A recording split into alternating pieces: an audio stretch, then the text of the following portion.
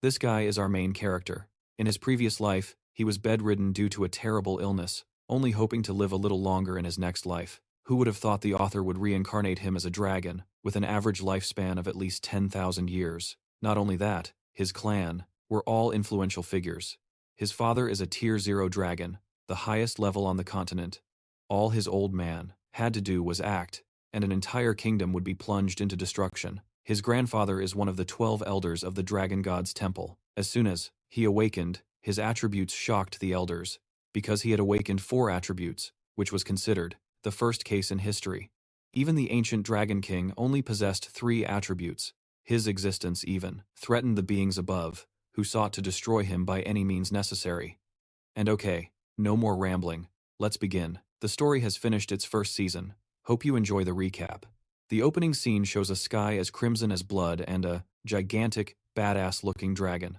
Below, a crowd of warriors is confronting a ferocious dragon. The man with fiery red hair grimaced fiercely and shouted intensely, "That's Kender Zik, brace yourself. Jen Locker, I will end your attack on the Empire right here and now."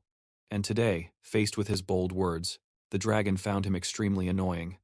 "You insects, you never get tired of making empty noise, do you?" Despite being surrounded by a crowd, Genlocker showed not a hint of fear, and was instead determined to send them all to their graves. "Half of this empire is still too little to compensate for the death of my child. I will send you all to hell soon enough, and then I'll continue to crush that pathetic empire." Then, both sides charged at each other, starting the combat. A battle as tense as a drawn bowstring. But then suddenly, everything became animated, as if the whole thing was just a reenacted story. "I'll kill you."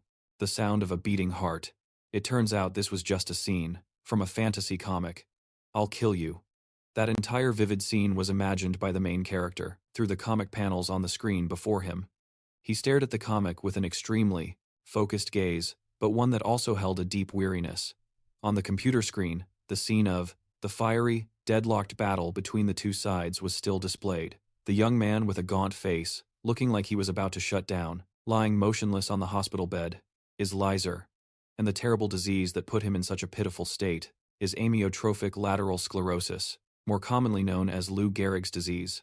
This is not a simple illness, as it causes nerve cells to gradually die, leading to the paralysis of the body's muscles, and eventually, death. Lizer recalled the moment he was stunned into silence when the doctor delivered the devastating news. "When I was diagnosed with this disease at the age of 25, I knew it was my death sentence. At such a young age, with no family, the money I had worked so hard to save." He became utterly devastated and miserable upon realizing that this was the end of his bright future. And a healthy body, with so much left to experience, it was all destroyed by that disease. 4 years after being diagnosed with Lou Gehrig's disease, at 29 years old, and all I have is a withered body. At this point, Lizer was like a dry, yellowed leaf, about to give way and fall from the branch. However, he still had one thing left. This amateur webtoon. The heartbeat from the monitor was still steady. It sounds sad, but perhaps this story was the only thing that kept him company during his final days. "This is truly all I have." Luis stared blankly ahead as if his soul had left him, as he realized that perhaps the Grim Reaper was coming to take him away. The heartbeat was normal, but suddenly, the next second, the heart monitor began to beep incessantly, signaling an abnormal heartbeat. Now, reflected in his deep eyes was only the image of his heart rate line, as it gradually weakened. It seemed Luis could no longer fight the illness, and his eyes began to grow heavy, preparing to end his youth right here. So this is it. The last thing he saw in his life was the sight of a doctor frantically rushing toward him. Luis's vision started to fade. Now, there was only pitch-black darkness, just like his unlucky fate. In the end, I still didn't get to see the ending. Luis had already anticipated this outcome. Of course, this is how I die. The fluctuating heart rate line changed from green to silver. Suddenly, in contrast to the endless darkness, a blinding light flashed like the sun. Luis slowly opened his eyes, but the sight before him was none other than Jen Locker, the character from his favorite webtoon. Upon seeing Luis, the man looked as happy as if he'd won the lottery and broke into a huge grin. He was the only one who had no idea what was going on. "What is this?" Then, he was lifted into the air, but the strange thing was, when he looked in the mirror, he saw that he had turned into a tiny little dragon. Faced with this surreal sight, he couldn't believe his own eyes. "What? I thought I had already kicked the bucket. But now finding himself in this situation, Luis couldn't help but turn pale with fright. He just couldn't accept this absurd resurrection, so he let out a scream loud enough to shake the castle. What in the world is happening? And that is how the story began. I've turned into a dragon. After he calmed down, he put his hands on his hips, huffily. At first, I really thought I was going to pass out. Although this whole thing was a huge shock to Luis, he had now gotten a grip on himself. I've already moved past the denial stage. Now, Luis paced around the room, exploring this new world. And after getting over that, I tried to figure out what was happening here. Before long, Luis started to adapt to his new identity. But once I accepted reality, I realized that I had been reincarnated as a dragon. You know, to him, this was incredibly cool and awesome. In all the novels and webtoons I've ever read, there's never been a weak dragon. How could I possibly complain about being reincarnated as a dragon and becoming the strongest creature in the world? But it didn't stop there. The most important thing he focused on was that the average lifespan of a dragon is 10,000 years. Now, possessing such an overwhelmingly powerful strength, he was reminded of his miserable past life. I had to start working from a very young age. Not only that, but Luis also contracted a terminal illness, and in the end, Luis's life came to a regretful close, as he hadn't been able to accomplish anything, a lot, then got sick and died in the prime of his life. But this time is different. He's been reincarnated as a dragon. A long and healthy life is the blessing of a lifetime, and just the thought of it made him so happy that he was grinning from ear to ear, but just a few seconds later, his attitude started to change. Am I getting too excited? At this rate, I can overcome any obstacle with ease. He couldn't stop wagging his tail, showing how incredibly excited he was about his new life. I am a dragon. Just then, Genlocker walked over and lifted him up. My dear Luis. He gently held Luis like a baby and affectionately asked, "Why do you look so happy?" Then Genlocker carried him to his first meal. All right, let's go eat. In the small room, lit by a single candle, it looked very cozy. Luis was given a cute yellow bib to wear. However, his face suddenly turned dead serious. His eyes widened as he looked down at the food before him, breaking out in a cold sweat, utterly bewildered. And as expected, a dragon's food was anything but simple. It was incredibly bizarre. It was a pile of red mush served on a plate. Seeing him freeze up at the sight of this strange dish, Genlocker asked with concern, "What's wrong? Aren't you hungry? This is the best dish, and it's fresh, so hurry up and eat." A moment ago, he was overjoyed about being a dragon, but now his face was all gloomy. Why didn't I think of this? However, he'd already committed, so he had to reluctantly see it through. When in Rome, do as the Romans do, so as a dragon, he had to follow the dragon's rules. Luis mustered all his courage, picked up a piece, squeezed his eyes shut, and took a bite. Talk about a quick change of heart. 1 second he was disgusted, and the next he was completely hooked on the dish. Wow, this is actually pretty good. He didn't want to eat it at first, but after one bite, he couldn't resist the craving and grabbed more. The more he ate, the more delicious Luis found it. Seeing him eat so enthusiastically, Genlocker was also very pleased. Is it good, son? There's still plenty left. Eat more.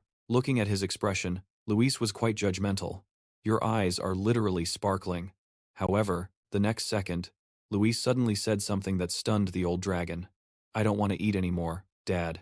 Hearing those words, he couldn't believe his ears. Dad? But what he thought would be a touching scene turned out to be a total letdown. What's wrong with you? It's supposed to be father, right? He couldn't let him just say whatever he wanted, so he decided to correct him. Say it now, father. But in response to Genlocker's attempt at parenting, Luis just gave him an incredibly awkward stare. He felt this whole situation was a bit unfitting for a dragon. Oh my god, I'm a dragon, you know. But then, Luis also noticed something. What? Come to think of it, I don't even know his name. Do I? While the old dragon was getting all teary-eyed about what to be called, Luis spoke up and asked, Hey, what's your name? Genlocker still didn't answer right away, instead asking back, Is that the only thing you're curious about now? Your father's name is. He held the food in his hand, eagerly awaiting Genlocker's answer. But as soon as he heard it, Luis froze for a good 5 seconds in speechless astonishment. Genlocker? The old dragon confirmed it. That's right, your father's name is Genlocker. At that moment, a memory started to surface in his mind. He remembered the ferocious image, when the monster inside him had truly awakened. I will destroy you all. He thought he'd been reincarnated as a dragon, but it turns out he just became a dragon from a comic book. Hearing that voice, his eyes shot open as he stared ahead, unable to believe that the person was actually his own father. At that moment, the chandeliers on the ceiling were still hanging peacefully in place. When he saw Luis looking at him with an utterly bewildered gaze, he couldn't help but be confused. He hadn't even done anything, yet Luis was already pressed up against the door, with a look of pure terror on his face. "Hey, Luis!" Luis couldn't handle the shock, so he immediately burst through the door and ran outside, wailing his eyes out. This can't be happening. He knew Janakar better than anyone, so he shot out like the wind, his mind in complete turmoil. No way. As Luis ran, he repeatedly denied to himself that this couldn't be real. No way.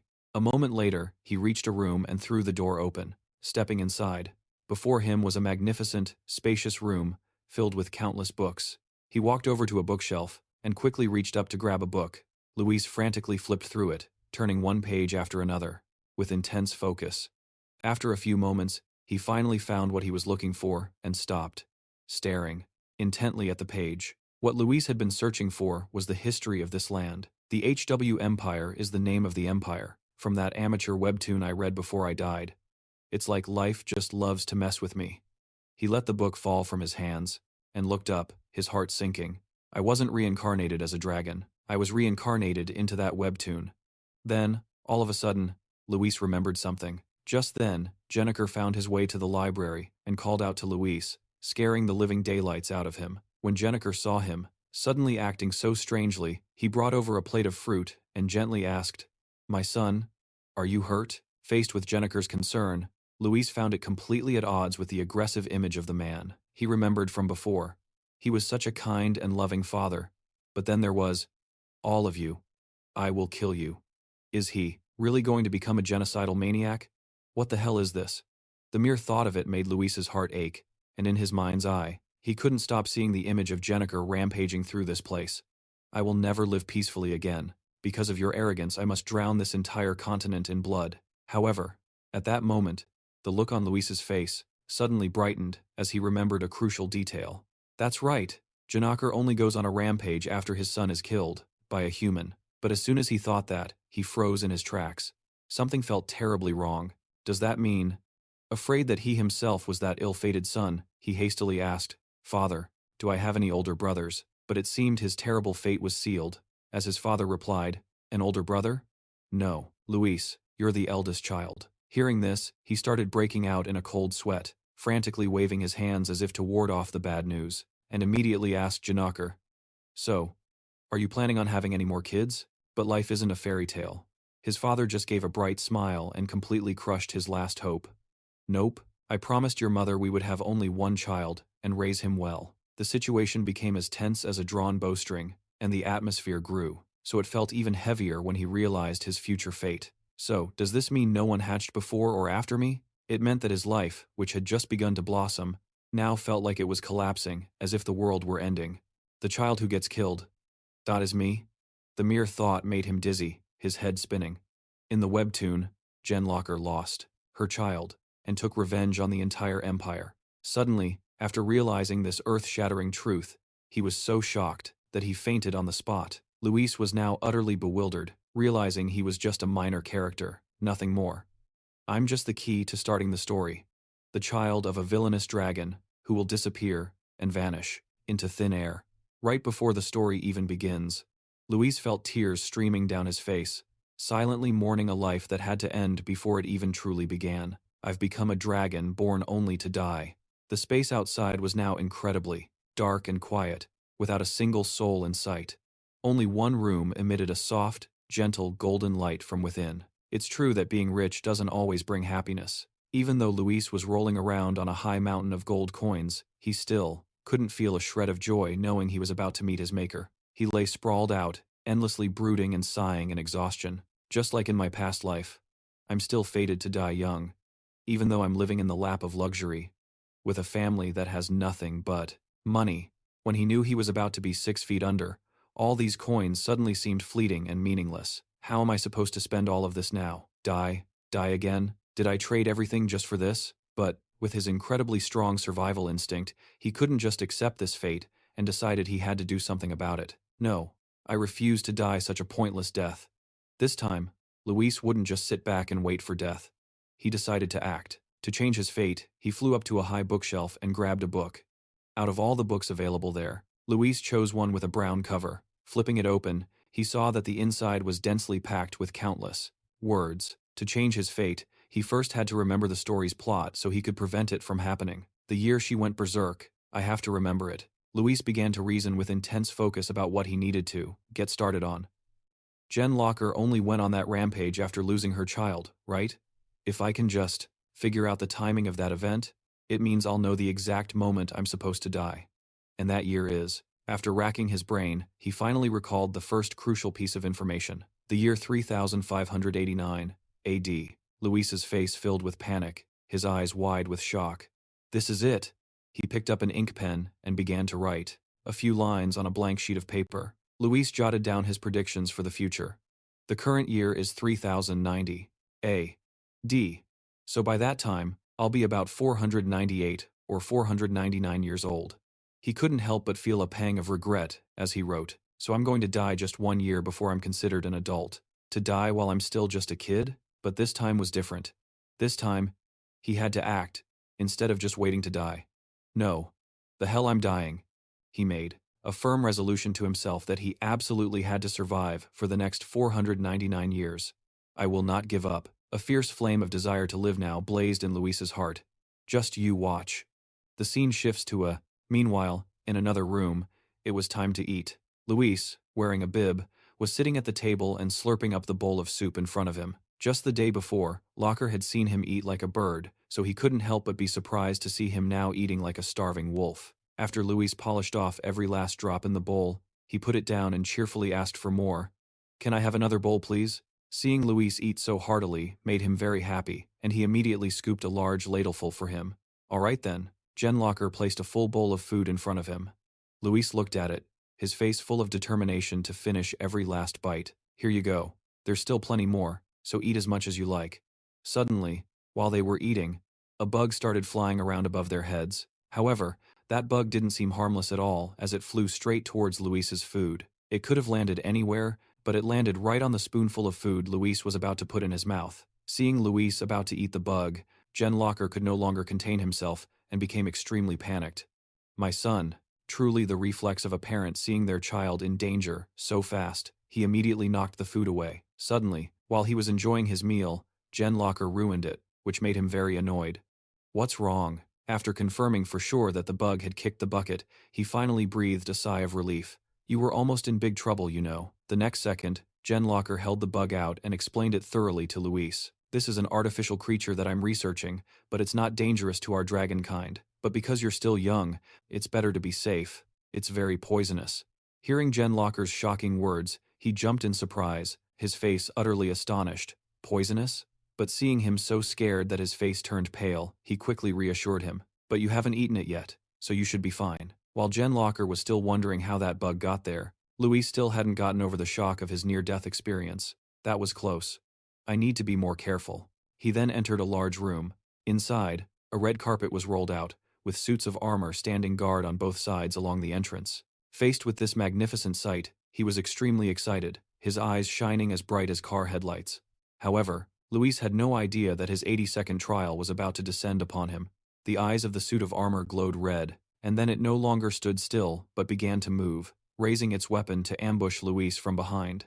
But with his keen sensitivity to his surroundings, he quickly realized something was wrong. Too late. The axe still came swinging down as fast as lightning. He turned his head, and seeing that he was about to be struck, he started wailing in fear again. Wasn't Jen Locker amazing? He flew in from nowhere like a god and blocked the axe with his hand, saving Luis from the situation. Daring to touch his son meant a death sentence. Jen Locker lunged forward, quickly pushed Luis aside, his own eyes turning red as he radiated a powerful killing intent. He placed his hand on the axe, and his whole body emitted that purple aura. The next second, Jen Locker completely obliterated the suit of armor with an explosion. Seeing Luis's pale, terrified face, he hurriedly bent down to check on him. Luis, are you all right? Faced with their mysterious corruption, he was also at a loss. This is strange. I'm sure I made careful arrangements so they wouldn't harm you. His new life had only just begun a few days ago, but he kept running into disaster. Did I almost die twice in just one day? No way. For the next few days, no danger occurred, so I was convinced. Jen Locker then led Luis to a lush green field of flowers. He frolicked around, full of energy. It's so beautiful. He looked ahead and was stunned to see a majestic, enormous mountain. Seeing Luis's fascination, Genlocker explained further. It's called the left fang of the earth, one of the two giant mountains located at the continent's end.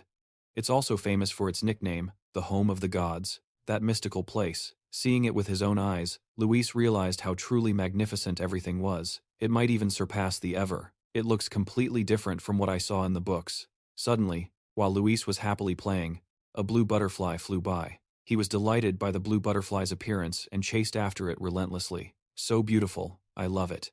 However, the fun didn't last long as the sky suddenly rumbled with thunder and dark clouds rolled in, shattering Luis's cheerful mood. The sky turned pitch black, with not a single ray of light, looking incredibly ominous. But in just a few short seconds, a bolt of lightning with immense destructive power struck down where he stood, nearly turning Luis into a roasted dragon. He was hit by the unexpected blast, and his whole body went limp, looking utterly pathetic. What is this? Seeing him so unexpectedly attacked, Genlocker grew extremely worried, his face pale as he rushed over to check on Luis. But it was too late. Before he could do anything to resolve the situation, Luis was struck by another bolt of lightning from above. But this time, it was with even greater intensity. After taking 2 consecutive hits, Luis's body was now crackling with electricity. His body trembled, about to collapse.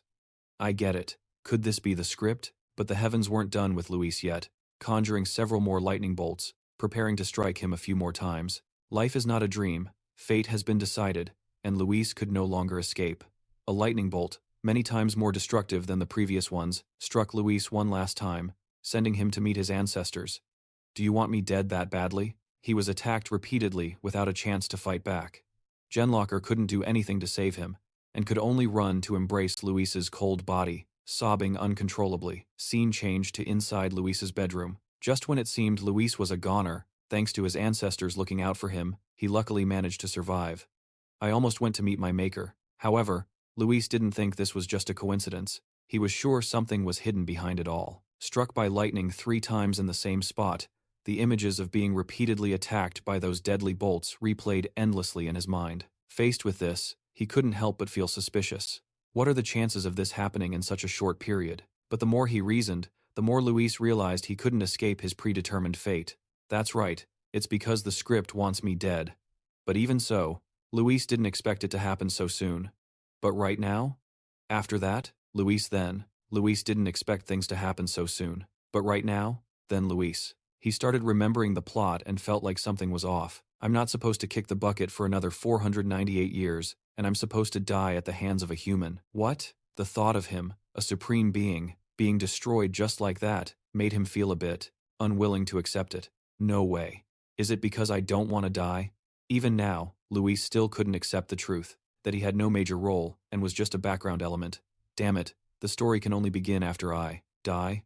But then I wondered how that baby dragon in the original story managed to survive for 500 years. I mean, he had only just possessed the dragon character and was already suffering one disaster after another, so he couldn't help but wonder what he would have to go through next. How the hell? His heart was now filled with conflicting emotions about his future. After sitting stiffly on the bed for a while, Luis slowly got off. Even though fate had slapped him around a few times, Luis's will to survive was now stronger than ever. There's no more time to think. I have to do something. From outside the room, one could feel his powerful desire to live. I need something that can save me from this death. After making up his mind, he boldly went to Genlocker's room and threw the door open. Father, seeing Luis finally call him father, a bright smile bloomed on his face, and he was overjoyed. Genlocker gently bent down to ask, "What is it, son?" He didn't beat around the bush and asked directly, "Father, do you have any devices at home that can be used to protect you?" Hearing him ask such a strange question, he was a bit surprised, but then he replied, "A device to protect me? I do have one, but it's still too early for you to use it." Then, Locker explained in more detail. To use it, you'll need a power called elemental power, and it also takes a lot of training to be able to use them. Seeing that Luis seemed curious, he gently patted his head and said, "You're still too young. Wait until you're older to learn, okay? Just a few hundred more years." However, he knew very well that if he waited a few hundred years, he would already be 6 feet under, so he was determined to insist. "No, I want to learn right now." Faced with this stubbornness from Luis, was Genlocker just going to give in? Luis let out a long sigh. His face, full of determination. I don't want to wait. I want to learn right now. Genlocker was flustered. Huh? He became flustered. But you're still too young. Luis ran over and clung to his arm, his eyes sparkling. Can't I? I can't learn just because I'm young? Genlocker scratched his head and thought. But usually, you can start learning after you've passed the hatchling stage. His eyes looked pitiful, yet still sparkled. He couldn't resist and helplessly agreed. All right, I'll teach you. Luis was so happy he waved his front paws around wildly. Really? Then teach me right away. Right now, Genlocker continued. But before we begin, he smiled. There's a place we need to go first, he asked curiously. What place? Genlocker snapped his fingers. He said, It's the place where young dragons go to discover their element for the first time. You have to meet the elders first. Luis ran out the door, happily shouting as he went. Father. Genlocker immediately hugged him, laughing. I'm right here. Luis looked up and asked, But how will we get to the elders' place? Suddenly, around Genlocker, purple sources of light appeared. To get there, we'll have to fly, he said with a smile. Luis raised his small arm to shield himself from the purple lights. Those purple lights gathered together to form a large circle. Luis watched in alarm, thinking to himself, Is he transforming into a dragon? In just a moment, Genlocker had transformed into a huge black dragon. With an admiring gaze, Luis shouted, A real dragon? The dragon gently bent down and said to Luis, Come on, climb on. He cautiously stepped onto Genlocker's huge hand. Then he flapped his massive wings. Hold on tight. In an instant, the dragon shot up into the sky. Luis, in the palm of Genlocker's hand, was scared. It's so high! The dragon flapped its wings, soaring through the air. Terrified, clinging tightly to the claw, Luis shouted, How much higher do we have to fly? Genlocker glanced at him and chuckled. The journey is still long. He shot up into the blue sky. Luis looked down. Are we going to pass through the atmosphere and fly into space? Genlocker spoke. Luis, we're almost there. By now they had flown into space, and in front of them was a shining castle. Luis was so surprised he was horrified. Oh my God! Genlocker glanced over. Surprising, isn't it? This place is also known as the Holy Land of Dragons. In front of them now was a castle floating in the air. It was the Golden Flower Castle. Genlocker landed on the ground. Luis looked up with an admiring gaze. Whoa, it looks even bigger up close. Genlocker transformed back into a human and walked beside him. All right, let's go in. The two of them stepped inside into a vast space, and a voice spoke up. So you've arrived? It was Sandurgia, the leader of the 13 Dragon Elders. Genlocker bowed respectfully. Greetings, sir. I am Genlocker, son of Pamus. Luis was still in shock, stammering. Hello, Pamus. One of the 13 elders laughed and said, Huh, is that your son? He looks smarter and more polite compared to Pamus's grandson. The dragon next to him immediately got annoyed. You old geezer, Genlocker spoke. It's been a long time, father. Pamus, one of the 13 elders, said, Yes, it's been 623 years. The last time you came here was to introduce your wife, Valentina, wasn't it? Then he angrily continued, And hey, you should have brought the boy here as soon as he was born, right? Why is the first time I'm meeting my grandson with all these old geezers around? Genlocker explained. Luis is only 1 month old. Did you want to force him to come here? Pamus gritted his teeth. Then he observed Luis. Luis looked up with his innocent face, staring intently. Pamus and Luis just stared at each other, when suddenly the boy's eyes started to sparkle, his face adorable. Grandpa Pamus was startled, as if he'd been love-struck. His cheeks flushed red. He laughed loudly. That's right, I'm your grandpa. How can my grandson be this handsome? The two dragons next to them talked. This old guy seems to really dote on his grandson. He's been waiting for a grandchild for a very long time. Let's let him enjoy this moment. Sandurgia said. So you want to know about Luis's attribute? Isn't it still too early? Genlocker replied. Yes, I thought so too, but Luis has expressed his wish for this. So Pamus, standing beside them, smiled. Great. This kid really has a thirst for knowledge, just like his grandfather. Sander said angrily. Shut up, you old geezer. He glared at the humming old man with an annoyed look, always muttering. Step into the center. Luis. Luis became anxious. Father. Genlock raised a hand to reassure him. There's no need to worry, son. Just go on in. All you need to do is just stand still. He stepped into the circle in the middle, surrounded by the elders. Luis took a breath, his face tensing up. Sander glanced over. Let's begin. The elders held out their hands, creating streams of light. Each elder possessed a different power, and all their powers simultaneously flew upwards. Luis watched with admiration. Amazing. Sander held up an orb of light. Hey kid, close your eyes and chant, my lifelong companion. Luis closed his eyes earnestly, and above his head appeared various sources of power. Come forth. A stream of light radiated from around Luis. Sander looked at the orb in his hand, which had the shape of an hourglass. Genlock was surprised. An abstract attribute? Is it time? He thought with a hint of pride. Abstract attributes are usually even stronger than natural ones. My son is truly a genius. Elder Muso looked at the orb in his hand. Suddenly, he burst out laughing. A strength attribute? Just as expected from our bloodline. My grandson has 2 whole attributes.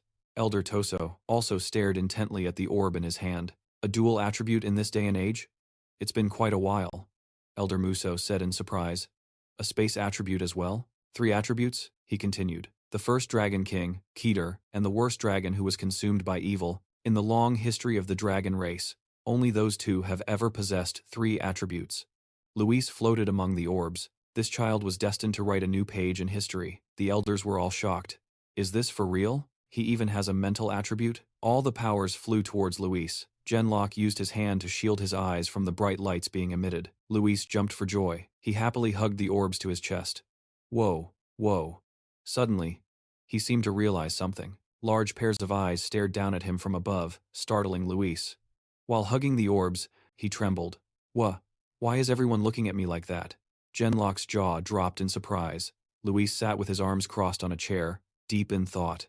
He recalled the meeting with the elders. Time, space, strength, mental, all 4 attributes were abstract, a talent that left all the elders there speechless, holding immense potential, enough to upset the balance of the original story. With such an ability, could I personally resolve all the events that will happen in this story? He slumped, resting his hands on the table. It's also possible that the plot's development will change because of this. They'll probably be furious that they can't kill me. Luis sighed and leaned back in his chair. But in the end, what's the point of having this talent if I'm likely to kick the bucket before I even get to grow up? He crossed his arms, thinking seriously. Then suddenly, Luis slammed his hand on the table. It's okay, there's still hope. And if this talent can cause a shift, it means I have another chance. He flew to the bookshelf and pulled out a few books. As long as I cultivate it well, my chances of survival will definitely increase. The most important thing is that I'm no longer the Luis from the original story. Luis held up 2 books, The Basic Principles of Magic Skills and the Foundations of Martial Arts. Now that I have memories from my past life, I can fully recognize the crisis that will occur. From now on, I'll use these to improve my strength and increase my chances of survival. A man held a blazing red flame in one hand and a block of white ice in the other. Magic skills are used to control attributes. A tall, muscular man was depicted, and martial arts are used to control both attributes and the body. Which one should I choose first? Or, Luis smiled, pushing his hesitation aside and deciding to learn both at the same time. He flew up high with a joyful expression. This body is that of a dragon, blessed with an abundant amount of mana from birth, and with all 4 attributes, no less. If I just try a little, I'll definitely overcome my fate. Luis was determined, and slammed his hand on the table. All right, let's do this. Suddenly, something shook behind him, making him jump and turn around. A voice called out, Now, I've kept you waiting, haven't I? My Luis. Genlock cheerfully carried in a pile of food. Time to eat, son. Luis looked up with sparkling eyes and said, Ahem, before doing anything big, one must eat first. An army marches on its stomach, after all. Eat first, train later. There were 2 blue stones of the water attribute, shaped like light blue ice crystals. A chewy, brown tuber of the wood, attribute from the Nito family. A colorful, round object of the wind attribute, a cloud jellyfish as fluffy as cotton candy, and a dark blue heart of the thunder attribute. The Thunderbird's heart was slightly carbonated, although these items contained an energy source that could make a person explode, if consumed carelessly. However, because dragons have an organ called a dragon's heart, they can convert natural mana into their own attributes, so they can eat these things freely without any problems at all. Luis ate continuously, thinking, I have to eat a lot and grow up fast. After eating for a while, he started to nod off. Genlock chuckled. He sighed. The little guy must be exhausted. Luis slept soundly in bed, hugging his stuffed rabbit. Suddenly, a purple orb appeared in midair. The orb slowly transformed, turning into a fork in just a moment. It moved on its own. Suddenly, its momentum increased sharply, and the fork fell hard to the ground. A purple creature floated in the air, slowly descending. A sound echoed as the sky began to brighten, and birds flew across the sky under the bright sunlight. Luis slowly woke up, rubbing his eyes. Huh. When did I fall asleep? It must have been while I was eating. Outside, a voice called out, Luis, wake up and eat, son. He got out of bed. Yes, sir. Suddenly, Luis slipped. Huh? Then he fell, face first onto the floor. In front of him was the fork from last night, stuck straight into the ground. Whoa! What is this? Luis picked it up fearfully. I almost died because of a fork stuck in the floor. Ah, even a blind person could see that this is definitely a huge death flag. Then he discovered his tail had been tied up with a string. How can I be so unlucky? The stuffed rabbit was damaged, lying on the floor. Luis shouted, Toto! He carried the rabbit out of the room. He's the only one I can take my anger out on. I'll have to ask Dad to fix him later. As Luis ate, Genlock worked and said, Toto being broken has made my Luis sad. He said, while sewing the stuffed rabbit, Don't be sad anymore. Your dad will fix Toto. Sue is even more beautiful than before. After an unknown amount of time, Luis jolted awake in his bed. He was bewildered. What? Why am I here? From outside, a voice called out. Luis, hurry and wake up. It's time to eat, son. Luis looked fearfully at the stuffed rabbit, still intact on the bed. Sue is already fixed? Yes. He cowered by the door in fear. Dad, something feels really strange. Genlock was startled. What? Why? Where did my son get hurt? Luis walked over and crossed his arms seriously. I don't know if this counts as being hurt or not. I'm not really sure. But my memories are all fuzzy, and I feel sleepy too. He looked on, confused. Then he continued cooking and said, So, it's that time, isn't it? Luis was taken aback. No, I'm not hurt. It's just that my sleep cycle is approaching. Genlock explained. Our dragon race has to go through 2 sleep cycles to become adults. If you're constantly feeling sleepy, then your first sleep cycle is probably approaching. Luis wondered, how long will I be asleep for? Genlock hesitated. There's no exact time, but it'll be around. He was shocked by his father's words. About 100 years. Luis panicked. Damn it. Just a few days ago, I got through that Discord fiasco. And what? I have to sleep for a whole 100 years? He helplessly clutched his small head. This is definitely telling me to get ready to kick the bucket. He ran off. This can't be happening. Genlock was startled and called after Luis. Luis tied a towel around his head, his body filled with fiery determination. I have to make a plan to stay awake for as long as possible. A whole plan was drawn up. First, avoid eating too much because a full stomach will easily make me sleepy. Second, don't take a bath because bathing will make me feel relaxed. Third, reduce movement to a minimum. That will make me feel restless. Fourth, do not go near the bed. Just seeing the bed will make me want to lie down immediately. Luis wrote diligently. All right, from now on I have to try my best to stay awake. He walked wearily down the hallway. Luis sighed tiredly. Genlock, holding a bowl of food, shouted, Luis, you have to eat more for me. He tried to stuff the food in his mouth. Come on, just one more spoonful, son. Luis ran away in fear, and he shouted, Luis! He tiredly entered the library. Phew, that was a close call. Lucky I snapped out of it in time. Luis picked up a book to read. I can't let my guard down until I find a way to avoid sleeping. The book page read, How to always stay awake. Stand up and pinch your own cheeks. Eat spicy food. Wash your face with cold water. Don't read books. His vision started to blur. Luis startled himself by pinching both his cheeks. Whoa, no. Then he started nodding off again. No! He jolted awake. Luis slapped his cheeks again, shouting, I can't! His vision began to blur, but his mind was still resisting. No. After an unknown amount of time, familiar calls of Luis's name echoed in the space. From the bed, Luis jolted awake. A cheerful Genlock appeared before him. Did you sleep well? Dad. Luis raised his hand. I didn't sleep. I just passed out for a little bit. He knelt on one knee. Congratulations. My son. Luis looked up. What? What are you congratulating me for? Then he gasped, his mouth wide open. I'm celebrating your 100th birthday. Luis. 100 years ago, a voice called in the room. Luis. Genlock walked in. Luis, do you want a little snack? He saw him fast asleep on the floor, surrounded by many stacks of books. Book. Genlocker smiled happily. Well, it looks like you fell asleep while reading, huh? Then he picked Luis up and placed him on the bed. Jen Locker said gently, "Wouldn't it be better to eat a little more before you sleep?" Looking at Luis sleeping so soundly, he thought, "But the boy is already fast asleep, so never mind. I hope he will wake up safely." Luis looked incredibly adorable while sleeping. "Sleep well, my good son. Tomorrow, I will come to you." Jen Locker sat in a chair, diligently writing, when a sudden loud noise startled him. Immediately, Locker rushed to open the door. "What the hell is this?" Seeing Luis sleeping soundly on the ground, surrounded by dust and smoke, he screamed in panic. "Ah, Luis!" Jen Locker knelt and pushed the wooden beams aside. "Are you okay? Are you hurt?" Luis was still fast asleep in his arms. He scanned the surroundings, but there were no signs of an intruder. Suddenly, a wooden beam snapped in two. "Don't tell me my wooden ceiling just collapsed for no reason." The entire wall and its bricks came crashing down. Jen Locker used all his strength to protect Luis. For many decades that followed, a series of mysterious incidents continued to happen regularly. It was as if someone was trying to kill the boy. His room even caught fire, but Luis slept soundly through it. The boy had been near death many times. Jen Locker used his power to create a magic circle. "I don't know why these things keep happening to Luis. So, using various safety measures, I've created protective barriers in every way I can." He got injured, and as a result, his lifespan was also shortened a little. But that's not a big deal, as long as Luis remained safe. The night sky was filled with the moon and stars. For the past 60 years, I haven't had a single peaceful night's sleep. 4,120. That's the number of incidents that have threatened Luis's life. Jen Locker stood on a cliff.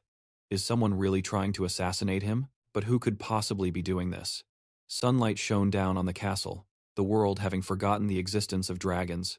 Only a few ancient ones still know about our existence. What could possibly harm Luis that I wouldn't know about? Jen Locker thought, only a dragon could possess that kind of power. But all the ones living nearby protect their own children with their lives. After all this, could the only conclusion be that it's all just a coincidence? I just don't know anymore. The hallway grew dark. A massive explosion erupted, sending debris flying everywhere. Jen Locker used his power. He gritted his teeth, his eyes filled with terrifying fury. Why do these heartless creatures even exist? A squad of armed soldiers appeared before him. Sounds rang out. The armed soldiers charged forward. Jen Locker silently raised his hand, unleashing his power. Tendrils of dark energy enveloped the space. The area grew dim, and the soldiers froze in place. Suddenly, the tendrils of energy sharpened, piercing through the soldiers' chests. The surrounding space grew even darker. Jen Locker frowned, watching intently as the soldiers were swiftly annihilated, their bodies littering the ground. He recalled a conversation his father had with him. A genius must face many hardships. Not only that, but there will be many more trials and tribulations. Jen Locker worried about those words, thinking of what awaited Luis in the future. Baser. Baser frowned sadly, just like what happened with the first Dragon King. Back in the present, Jen Locker stood amidst the body parts of the soldiers. Is it true? Is Luis's talent so powerful that they want to kill the boy? He clenched his fists. No, that can't be right. Jen Locker's eyes filled with determination. God, fate, or whatever the hell it is, I will protect Luis from everything. The room had been tidied up. Currently, Luis was staring intently at the wall, thinking. Looking at himself in the mirror, he rubbed his face and made a few noises, then raised his hand to his head to see if he'd grown any taller. Luis stomped his foot angrily, spending a whole 100 years just to sleep, and this is all I've grown? Speaking of which, he trembled. I didn't pay much attention before, but a large part of my life has already passed. So 100 years have gone by, Luis thought to himself, and I'm still alive. He recalled his near-death experiences, almost attacked by a stone statue and struck by lightning until he was charred black. He almost fell onto spikes sticking out of the ground. He thought to himself, not a single day went by without a near-fatal accident. Luis felt it was miraculous, but also confusing. How was I safe while I was sleeping? How is that even possible? Luis thought in silence, and after a moment, he closed his eyes and spread his arms. Oh well. Why bother worrying about it? I'm still alive, and that's what matters, Jen Locker called out, holding some food. Luis, it's almost time for dinner. Get ready, and come downstairs, okay? Yes, sir, he observed the man. What's wrong with father? Has he gotten older? Luis recalled the past. Maybe I really am a tragedy for my father. He became determined. All right, from now on, I'll be a good son and always listen to my father, Luis called out, making Jen Locker turn his head. Father, wait for me. The man said cheerfully. Haha, come with me. Father, I'm so hungry, Louise chatted with Jen Locker. But why do you look so tired? Do I look that worn out? Yes. You should remember to sleep before you work, father. Haha, I know. Beside a tall mountain, on a lush green lawn, under the beautiful, bright sunlight, with green canopies rustling in the wind, a boy holding a wooden sword raised it high, then swung it down hard through the air, creating trails of smoke around it. The tip of the sword came to rest on the grass at his feet. The boy panted, sweat trickling down his cheeks, when a voice called out, "Young master." The boy immediately turned his head. Young Master Luis. The story begins with a scene of blue skies, white clouds, and golden sunshine. At this moment, a voice called out to the boy, "Luis." A boy with platinum blonde hair and deep violet eyes turned his head upon sensing another's presence. Young Master Luis. Suddenly, a white handkerchief was floating in the air, and the voice seemed to be coming from it. "Here is your handkerchief, sir." Luis quickly lifted the handkerchief, and a pair of tiny, cute feet were revealed. Oh, I thought it was a talking handkerchief, but it turns out there was a tiny fairy hiding under it this whole time. When she could finally breathe in the fresh air, she let out a sigh of relief. But the next second, the maid named Phi began to comment on his behavior. "I see you've been in your human form for quite a while now. You are clearly a descendant of the Divine Dragon clan, the Great and Holy One." When she saw that young Master Luis didn't answer and just stammered while wiping his face with the handkerchief, she wondered, "What is it, young master?" Turns out, he was also extremely annoyed by Vin's form of address. "It's been 100 years. Can you stop calling me young Master Vin?" However, she didn't seem too pleased with Luis's strange request. "But you are my young master." Then, she suddenly did a 180-degree turn and expressed her opinion with extreme intensity. "The honor of serving the Forest Lord is the greatest aspiration of us fairies." Hearing this, a knowing smile unconsciously formed on Luis's lips. Such an honor. Come to think of it, I never even paid attention to that. At that moment, old memories began to play in his mind like an old film. The incident probably began after I went through my first hibernation. Luis was relaxing and reading a book in his room when he suddenly turned his head, sensing someone's presence. When he turned around, he saw a huge white gift box, tied with a red ribbon, placed neatly on the table. But as he got closer, he looked around, completely puzzled as there wasn't a single soul in sight. "I'm sure I just heard something." While he was still wondering what had just happened, the box began to move, as if some living creature was inside. Surprise! A girl suddenly burst out of the box, her face deathly pale as if she was about to suffocate. "I can breathe." The sudden appearance of a girl in his room scared Luis stiff. What the heck? The sudden appearance startled Luis so much that he smacked her hard with his tail. Phi took a massive hit from Luis, sending her spinning through the air while screaming non-stop for a good while. After being spun around like a top, her head was spinning, causing her to lose her balance and collapse in a heap. The next second, he approached Phi and began to poke and prod, inspecting her wings. "What is this giant flying thing?" Seeing Phi lying there, stiff as a board, Luis took a brush and poked her to check on her condition. Then he used the brush to lift Phi up. At this point, she hadn't fully regained consciousness and was still in a daze, which confused him even more. "What is this?" But in just a flash, Phi regained her senses and snapped her head towards Luis, looking extremely fierce. She finally snapped out of it when she saw herself being hung up like a clothes rack. She struggled, hoping to get free. Although Phi had just made an extremely clumsy and misleading entrance, she now composed herself, bowed, and introduced herself. "It is a great pleasure to meet you, Holy Dragon. My name is Phi, from the royal family of the Fairy Light Kingdom. I am greatly honored to be the one to bring you joy in the future." However, despite Phi's friendly and sincere introduction, Luis looked at her with an extremely scrutinizing gaze, as if she were an alien. When she saw him just staring at her with a blank, soulless expression, Phi's shoulders slumped as she slowly spoke. "Could you please put me down?" At this, Luis also regained his composure, sat down on the floor, and crossed his arms to question her. "Hey, what did you just mean? What honor?" Hearing him ask about the very thing she had painstakingly prepared, she eagerly pulled out a white cloth. "All right, please take a look." Phi, as if she had been waiting for this day for a very long time, excitedly whipped off the white cloth that was. A great surprise was in store for the mighty Holy Dragon. "We of the Fairy Kingdom have prepared a special gift." In the blink of an eye, a wardrobe filled with countless top-notch outfits appeared. The dress-up toy set of a fairy, Starlight, Faye, totally in her element, immediately launched into a sales pitch for her insanely cool product, taking advantage of the androgynous nature of the fairy race. The toy set included clothes for both men and women, as well as outfits for demons and angels, and countless other fascinating options, including a limited edition set, you know.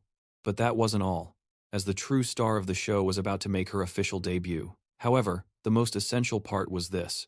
With her overflowing confidence, today's star was none other than Faye. I, a noble starlight fairy, and the owner of a perfect body that can pull off any kind of outfit. However, after listening to her ramble on, it seemed none of it registered with Luis, and it even made him freeze for 5 seconds, unable to process what she was doing. Although he seemed quite annoyed by her roundabout introduction, he still managed to ask patiently, "Ah, so you mean I should use you as a living toy?" Hearing that he had finally understood her intentions perfectly, she snapped her fingers in confirmation.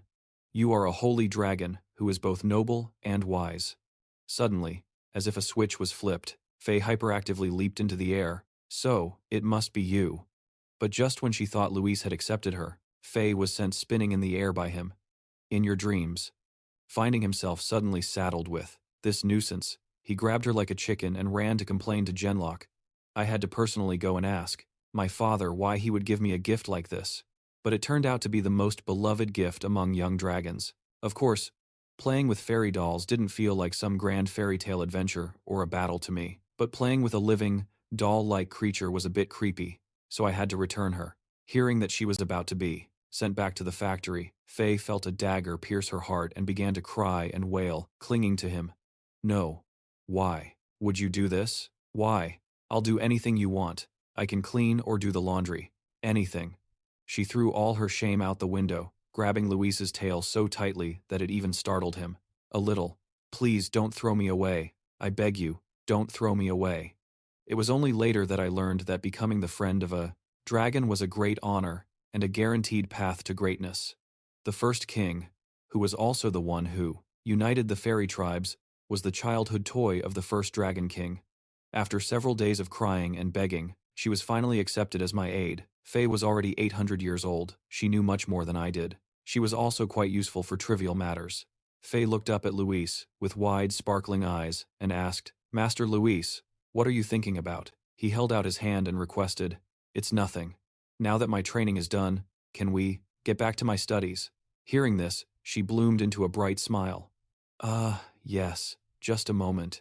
She was a natural spatialist with a talent for storing things in small spaces. To Luis, Faye was not. She's not just a maid, but also a magic bag. You could even call her my personal inventory. All sorts of items from A to Z, from small to large, are carefully stored by her, and when I need something, she just pulls it out. Here you are, my lord. And today, Finn is also serving as Luis's teacher. Today, you will be learning about the separation and manifestations of mana, an advanced course. He excitedly took the book. Thanks, Finn. Then, from thin air, she conjured countless sweets, from cakes to tea, she had it all. I'm glad she feels comfortable doing that.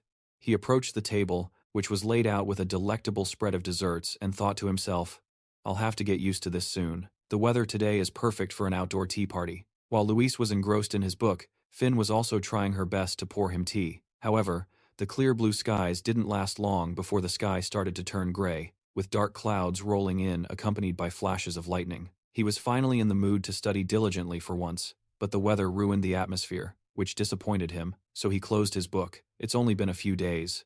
Is it acting up again? Looking up at the sky, the dark clouds gathered even more intensely. Thunder roared, and lightning flashed. Bolts of lightning that lit up the entire sky suddenly struck the ground right where he was. Finn, seeing the potential danger, worriedly shouted a warning to Master Luis. However, instead of being scared, he was, on the contrary, extremely calm, and held out his hand. Who would have thought that in just an instant, all the energy from that lightning would be completely absorbed by Luis into the bracelet on his wrist?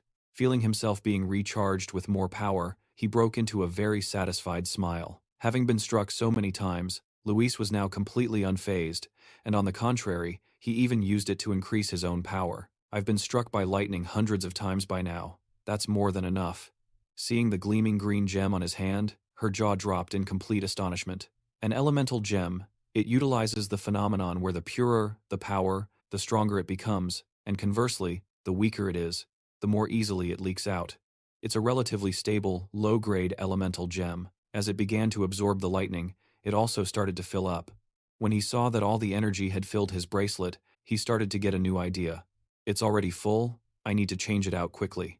However, before he could act on his plan, she immediately objected with all her might. No, master. At that moment, Luis looked up at the sky with his eyes wide open in utter shock. Master! While he was still trying to figure out what was happening, several bolts of lightning struck straight down on him. At this moment, Finn witnessed the scene as if she'd lost her soul. A spatial field? After a while, everything returned to normal. But she still couldn't escape the thoughts in her head. He's so fast. So that's magic nearing level 1? Faced with Luis's incredible display, Finn was filled with immense admiration. Even if he is a chosen dragon, this is still progressing way too fast. With him, I must write a great page in history for everyone in the elf tribe to hear about. While she was thinking about a bright future, Luis was looking at her with a very scrutinizing gaze. At this moment, he felt incredibly lucky. Thankfully, ever since I learned about spatial fields, these life-threatening incidents have also been prevented with ease. My space attribute has almost reached level 1. Space and time are level 3, but my mind is still stuck at level 5. I focused too much on training my spatial abilities just to survive, but because of that, I completely neglected my other attributes. I guess it'll take a little more time. Huh? Then he clenched his fist with determination, but it's okay now. I'll definitely live long enough to see MU win a trophy. After finalizing everything he needed to do, Luis clenched his fist and looked toward the bright future ahead. Alright, let's do this. He couldn't just sit around and wait for things to happen, so he called out, Finn, bring me the next book. When she heard that, she quickly brought it over. Right away, right away. The scene changes to a cozy dining room. Right now, Luis and Genlocker are having a meal together. While holding a huge chicken leg in his hand, Luis turned to ask him, Dad, where are you planning to go? With a gloomy and slightly sad face, Genlocker announced his upcoming schedule. I'm planning to go to the Silver Flower Castle. Luis. At the end of this month, Jia will be retiring. With a pure and innocent soul, he asked again to confirm, Oh, is that Grandpa? After hearing that, he fell into deep thought, not knowing what to say. It's true that he is retiring, but for you to call him Grandpa is a bit. However, Luis didn't care about those trivial details and just addressed him the way he wanted. What's the big deal? Grandpa's friend is also a grandpa. At that statement, Genlocker didn't want to say anything more. Whatever you say. Luis then grabbed another big chicken leg and expressed his curiosity. I understand that Grandpa is retiring, but why do you have to go there, Dad? Since hiding it from him would be pointless anyway. Genlocker hesitated for a moment before answering. The thing is, he announced while putting a hand on his head and flashing a joyful smile, your father has been recommended to take over Elder Jia position. Upon hearing that his father was honored with such a great responsibility, Luis immediately gave a thumbs up. Amazing, good job, you're so awesome, Dad. Being praised by his son, Genlocker was on cloud 9. If you say so, then it must be true. Now he realized, it wasn't just himself who had been trying hard every day, but Genlocker was also doing his best. I wasn't the only one who grew over the past years, but also my father, who has always been at the top for a long time. He finally reached level 0 of the dark attribute. Faced with his impressive and outstanding progress, Luis felt a sense of admiration. Even ordinary dragons couldn't achieve that. My father did it at only 4,000 years old, a relatively young age for a dragon. He placed great faith in his father's daily growth, which was enough to turn him into the final big boss. This reminded Luis of the image of him turning into a demon in the webtoon he had read. In the original storyline, Genlocker was also the madman who ravaged the entire continent. His two main attributes were darkness and magic. With just those two attributes, Genlocker's entire body was dyed a jet black color. He became known by the title of the second one to turn into a demon. However, with his own determination, Luis could rest a little easier because he knew he would be the one to change this story. But that's not going to happen this time. I've trained myself bald for the past 150 years just to prevent that from happening again. But at that moment, Genlocker suddenly became very, and stammered, as if about to say something embarrassing to him. Luis saw this and replied, yes, but he still didn't get straight to the point, but just kept hesitating. After waiting for what felt like an eternity for Genlocker to say something, Luis finally urged him to get to the point. Just say it, Dad. The next second, Genlocker suddenly blurted out a shocking statement that left him somewhat surprised. I didn't think I'd be away from home for so long. Genlocker began to awkwardly explain his long absence. Usually, parents with children aren't chosen, but this time, There was no one else qualified for this position, but this process usually takes a very long time. This time, however, it's only for 10 years, that's all. However, to Luis So, the number 10 years was still too long. With a crestfallen look, he asked Genlocker again, for a whole 10 years? The atmosphere suddenly became heavy and gloomy. Seeing his son looking sad, he moved closer, wanting to say something to comfort him, but not knowing what. However, just when you'd think Luis So would be devastated and sad, he looked up with a brighter face than ever. What a relief. Then, it'll be over in no time, he said. Luis So then explained his sudden happiness. I thought it would take a few hundred years. 10 years is just a decade after all. Then, Luis So proudly told Genlocker, besides, I'm already starting to learn the theory of lawlessness, so I'll just speed things up. However, it was unclear if he'd heard a single word, as Genlocker just sat huddled by himself, looking dejected. Dad? Seeing Genlocker's reaction, he couldn't help but think of one possibility. Don't tell me you were hoping I'd cry and beg you not to go? Even Genlocker himself couldn't quite understand, so he couldn't answer Luis So's question. I don't even know what I was expecting. Do you want anything else to eat? Although deep down he was crying a river of tears, on the outside, he still tried to act like he was okay. Wait a moment, let me go get you some snacks. Faced with such meticulous care coming from his father, Luis So was speechless. Really, Dad, I'm not a kid anymore. You're the one who's acting like it. On a bright and clear morning, the time finally came for Genlocker to depart. Unable to feel at ease about his young son, he gave him countless instructions before leaving. The nutritional supplements are in the freezer, and don't you dare skip meals to train. You hear me? The first aid kit is in the third drawer in your room. If you get sick, remember to find the medicine and take it. And on he went. Seeing Genlocker treat him like a baby, he couldn't take it anymore and urged him on. Dad, I'll be fine. You should just go. You've been repeating the same things for 4 hours now. Luis So couldn't stand being treated like a child any longer, and exclaimed, I'm not a kid anymore, and I'll only be alone for 10 years. He silently thought to himself, Dad's the real child here. Before leaving, he had prepared a small pouch for Luis So and handed it to him. Also, take this. It's a natural object called a communication stone. Inside was a smooth, flawless, round stone that was a beautiful shade of blue. They usually come in pairs, and when filled with energy, you can still talk to each other no matter how far apart you are. Luis So took the incredibly cool stone, his eyes sparkling, like a star lantern, full of joy, and it looked pretty expensive too. With this stone's magical properties, it seemed they were only separated by physical distance, but could still maintain their connection. So, we can still talk normally, even if you're at the Silver Flower Castle, Dad? But at that question, Genlocker suddenly froze in his tracks. Just a moment ago, he had been hyping up the stone's magical properties, and yet now refutes that. Come to think of it, I didn't think it could travel that far. Faced with the reconfirmation from confirmation, Luis sighed wearily. Even the smartest people can be like this. He's a true king of optimism. He said this while still trying to choose his words carefully to reassure Genlocker. No news is good news. So, you don't need to worry about me. Just focus on your work and do it well. All right? After several hours of instructions and farewells, finally, Genlocker couldn't stay any longer and said his final words. I guess I have to go now. If you need anything, just come find me in my room. Even though he was already flying high into the air, he still looked back down to give a few more instructions to his beloved son. If you get bored, feel free to read my books, and remember not to skip meals and eat well. The streets are dangerous, so don't even think about going out there. A parent's concern for their child is truly endless. Even after flying far away, he still tried to shout a few more instructions. Hearing Genlocker's incredibly detailed warnings, Luis could somewhat understand his father's feelings. Seriously?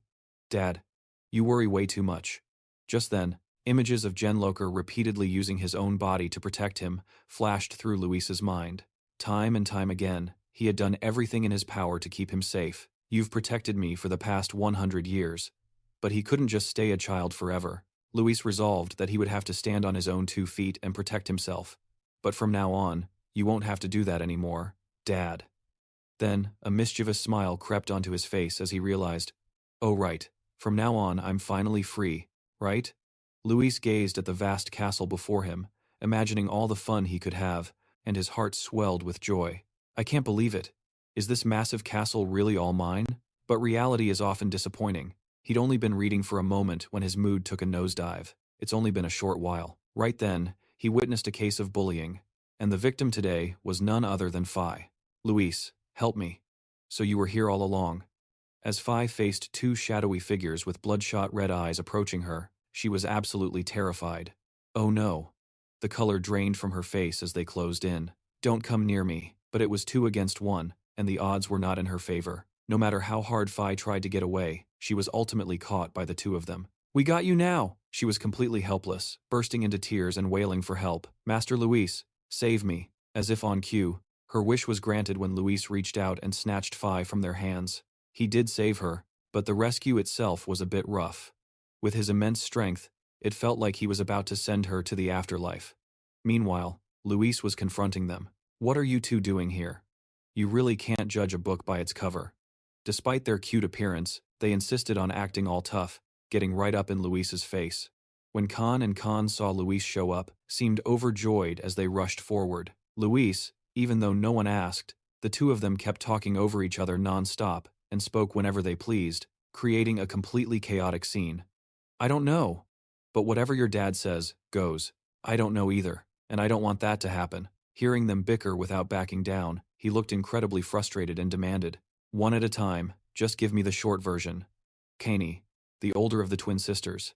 She was the one who spoke first. Your father went to the Silver Flower Castle and left us all alone. Khan, the younger twin, was the one who added fuel to the fire. He said he'd be back in 10 years. I'm sure Luis is just as worried as we are. Faced with their overwhelming enthusiasm, Luis felt like he was about to suffocate. So we came here to see if you were bored. It's so much fun. We're doing fine, but we were sure Luis would be bored. Seeing them chattering away like a pair of magpies and not giving him a moment of peace, Luis tactfully said, could you 2 possibly get out of here? Hearing this, they both got riled up. Hey, why are you being so selfish, Luis? You can't say that. Then, the 2 sisters pointed at him in unison. This pair of troublemakers are my neighbors, who live next door. The 10,000-year-old twin dragon sisters. Karen Locker was the one who brought this first great trial upon me. I was really down because I wasn't growing taller, so my father introduced them to me. At first, I thought they were adorable, with their silver hair and chubby cheeks. We played together a few times, but that cute exterior was just a facade. The truth was, they soon started showing up uninvited and causing a ruckus every time. And here I thought I'd finally have some private space to train. Just thinking about that disastrous pair of twin sisters made Luis want to tear his hair out. Father, why would you subject me to this torture? The 2 of them then teamed up to verbally assault him. I can't believe it. We came to hang out with you because we were worried you'd be bored, Luis. And you're acting this selfish. Then, Khan pulled out a glowing purple sword. This time, I even brought a toy. However, the moment he saw the sword, he realized something. Suddenly, Luis snatched the sword from Khan's hand and examined it intently. Holding the sword firmly, his mind was flooded with questions. This. He turned to the 2 of them and asked, where did you 2 get this from? At Luis's question, the 2 of them thought for a moment, recalling its origin. Just then, an orb glowed purple, revealing a magic circle engraved within. The answer was closer than he could have imagined. Kani and Khan innocently revealed where they had gotten the sword. Oh, that? I took it from our dad's storage room. That's right, we got it from our dad's storage room. However, hearing how they had just taken someone else's property, Luis couldn't help but find it impolite. Did Uncle Kalos give you permission? Seeing the 2 of them suddenly go dead, silent, and avert their gazes, he understood the situation. You 2 are only good at causing trouble. Holding the sword, Luis examined it with intense focus. This is a magic sword with a spatial attribute, stone, and it contains even more power than I do. Just then, the purple magic orb began to glow brightly, drawing their attention. Luis's attention. Looking at the round object with intricate magic circles drawn inside, he had a pretty good idea of what it was. A magic orb? What could it be used for? After a while, Luis was still staring at the sword without looking away, and even asked for Phi's opinion. What do you think, Phi? I think it's broken, and has lost its function already. Although she wasn't very knowledgeable about the world of magic, she hesitated and said, I'm not too sure. It's some kind of high-level magic. But I've seen many spatial swords and items like this before. Seeing the meticulously and detailedly engraved magic circles inside the orb, she could guess that this orb is very complex, so its storage space must be quite large. Hearing that, Luis broke into a satisfied smile, as if he had just come up with an interesting plan. Really? All right, it's true that idle hands are the devil's workshop. Before the eager and expectant eyes of the others, Luis decided to do some at-home exploration. Getting rich isn't hard. With his big brain, he began to plan and calculate. Since this sword came from a dragon's treasure hoard, he must have hidden many valuable items inside. I have to take advantage of this and get all the treasure. However, they were still green and inexperienced. Just a few hours later, everyone had already collapsed and given up. When they first started, the twin sisters looked very excited. But now, everyone seemed exhausted. This is so boring, when will this be over? However, after waiting for what felt like an eternity, Luis's voice finally rang out. It's finally done. Before everyone's sparkling, admiring gazes, he held up the completed sword. I've fixed it. All right now. Hurry up and try it, Luis. Can't rush things and mess it all up. So he calmly said, wait, I need to increase my elemental power first. Then he channeled all his strength to activate the sword. Feeling the abundant power within the sword, Luis couldn't help but wonder, there's more energy than I thought. What on earth is stored inside it?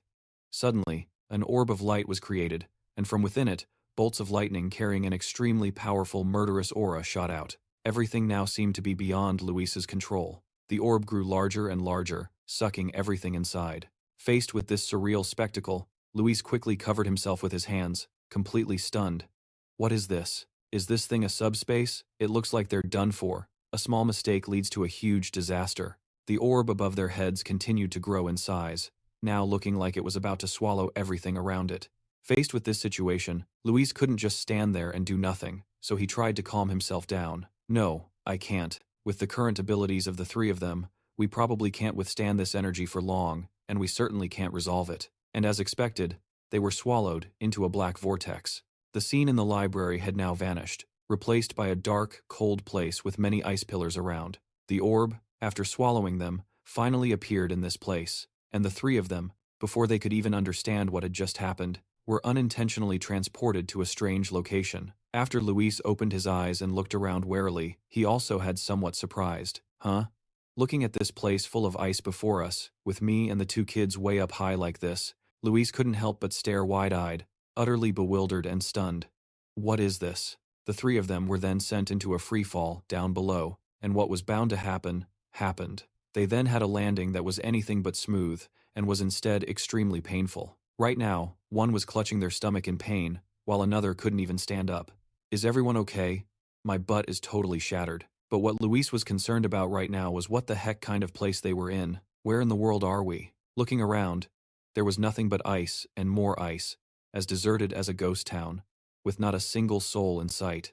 After calming down, he also realized, a cave? But at that moment, the magic orb he was holding in his hand started emitting some kind of energy, and in a flash, it shattered into many pieces that flew everywhere through the air. The orb, after putting everyone in a hopeless situation, just crumbled to dust before their petrified eyes. Khan, after all, was still a child. Seeing that they were trapped here, coupled with the shattered sword, he became terrified and started wailing. No, Luis broke my sword. At this, he hesitantly explained to the boy so that he wouldn't be misunderstood. No, that wasn't a sword, it was just an elemental stone. But no matter what he said, Khan kept screaming, blaming everything on Luis, which gave him a massive headache. Luis broke my elemental stone.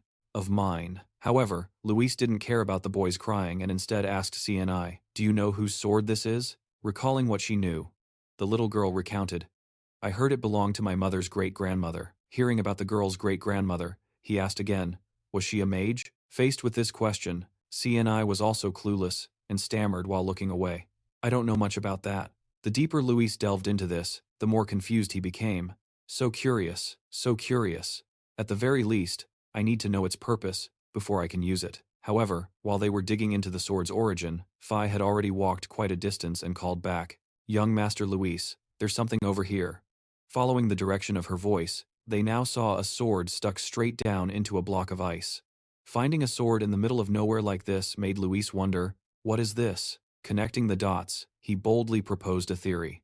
Could this not be a subspace containing treasure, but a dimensional gate connecting two places? That's just my guess. It's too late for regrets now. He started reprimanding himself for his carelessness. Damn it, I should have been more cautious. That was way too reckless. Suddenly, as he started walking forward, the other two asked, Luis, where are you going? Unable to just sit and wait for rescue, Luis decided to take matters into his own hands. I need to find out where we are so we can get home. Of course, the other two didn't want to stay behind either, so they offered to follow him. All of them ventured deeper inside together, but so far, nothing had changed. Suddenly, Luis stopped in his tracks and frantically looked around. Everything had been going very smoothly until now, but now a massive block of ice was blocking their path. This was a terrifying obstacle, yet, with Luis's fighting spirit, this little bit wasn't nearly enough to challenge him. Let's get out of here. Luis gathered all his power into his hand, forming a square block, and then launched it forward. That block quickly collided with the block of ice, spreading its power across the entire surface of the glacier. Isn't Luis incredible? He successfully shattered the ice block, barring their path in a single instant. At last, the dark space was now basking in a bit of sunlight. Chi and Khan were ecstatic to finally be free from that place. Everyone was now staring at the vast expanse of white snow before them. What in the world is this? It's really cold. Snow? Out of curiosity, he climbed over the block of ice and headed forward. Luis S., where are you going? As they stepped out of the cave, there was an absolutely incredible sight waiting for them. What is it? What's wrong? Seeing Luis S. standing there frozen in place, Finn flew over and asked, Master, what in the world is happening? Staring at the majestic mountain before him, Luis S. immediately recalled the mountain Genlocker had told him about. That's the right fang of the earth. The other two were also completely stunned by this incredible sight. What? What's wrong? The right fang? I thought he just mentioned the left fang, you idiot. It's beautiful, sure, but hidden behind that beauty is a shocking truth. The right fang of the earth is a mountain located in the east, belonging to the continent of winter, which means, as he thought of this, Luis S. stood, frozen for 5 seconds upon realizing the devastating truth. We're screwed. Before them now was a mountain completely covered in white, and the entire landscape was shrouded in a blanket of white snow. This world is called EV, and it's divided into 4 continents, and each one has a consistent climate year-round. The continent of spring has temperate weather all year long, where plants constantly bud and flourish. The continent of summer has a tropical climate and a blazing sun that feels like it's burning. The summer sea is brilliant with sunshine, its deep blue waters lapping against scorching hot sand. The continent of autumn has weather that is cool and filled with sunshine, which has created bountiful harvests for hundreds of years. And finally, there's the continent of winter with its cold, harsh weather, whistling winds, and endless snow. And Genlocker's home, the Nokchi mountain range, is located in the east of the spring continent, a place that's always bathed in warm sunlight. And the look on Luis's face right now clearly showed his utter confusion. To be precise, we're at the very edge of the winter continent, near the right fang of the earth, which is located in the east. Then suddenly, a very dangerous-looking smile crept onto Luis's lips, and then it was as if a switch flipped in his head, and he suddenly became bizarrely excited, leaving everyone around him completely baffled. It's truly one disaster after another. He couldn't help but tear at his hair, trying to figure out how to survive in this monstrous place. I could handle being reincarnated, but can I really get through this? I really thought I'd get to enjoy some peaceful days while Genlocker was away from home, but life just keeps making him face one trial after another. I'm constantly under threat, and the world out there is always filled with dangers. I never even planned on leaving the house, but suddenly, the mention of home made Luis S. remember something. Oh, right. What if someone notices something strange, that I vanished from the castle? An image appeared in his mind, of Genlocker tearing apart every nook and cranny to find him. Give me back Luis S. He was pretty sure his father would turn into a homicidal maniac again. It was a blessing in disguise. The item that Genlocker had given him before he left was finally ready to be used. That's right, I still have the communication stone. Sure enough, the stone was still with Luis this whole time, but right now, it looked completely silent, showing no signs of activity. Seeing the stone lying dormant like that, Luis's last hope was extinguished. He became incredibly dejected, as it seemed there was no way to fix the situation. Maybe it doesn't work at this distance. He was already backed into a corner anyway. Well, nothing ventured, nothing gained, so Luis S. decided to go for broke, and turned to ask her, Finn, can we cross the East Sea? And no matter how much he hoped for Finn's answer, she only had one, no. What are you thinking? The reason Finn considered it a dangerous and seemingly impossible task was well-founded. That monstrous sea is the worst place for a dragon to attempt a crossing. That sea separates the winter continent and the spring continent, and it's a gathering place for all kinds of monsters. A place even a young adult dragon would have to avoid. And she didn't stop there. She analyzed a few more possibilities to completely extinguish Luis's final glimmer of hope. Even if you were chosen by all four elements, at your age, crossing it is still impossible. After hearing that, he could only let out a weary sigh. You're right, I was just asking. So how long would it take to cross the continent and get to the left fang? Finn knew about this, so she gave him an estimate. I'm not exactly sure. But if we go on foot, it would take about 10 years. Faced with the option of that long walk, Luis pondered for a moment. 10 years. If I hurry a bit, maybe I'll make it back before father returns. It seemed Luis had settled on this plan because he had no other choice. Listen up, you little rascals. Hearing themselves called that, the two of them got a little annoyed. Rascals? No longer joking, he now spoke in a very serious tone. We are in enormous trouble. To make them understand just how dangerous the situation they were in was, he explained. This is the right fang, located at the far end of the winter continent, and it will take us 10 years to walk home from here. Apparently not getting the point, she asked. So we're going to fly? Faced with this incredibly clueless question from the girl, Luis was speechless. What? Are you trying to get kidnapped? Huh? Their ideas were already crazy, but this was even more so, and he immediately shot it down. We can't fly. We are going to walk like humans and reach our destination in 10 years. However, Khan quickly raised his hand. Even though they hadn't taken a single step yet, the boy asked, what if we can't make it in 10 years? Without hiding anything, Luis told them straight. If that happens, when my father returns in 10 years and we're not there.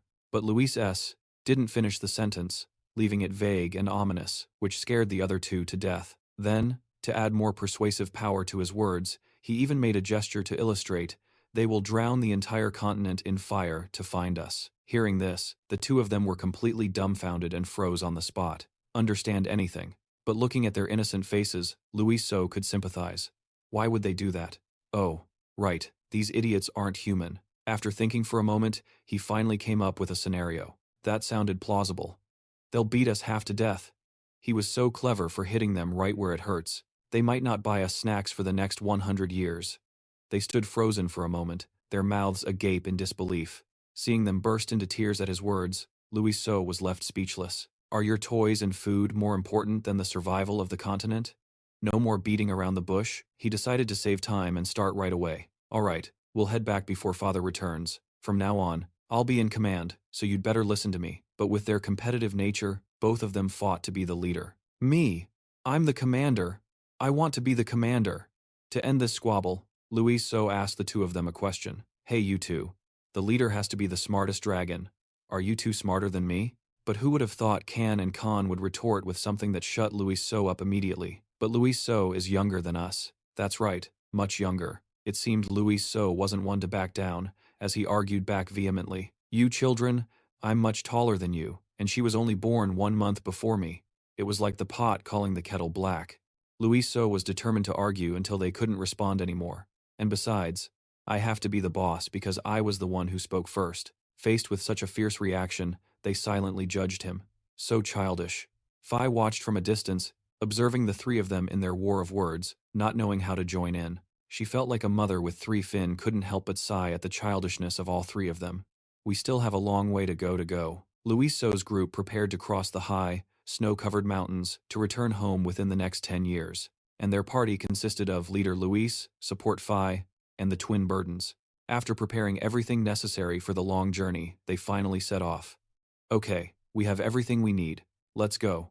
The twins raised their hands in agreement. Yes, Captain. However, they hadn't even started their journey when the sky above suddenly turned pitch black, with dark clouds gathering everywhere. But Luis was no longer afraid, because he had his treasure, the bracelet. It's been a while, hasn't it?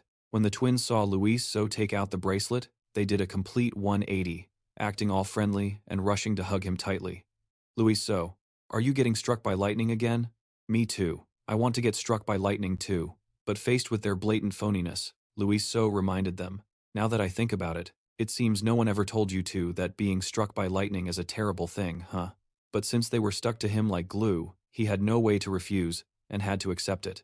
Alright, just make sure you don't leave my side. The two of them stood hiding behind Luis and looked up at the sky, a little scared. Does it look even bigger than last time? Luis held his hand out in front of him to receive the impending lightning strike. The 3 of them were incredibly excited, waiting for the scene about to unfold before them. Alright, let's see what's coming. The next second, the space around them changed, as if something had just impacted down. But a few seconds later, absolutely nothing happened. Not a single bolt of lightning struck down, leaving the three of them stunned for a long moment. Luis was incredibly surprised, as this was the first time he'd ever encountered such a bizarre situation. What's going on? Did the lightning miss? But in the next second, a strange sound caught his attention.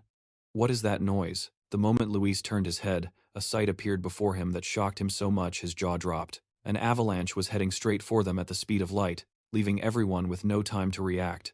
What is this? Seeing that it was just a short distance away, Luis had no more time to think or explain and immediately grabbed the two of them like chickens by the scruff of their necks and bolted. So that was your plan all along?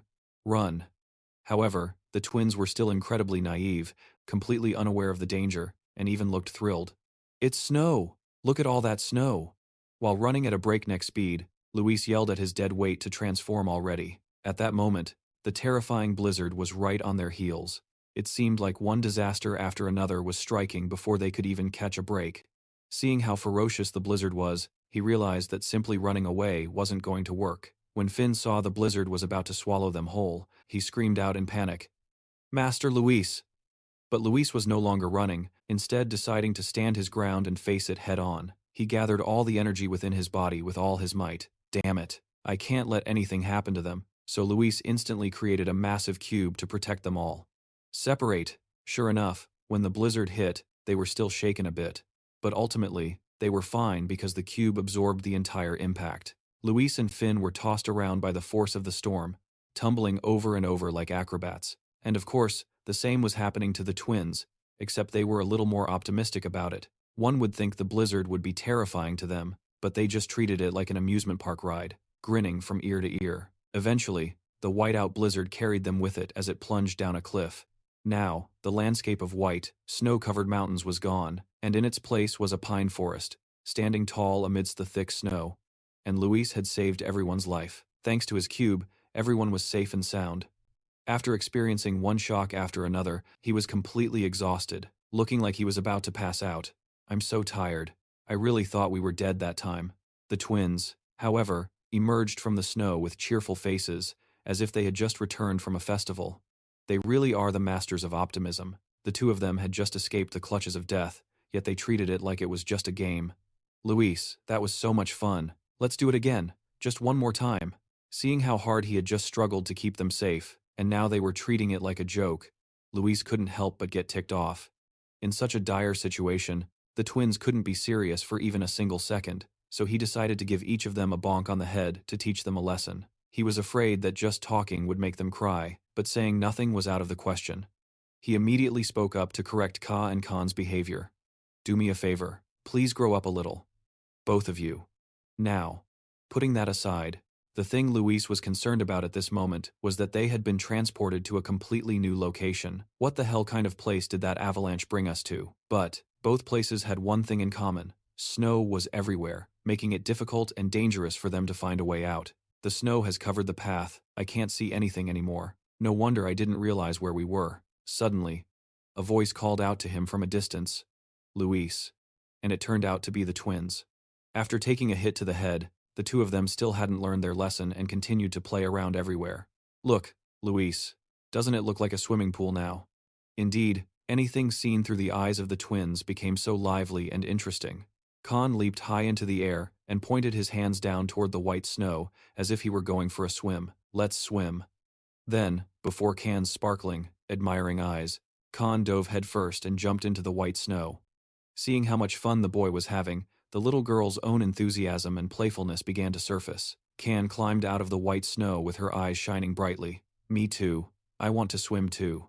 And the next second, she also began to imitate Khan, launching herself up and jumping into the snow below. And then she also submerged her entire body and vanished without a trace into the white snow, leaving only her two arms sticking out above. When Luis saw that his words to the two of them were like water off a duck's back, he could only stand there and watch helplessly, not knowing what else to say. However, their main mission was to go home, not to play. So, he immediately urged the twins, "Stop that and get up here now. We still have a long way to go." But in response to his words, there was only a long silence, Not a single reply and no sign of them anywhere. Seeing that he was being completely ignored, he became very annoyed and stomped his foot on the ground, repeating, "Get out here now. How long are you going to keep playing around?" Luis kept stomping his foot on the pure white snow, trying to drag them out no matter what. Get out now. But to his surprise, the twins didn't appear, and instead, he now saw a deep pit in front of him. Master Luis, in a panic, grabbed Finn, who was next to him. Seeing the two of them falling deeper and deeper, his only hope now was her wings. Finn, fly. But in this situation, she couldn't seem to process it. You make it sound so easy, and in the end, no miracle happened, and they ultimately fell into that deep, dark pit. Both of them were screaming nonstop, as if they were on a thrill ride at an amusement park.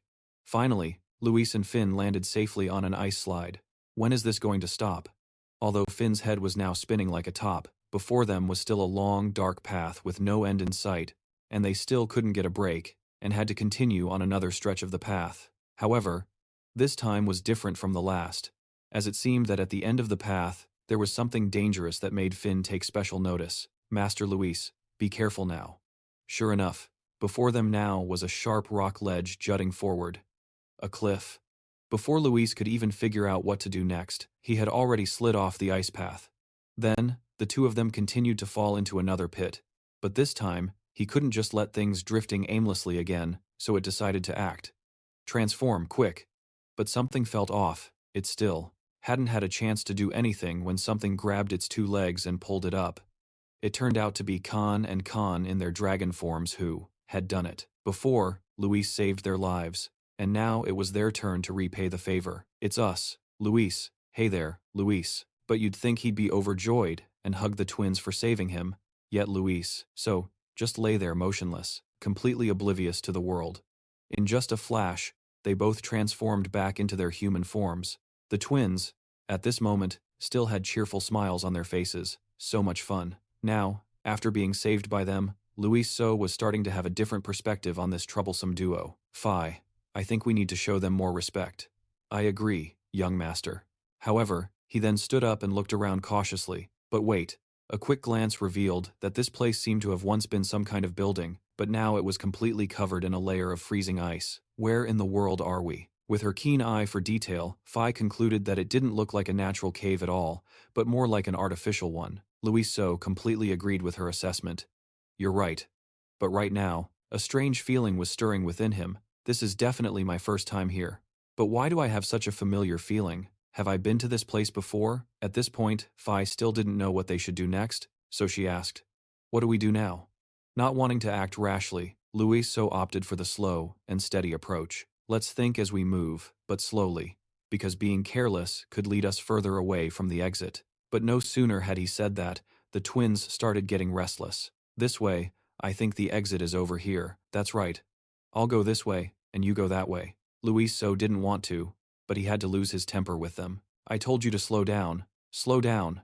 Luis was about to follow the twins to correct their behavior, but he also had to stop in his tracks when he saw the scene before him. If you guys keep ignoring the captain's words, seeing the two of them standing perfectly still, not even a hair out of place, he couldn't help but wonder, what are you two standing there for? Just then, C suddenly looked towards the pitch-black tunnel ahead and spoke. "Luis," he asked back, "what is it?" With wide, confused eyes, Can pointed forward. "What are those things?" Luis looked ahead, but he also couldn't see anything, so he had to ask again, "What do you mean?" C pointed forward again. But at that moment, there was still only a curtain of darkness enveloping the entire space, with no ghosts in sight. Then, amidst the hazy mist, an army of zombies appeared. They had just survived one disaster, and now they had to face a new one. Those zombies didn't look friendly at all. The eyes of one among them glowed a blood red. The moment Luis saw the scene before him, his jaw dropped in stunned silence. The army of zombies before them didn't seem to have any intention of leaving them alone and slowly began to stir. At this point, Luis still didn't know why, in the middle of nowhere, there would be an army like this. "Who are they?" Phi hid behind him, feeling a very bad omen. "I don't think it's just this one, young master." And she was right. It wasn't just one, but many, many more. Compared to the number of people they had, they would be completely overwhelmed. Suddenly, one of them began to make a move and stepped forward. Facing the small humans standing before it, the creature stomped its foot hard on the ground. All of them then stepped forward, their eyes glowing red, poised and ready to attack them. Khan, still young and naive, pointed forward and asked, "Are those really people?" But Sai was more perceptive and noticed the difference. "You idiot! What kind of person has red pupils?" Louis So was completely stunned by the appearance of that mysterious group of zombies. What the hell? After they gradually stepped into the light, Louis finally recognized their identity. Winter soldiers? Their origin dates back to an ancient story, from long before the Op Tuna series began. There was a hero named Valencia who saved everyone from a chaotic world, and after saving them, even in death, he still wanted to continue that work, and they are the Winter Soldiers. So this is the place where those warriors appear. Finally, Luis figured out where they were. This is the tomb of the great Ice King. As things became clearer, Luis let out a relieved smile. So it's this far from my home, huh? What a coincidence. But then, he suddenly remembered something equally important. Wait, if this is that king's tomb, doesn't that mean the items from the Optuna set are here too? Just then, Phi seemed to have noticed something. Pointing forward and calling out to him, "Master Luis, the Winter Soldiers were created with good intentions to protect people, but they seem a bit dangerous right now. Don't they look a little aggressive?" Anything was possible, so it was better to be on guard. He called out to Khan and Sai. The twins immediately got into position and replied, "Understood." All of them, with battle lust already coursing through their veins, weren't afraid of any one. Let's crush them. Sai and Khan, full of youthful energy, eagerly rushed forward. All right then. Khan was the first to initiate combat. He leaped high into the air, full of energy, gripping his sword tightly. The next second, he activated his sword, which became enveloped in lightning, ready to show them a world of hurt. As the boy, Khan didn't hesitate to charge in and clear a path for Sai behind him. "Let me go first." He was truly small but mighty. Despite being physically outmatched by the Winter Soldier, the boy was doing very well in the fight against it. The boy's lightning-infused sword finally clashed with the spear of the Winter Soldier. The friction was so intense it created a blinding flash of light between them. In just an instant, with his indomitable strength, Khan took down the Winter Soldier as easily as pie. It was slashed in half by the boy. Its entire body then emitted a powerful light and then exploded, creating a brilliant white light that illuminated the dark space. And just like that, one was wiped out. What a spectacular combat initiation from Khan. Sai, standing behind, felt a bit regretful that she hadn't had a chance to show off yet, but she had no idea that danger was lurking behind her. "That's not fair at all. I wanted to go too." But it wasn't going to be that easy. Sai easily sensed its presence, and just a second later, the girl with her powerful lightning-infused sword dashed forward like the wind, unleashing powerful and picturesque attacks, slicing past the Winter Soldier. If Khan had a smooth opening, then Sai provided the perfect follow-up.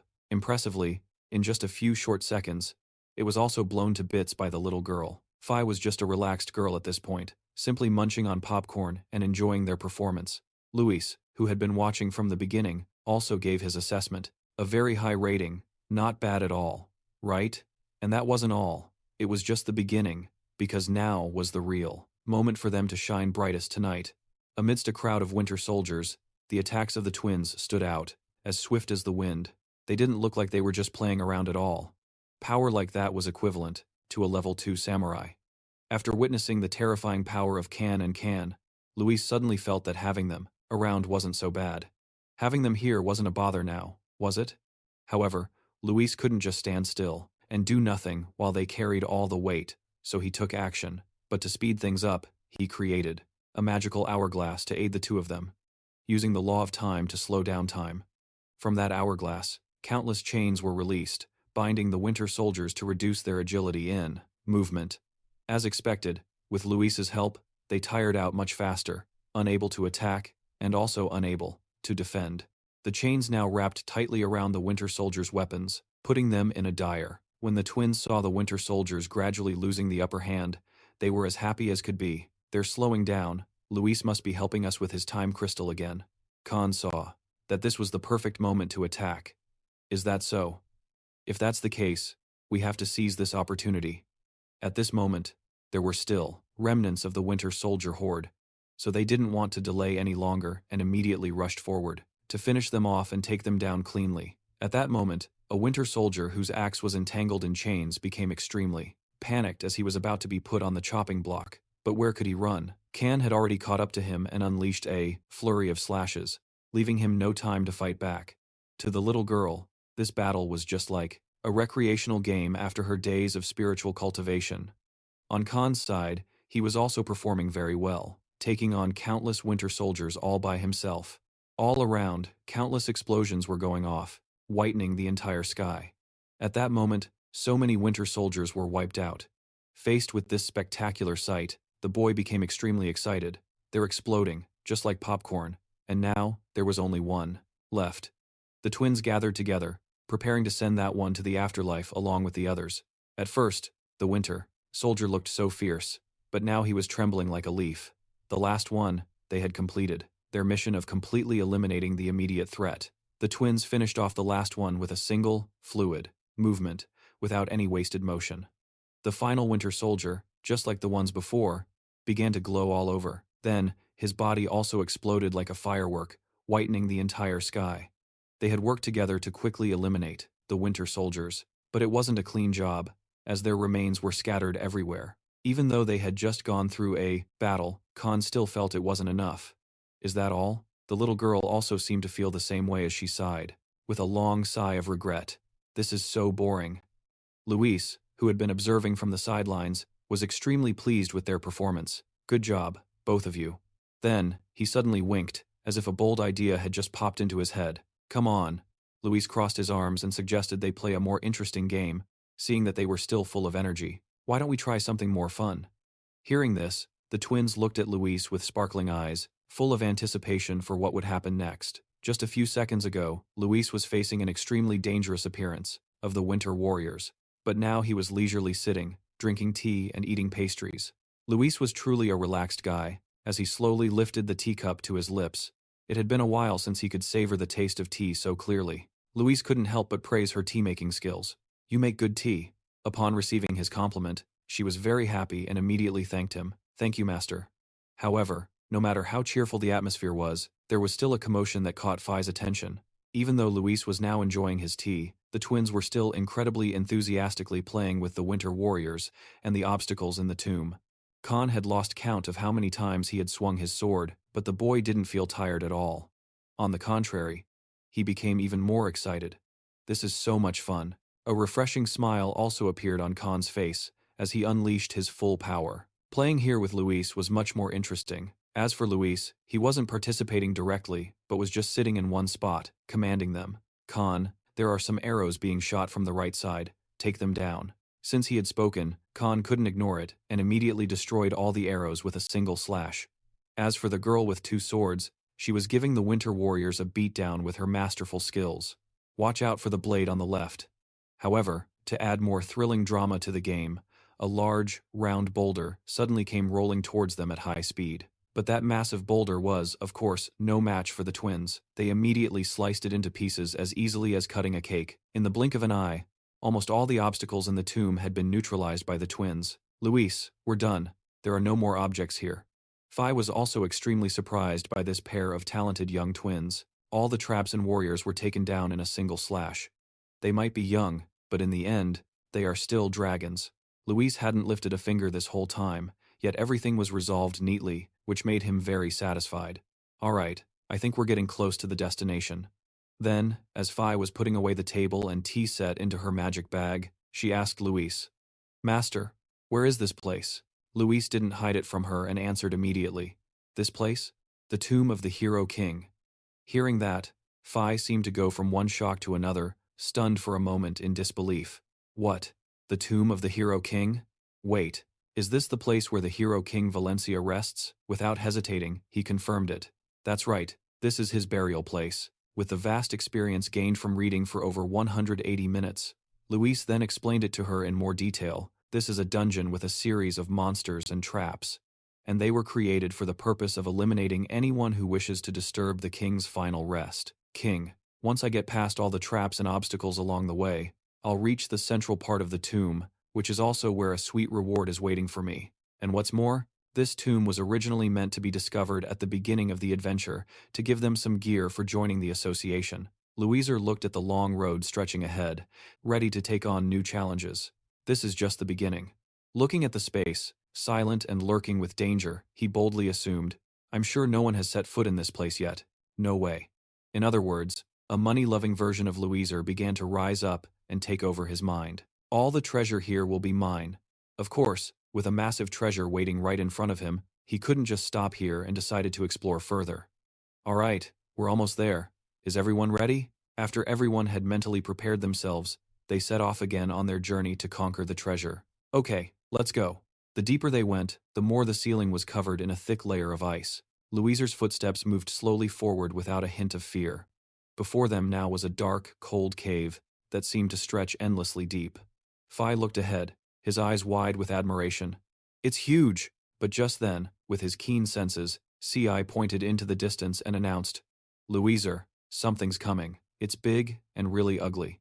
And the strange things waiting for them up ahead also came into Louiser's sight. Yeah, I know, I see them. And the monsters waiting for them from this direction looked larger and more ferocious than the winter warriors from before. 10 giants that looked like final bosses, and with the advantage of knowing the script, Louiser had already figured out how to deal with these monsters, just like in the original story. So then, looking at the large, tightly shut door before him, he guessed that the treasure must be behind that door. After locking onto the target, Louiser turned to the twins. All right, everyone. However, they were currently radiating killing intent, staring into the distance with eyes like bullets.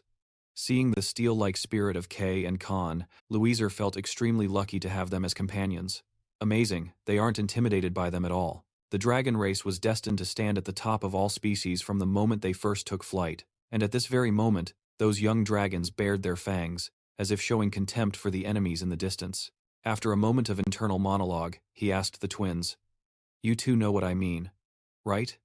It's true that adversity breeds ingenuity. The twins quickly understood Louiser's intention and gave a bright smile to signal that they got it. Awesome. Louiser is the best. Nothing is impossible if you put your mind to it. The three of them once again set out to clear all the monsters here. All right, let's take care of them. Even though they had a large and terrifying appearance, everyone charged forward without the slightest hesitation. Let's go. The monster with an axe in its hand raised it high, ready to strike after identifying its enemy. But before Sukuna thought he could even show his stuff, the twins stole the show. Connie and Khan were too fast and too furious, and they let him have it. A few slashes to its body. After taking the full combo from Connie and Khan, the monster was now on the verge of death. Arrived. And of course, this battle wouldn't be complete without Louiser's contribution. He held out his hand, gathered his power, and then clenched his fist as if about to unleash a terrifying, explosive force. And sure enough, the monster began to writhe in agony as its entire body was crushed by an invisible force, violently. A moment later, it exploded like a balloon, a flash of white light brilliantly illuminating the entire dark space. The three of them now worked together in perfect harmony to send them to their graves one by one. The twins were the main combat force, with Louiser providing support from the rear. They're mine. No, you should let me have them. Slowing time, slowing it down even more. Even Phi, who was just observing from the sidelines, could tell that to them, this battle was just a warm-up game. They're really having fun. After a while of fighting their hearts out, the twins had gotten a good stretch. This feels great. I'm definitely going to sleep well tonight. I am. After completely wiping out every obstacle, the treasure was finally just an arm's length away from Louiser anymore. Now, it's time to check out our reward. Everyone opened the door together and stepped into the vast space filled with treasure inside. Sai was already getting excited, unable to hold back any longer, and constantly urging him on. Hurry up and open it, Louiser. Khan was no exception, his eyes now filled with anticipation and excitement. Open it. Open it. Although Louiser was ecstatic on the inside, he still tried to contain himself and appear calm, slowly pushing the door open. All right, I'm opening it now. After going through countless trials and tribulations, the door, hiding the treasure within, was finally opened. Everyone peered inside. They all stood frozen, for a moment, unable to believe their eyes at this mind-blowing sight. Just as expected, the inside was filled with mountains of gold coins. The only color anywhere was the glistening yellow of shiny currency. This hoard of treasure was probably enough for them to live in luxury for the rest of their lives. Khan, with eyes shining like stars, quickly dashed forward. There's even more treasure here than in my dad's vault. Khan was so excited that he got into position to jump into the pile of gold and swim in it. Even Phi and Kaney were dazzled by this sea of endless gold. They sat down, holding the coins in their hands while gasping in awe. Oh my goodness. And the first person Phi thought of was Louiser. Master Louiser, you have to see this. However, he ignored her and just kept moving forward. Master Louiser, while everyone else was mesmerized by the immense treasure, he approached. A block of ice. Before Louiser, this was the eternal ice, the place that preserved the everlasting life of the hero. King Valencia. He had long since fallen into a deep slumber and showed no signs of movement. Valencia was still sitting majestically with his sword in hand inside his eternal ice. Phi also walked over to Louiser's side and looked up. She had heard of his reputation for a long time, but this was the first time she had the chance to see the hero King Valencia in person. She reached out her hand to touch the ice in front of her. It was so many years have passed, yet he's still alive.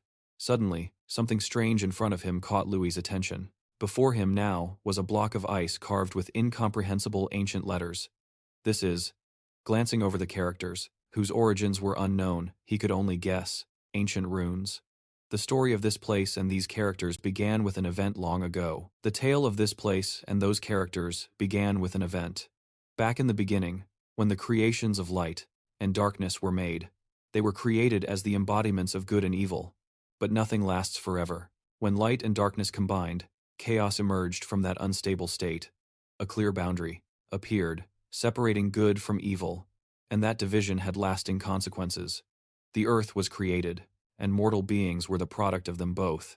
From then on, the conflict between the two sides became clearer and more intense.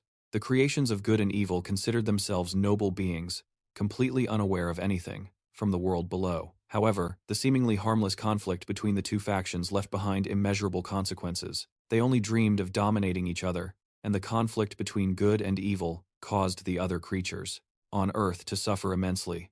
They couldn't just let both sides run rampant like that. In the end, those who could no longer bear it raised their swords and rose up against both good and evil. The dragons led the charge, followed by humans and other hybrid races, and it was more than a miracle when they finally achieved victory and established a whole new world. After a long and arduous struggle, the victorious mortal beings divided the continent into 4 seasons, and as time passed, people gradually forgot about good and evil, forgot about the dragons who had taken on the duty of guardianship. But the hero king, Valencia, warned everyone about the dragons. The ones who had sacrificed themselves for peace would one day return. However, with the return of the dragons came the return of calamity, and so too would good and evil. As the last generation to know of this battle, I entrust this to you. I hope you will pass this story on. Upon receiving this request from Valencia, 1,000,001 questions raced through Louis's mind. A demonic war? Did this happen in the original universe? But having such a heavy responsibility suddenly dropped on his shoulders made Louis feel extremely uncomfortable. That bastard, how dare you leave that task to us? But regarding this matter, he also felt it wasn't too difficult, but that wasn't important right now. However, after looking around for a bit, Louis discovered the presence of that legendary book. This is the lawless book of the hero Valencia. This wasn't just an ordinary book, it contained so much within it. Valencia, an unorthodox genius who had reached level 0 in human form. This book was the culmination of all his experience and knowledge. This grimoire contained everything he had accomplished in his life. It's no exaggeration to say that the original protagonist, the swordsman, Kender Zik, became the strongest in the human world because of it. And it's an undeniable fact that all the glittering gold coins here aren't even worth a fraction of its value. Pages of this book. Compared to this book, the other treasures aren't even worth mentioning. Holding the book in his hand, Luis still couldn't stop looking at that pile of treasure. Seeing a whole mountain of gold before his eyes, he felt like it was a huge waste not to take some of it back. Oh well, leaving all this here would be a shame. I should at least bring back a little bit, right? Then he moved closer to the pile of gold and began to meticulously inspect the amount he was going to haul back. However, while Luis was enthusiastically engrossed with the pile of gold in front of him, Valencia began to stir behind him, some kind of movement. It seemed that after a long, deep slumber, he had finally awakened. The block of ice had started to show small cracks, looking as if it was about to shatter into 1,000,000 pieces.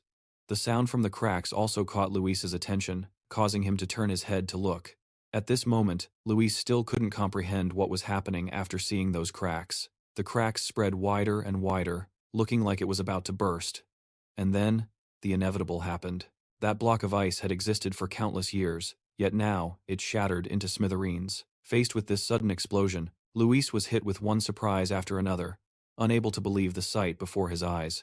This is absurd. Suddenly, Valencia's sword was planted straight into the ground. After being freed from the thick layer of ice, he kept his eyes closed, looking completely relaxed. It was unclear whether he was aware of his surroundings or not, but for the moment, he hadn't made a single move. Seeing the man in the flesh right before his eyes, Luis was a bit stunned. The Hero King has awakened? Suddenly, he opened his cold, chilling eyes. In Valencia's eyes, there was nothing but a chilling blue. Luis looked at the new calamity before him, his heart filled with unending anxiety. At this point, everything had gone off the rails and was beyond his control. This wasn't supposed to happen in the original story. Suddenly, he pointed down at the ground as if to express something. Valencia was unbelievably perceptive. The moment someone touched his treasure, he woke up instantly. "This is not your property." The twins rushed over, their faces pale and filled with terror. "What is this? Luis, what the hell is going on?" He couldn't evade the question any longer, as they were in too deep now. "This is Valencia, the Hero King." Hearing this, the twin sisters' jaws dropped in astonishment, unable to believe their own eyes. "What, that's him?" However, Luis knew full well that with their current strength, they couldn't even make a single one of his hairs fall. He's a void rank warrior, so there's no way we can fight him. Void rank? A human? He then turned back to the others and proposed a plan. "So, how about we try transforming back into our dragon forms?"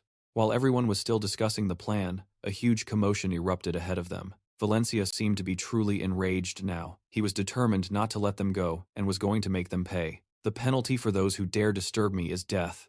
Then he raised his sword high, preparing to strike them down. Valencia's sword was indeed no ordinary weapon, as it gathered an immense amount of energy, enough to level this entire place. Luis didn't want his wonderful life to end here. No. Faced with the absolutely terrifying power coming from his presence, his legs trembled uncontrollably, and he just wanted to run away as fast as possible. "I have to run, but my legs won't move." This is the effect of the level difference. It's fine.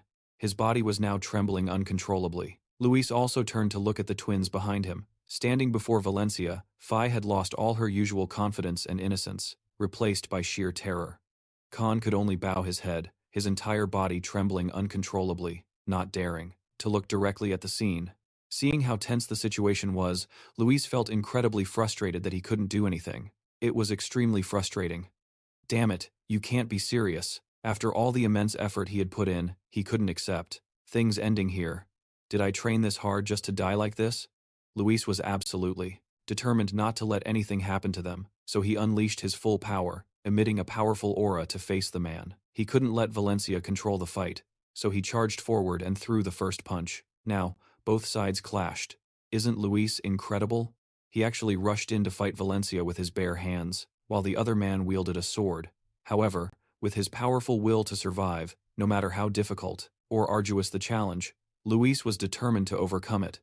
"I want to live." And just like that, the two of them charged at each other, fighting with explosive force, neither giving an inch. A triumphant smile unknowingly spread across his face as he thought he had finally defeated him. Yes, but things were never that simple. Valencia's sword suddenly came whistling through the air, straight for Luis. The blade then slammed directly into the ground, creating a deep crater. Phi was also sent flying by the terrifying blast of power. The entire area was now shrouded in an inky blackness, and the ground was completely torn apart. After regaining her senses, she immediately looked toward the source of that immense power. But now, all she could see was a deep, bottomless trench before her. Phi looked around frantically for Luis, and when she couldn't find him, she felt a sense of dread as her face grew pale, reaching a hand out in front of her, sobbing. Amidst the desolate ruins, a heart-wrenching scream echoed from the very depths of Phi's soul. Master Luis, as he saw the man's sword hurtling toward him at the speed of light, Luis silently said his prayers. For himself, "I'm dead." Time and space seemed to freeze in the moment before the cold tip of the blade made contact with him. Just then, the sword seemed to collide with something, and everything shattered, sending earth and rock flying everywhere. However, after the chaos subsided, he slowly opened his eyes. Luis had thought he was at heaven's door, so to find himself completely unharmed was a huge surprise. "What? I'm still alive?" Seeing that Luis had just been spared by the Grim Reaper, Phi cried tears of joy and flew over to hug him tightly. "Master, thank God, you're all right." Luis quickly reassured her. "I'm okay." As he gently removed Phi's arms from around him, a huge question mark formed in his mind. This is weird. Why am I still alive? However, just a few seconds later, he seemed to realize something he had overlooked. Looking at the scene before him, Valencia, with his sword in hand, had split the ground in two, creating a massive trench. What is this? But it wasn't. Stop there, as another event unfolded when C pointed upwards. Luis, so, look, the tomb now, not only had a fissure in the ground but also had another one in the sky. Before the power of a supreme being, coming from Valencia, Luis was now completely dumbfounded with his jaw dropped in amazement. Good heavens, just a single sword strike was enough to slice the ceiling of a cave in half? Faced with his terrifying power, it also felt a bit intimidated deep down. What the heck? It couldn't believe its own eyes. This was the power that came from a single person. A mere mortal. Could a human really do this? Suddenly, Valencia started to move again. He placed his other hand on his right arm. Truly, the older you get, the tougher you become. He was actually toying with Luis, so, with his sword strikes. No way. Did he just change the direction of his slash at the very last second? But after a fierce assault, the intensity of his attacks gradually decreased. And then, finally, Valencia dropped his sword to the ground, stopping the fight with it. This act of giving up midway through the fight left Luis so utterly confused and frozen in place. Suddenly, Valencia mumbled a few strange-sounding words.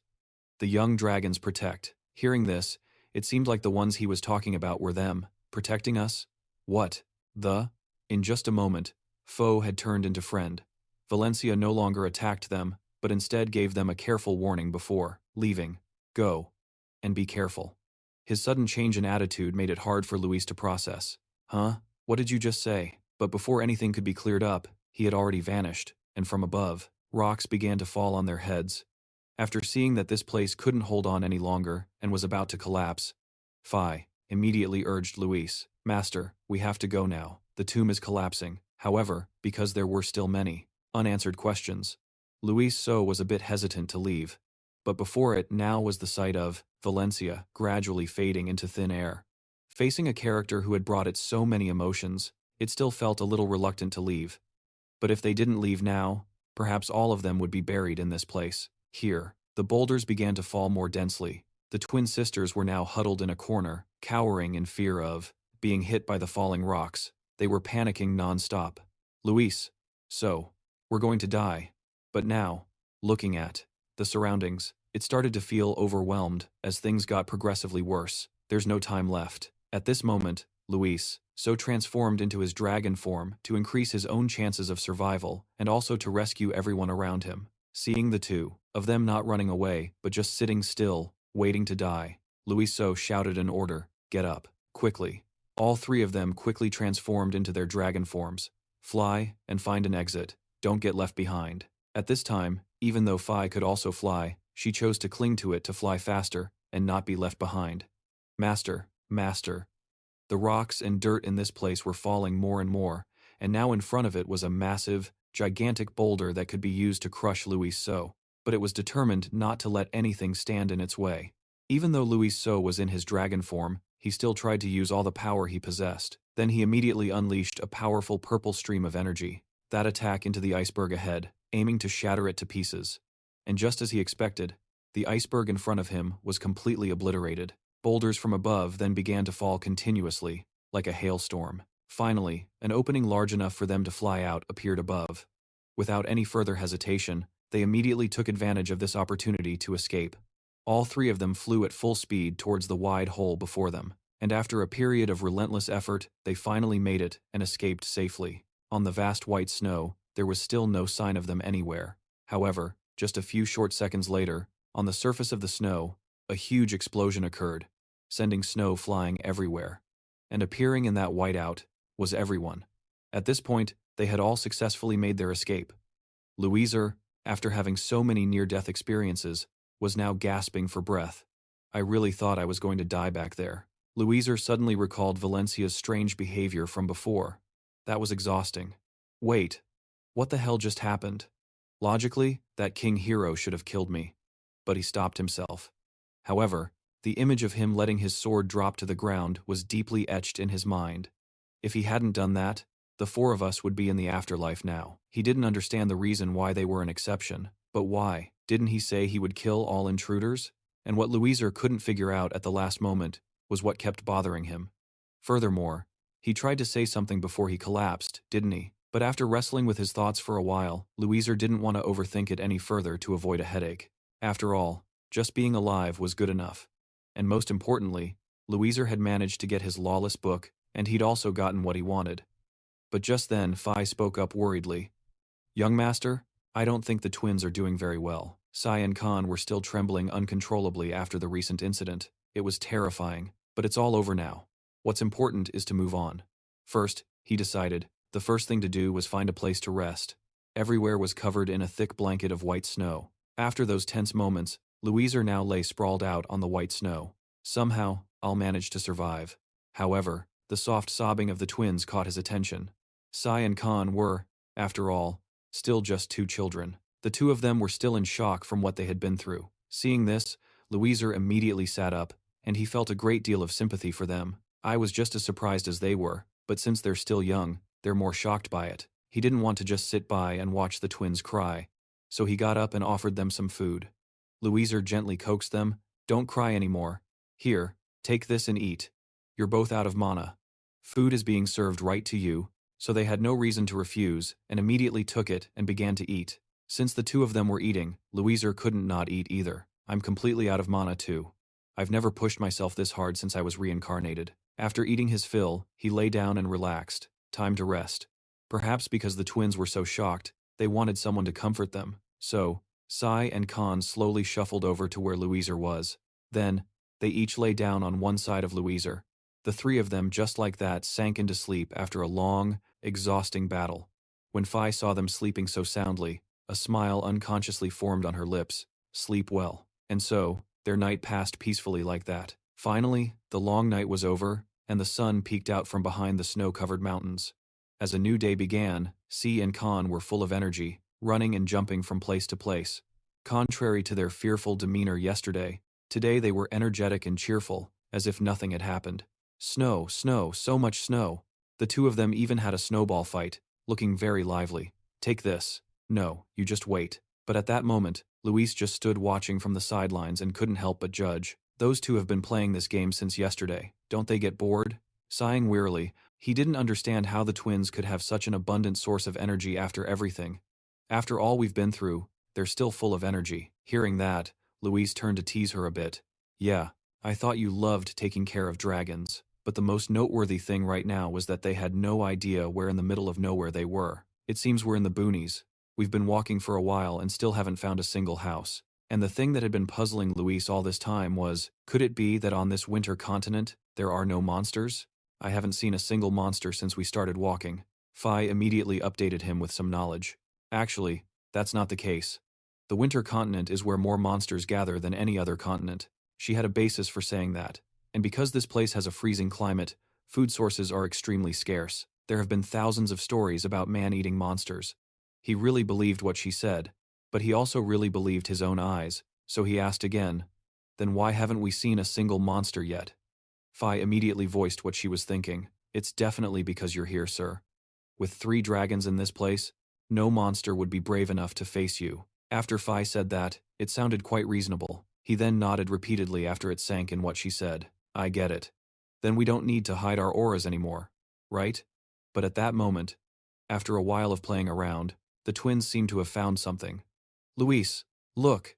Khan had indeed discovered something shocking, something that could help them get out of here. "There's smoke over there." Smoke rising meant there were people there. When they saw that this place finally had signs of life, the 3 of them were overjoyed and ran towards it together. "Awesome, let's go." "Yes, Captain." But their surging joy didn't last long, because now before his eyes was a horrifying scene. What the hell? There was indeed a small village located here, but for some unknown reason, the entire village was engulfed in fierce flames. Faced with this heartbreaking scene, Phi couldn't help but feel sorrow. Oh my god, this village must have been attacked.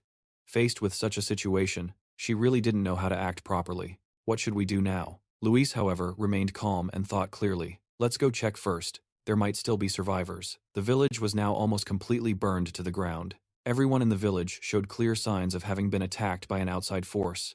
Luis slowly walked along the stone path, down both sides of the road. Countless bodies of innocent people were scattered about. Right then, in front of them, a monster was lying sprawled out on the white snow. It's a monster. After splitting up to search for a while, Phi finally returned. Young Master Luis, did you find anything? Phi shook his head with a sorrowful expression. No. I don't think there are any survivors. The twins, after helping with the search for a while, were also exhausted. There's nothing this way either. Luis, I'm hungry. He just now realized they had used too much energy on today's events, so he tossed them a few things to eat. Oh, right. We've been going all day. Here, take this and let's go. Suddenly, just as he was about to move on, something happened. Something happened behind him, making him turn his head. Behind them now was an entire legion that looked quite dangerous. Well, it's best to be cautious first. Luis immediately grabbed Khan by the collar and dragged him away. And, of course, C was no exception and was also grabbed by his shirt and pulled along. Luis was incredibly quick on his feet. To keep everyone from getting into danger again, he used all his strength to escape quickly. In just a flash, the figures of the three of them vanished into the thick white snow. Faced with his incredibly fast reflexes, the twins were very confused. Luis, why do we have to run away? Are you afraid of humans again? Luis was the type who believed prevention is better than cure, so he didn't want to get into trouble and then have to find a way out. I'm not afraid of them. But my death situations could easily get mixed up with events like this. Although they heard him say every word clearly, they couldn't understand a thing. What death situations? What is that? They're coming. Quick, hide your aura. Looking at the patrol team ahead, Luis couldn't stop praying for himself and the others. I don't want to get caught, please, just pass by. After a long and thorough inspection, a subordinate reported back to his superior. Reporting. Based on what we've gathered, he reported, it seems that monsters attacked the village, and there are no survivors. After hearing this, their commander's voice grew somber, and he said, all right, I will report to the Grand Duke. He approached the carriage and spoke respectfully. Your Grace. A voice from inside replied, I have been informed. I will get down and see for myself. The door of the carriage opened, and the man with a majestic appearance who stepped out was the Grand Duke of Can North. However, it seemed he wasn't alone in the carriage, as Can turned his head back to speak with someone else. Do you really have to? Come down and see for yourself. Especially in a situation like this, she was absolutely determined that she also wanted to contribute. I am the Grand Duchess, and if people are harmed in my lands, then it is my responsibility to soothe their souls. Since she was so resolute, Can had no reason to refuse her wishes. Then, she stepped down from the carriage in a slow and dignified manner, and that woman, with an air of nobility and elegance, was the Duchess of Can North. However, just as she had stepped out of the carriage and looked at the surroundings, unforgettable images from the past once again invaded her mind. The image of herself lying on the cold ground, her entire body covered in wounds, suddenly flashed through her thoughts, the Duchess of Canbach. At that moment, she suddenly turned deathly pale and became dizzy, unable to stand steady, which made him very worried. Are you okay? The next second, she regained her composure and reassured Kanta. I'm fine. Seeing the Duchess of Canbach's unstable condition, Kanta suggested that she get into the carriage and rest. However, being stubborn, she immediately refused. Are you trying to upset me even more? He stammered. But, faced with her stubbornness, Kanta was helpless. We've been together for 10 years, and I still can't overcome your stubbornness. After that, a smile unconsciously bloomed on the Duchess of Canbach's face. Whoever loves more is the one at a disadvantage. Then, she turned to the commander and asked, so there are no survivors at all? Although it was regrettable, he had to speak the truth. Unfortunately, no. Around this time of year is when the monsters are usually less active, but for some reason, they started rampaging yesterday. He fell into a thoughtful silence for a moment, as if recalling the monsters sprawled on the ground with terrified expressions on their faces. The commander concluded they were being hunted by a high-level entity. Hearing this, Kanta, who was trembling uncontrollably, felt his heart fill with guilt. It's my fault. If I hadn't mobilized the villagers, this wouldn't have happened. The Duchess of Canbach didn't want him to drown in sorrow, so she quickly comforted him. It's not your fault. Don't blame yourself. However, after eavesdropping on the entire conversation, Luis suddenly realized a harsh truth. Wait a minute. So what happened to this village is because of us. The fact that their survival came at the cost of the entire village's lives meant he couldn't help but feel guilty and blame himself. However, From where the twins and Sukuna were, a sound suddenly erupted, attracting the attention of the soldiers outside. Luis looked over at the two of them with a horrified expression and saw them acting like a pair of relaxed twins, casually making noise. The next second, they were in deep trouble with the commander as he realized another party was present. "Who are you? Come out now if you don't want to be cut down." It was one disaster after another, forcing Luis to carry the team on his back. He looked up at the sky, tearing his hair out in frustration. Is this some kind of cautionary tale for parents about watching their kids or something? Step out now. The commander was clearly not pleased and grew tense. He took a wide stance and pointed his weapon forward, growling, "Hurry up and get out here." Seeing that they still refused to show themselves and remained hidden, the commander issued a threat. "If you continue to be stubborn, don't expect me to show any mercy." At this point, Luis had a massive headache, not knowing whether to move forward or run for it. What should I do now? We can't just hide here forever. Seeing that no one had appeared despite his warnings, the commander began to radiate a furious killing intent as he stared ahead with a glare that could kill. "I've already warned you, so what I'm about to do is your own fault entirely." True to his word, he immediately channeled his energy into his sword, making it glow, before unleashing a crescent-shaped slash forward. The powerful attack sent dirt and rocks flying toward their hiding spot. This is bad, and just like that, in a flash, the entire area completely exploded. With an explosion of that magnitude, they must have been injured to some degree. Luis So was pelted by small wooden splinters from the explosion. To make matters worse, with his tiny body, he naturally didn't have the strength to withstand such a terrifying explosion and was immediately thrown back. He was in a pitiful state, getting slammed from one place to another continuously. Now, the cover they were hiding behind had been completely obliterated by the commander, leaving nothing behind. From within the hazy smoke, their figures emerged. The commander looked ahead and easily recognized that they were 3 children. He was a bit surprised by this. What? Chan and Luis so finally became visible as the thick smoke cleared. Everyone was extremely surprised to realize the victims of that explosion were just children. Even the Duchess of Kanbak was completely shocked by the 3's incredible resilience. Oh my God, how are these kids still alive? It's true that desperate times call for desperate measures. Suddenly, Luis So came up with a childish plan. Yeah, that's it. Taking advantage of his status. As a child, he started wailing, much to the confusion of the twins, in order to gain the sympathy of the Duchess of Kanbak. Having never seen Luis So act so strangely before, and now seeing him act like a toddler, a 3-year-old, made Si and Khan freeze on the spot in confusion. Luis So realized that crying by himself wasn't pitiful enough, so he turned around and pulled them in. "You guys cry too, hurry up." After hearing Luis So say that, the twins finally understood why he was doing it. Then, both of them cooperated perfectly and started wailing just like Luis So. The 3 of them were now putting on a performance so immersive, it was no different from Hollywood actors. Wow. As expected, with their god-tier acting, they successfully elicited sympathy from the Duchess of Kanbak. Oh, how pitiful. It seemed that just crying wasn't enough, so they even pretended to cling to her to show their fear. It was so scary. At first, it seemed like the twins were just imitating Luis So, but it turned out they were much better at it than he was. Are these kids even smarter than me? I wonder if the pranks they usually pull are also just an act. Kanta didn't give them a hard time, instead just gently kneeling down to ask, "Are you the only survivors?" Although he knew it was wrong for a child to lie, he had no other choice, so he sobbed as he replied, "Yes, sir." The man also felt great pity for the boy in front of him and gently patted Luis So's head. "You've been through a lot." However, from behind Kanta, the Duchess of Kanbak suddenly spoke up.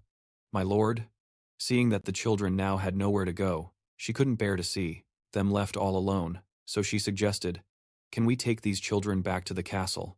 Kanta then sighed and agreed with the Duchess of Kanbak, as he couldn't bear to abandon the children either.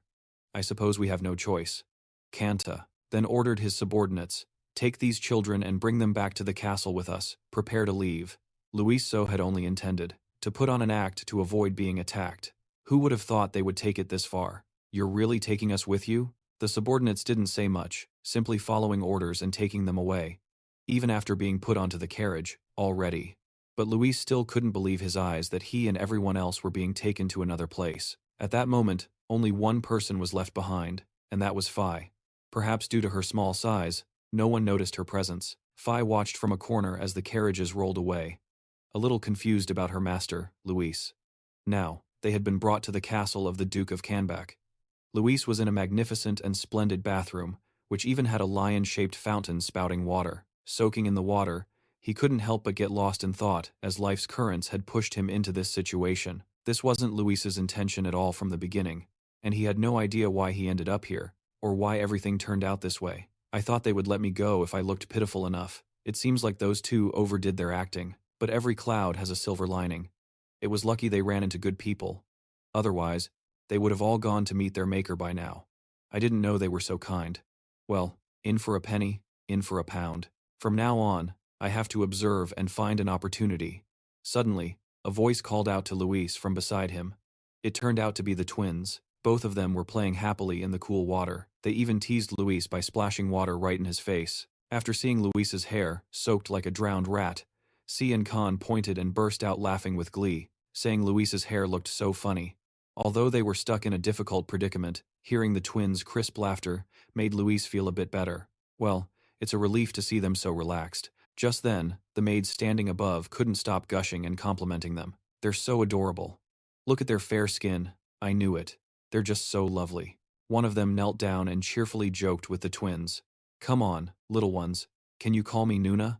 However, only Luis didn't like the presence of the maids at all. So noisy.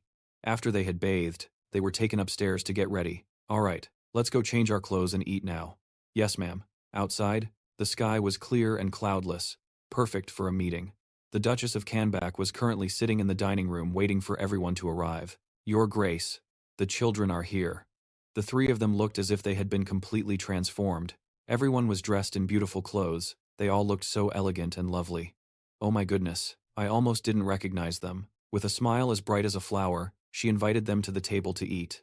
On the dining table, there was a countless number of delicious dishes. You children must be very hungry, right? Come and eat. They hadn't eaten a proper meal in days, so when they saw so much absolutely delicious food, their eyes lit up, and they immediately rushed to the dining table. Look at all the food.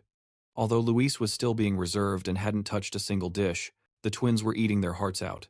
He had to tip his hat to Si and Khan's lightning-fast adaptation. How did they adapt so quickly? Luis thought to himself as he ate. Whatever. We might be leaving this place soon, but I can't just be indifferent when Phi might be in trouble.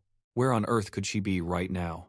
Back in the snow-covered forest, the sky was now blanketed by the dark of night, but just then, a brilliant light flashed like a shooting star streaking across the sky, and that streak of light turned out to be Phi. She was desperately trying to find the castle where everyone had been taken. The carriage tracks are definitely heading where I need to go.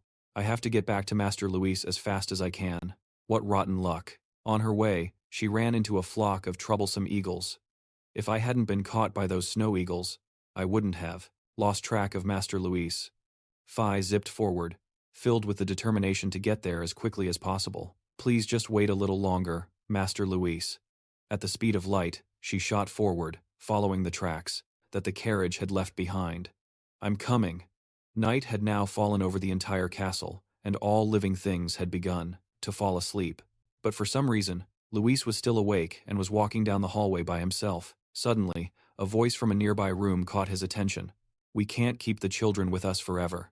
Luis cracked the door open and peeked inside, curious to eavesdrop. I know, but right now, inside the room, the Duchess of Canback was sobbing, looking deeply heartbroken. Every time I look at the children, I hear the voice of our late little girl. Kanta placed a comforting hand on her shoulder. My love, I understand how you feel. It seemed the two of them were disagreeing, but seeing those children as our deceased child is not right. You must stop. Please forget our late daughter. But the Duchess of Canback, with a mother's heart, couldn't possibly do as he said and retorted, how can you ask a mother to forget her own child? Hearing their conversation, Luis could sense her immense pain. It seems she lost a child, which explains why she's been treating us with such unusual kindness. Suddenly, the Duchess of Canback gripped his hand tightly, as if pleading with him for something. As a mother, who had lost her child, the Duchess of Canback hoped those children could soothe her pain. So, she proposed to Kanta. My dear, no, Kanta, please, let's treat those children as our own son and daughter. Hearing her intention to adopt them, Luis was completely stunned with his jaw on the floor. After eavesdropping on the conversation between Kanta and the Duchess of Canback, Luis went into another room and began to think deeply. He sat, with his arms crossed on a chair, unable to comprehend their feelings. We've only just arrived, so why would they see us as their own flesh and blood? With his vast experience, he was well aware of the social standing of Kanta. The Grand Duke of Kanbak is a member of the royal family of the most powerful nation, and the ruler of the Winter Continent. So it was certain that if Luis became their son, he would practically have the world in his hands. Becoming the adopted son of a Grand Duke means I could immediately become a key figure in the country. Thinking about this, it was a huge step up for Luis, but for Kanta, this would be incredibly difficult to do. This is definitely a very difficult proposal, even if the one who wants it is the Grand Duke's wife.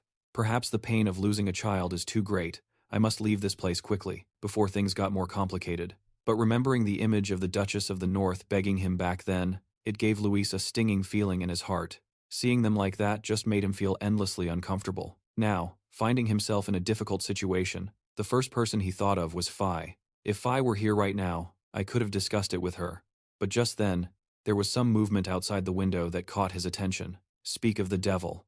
At the speed of light, she quickly appeared at the castle, knocking on the window repeatedly. When the young master saw her here, just when he was facing a problem that was most difficult to solve, he was overjoyed and immediately threw the window open for Phi to come inside. She quickly rushed in and hugged Luis. He, in turn, broke into a wide smile and asked about where she'd been. You idiot, where have you been all this time? Phi cried nonstop, hugging him as she replied, I'm so sorry. Luis didn't want to lose Phi ever again, so he instructed her carefully.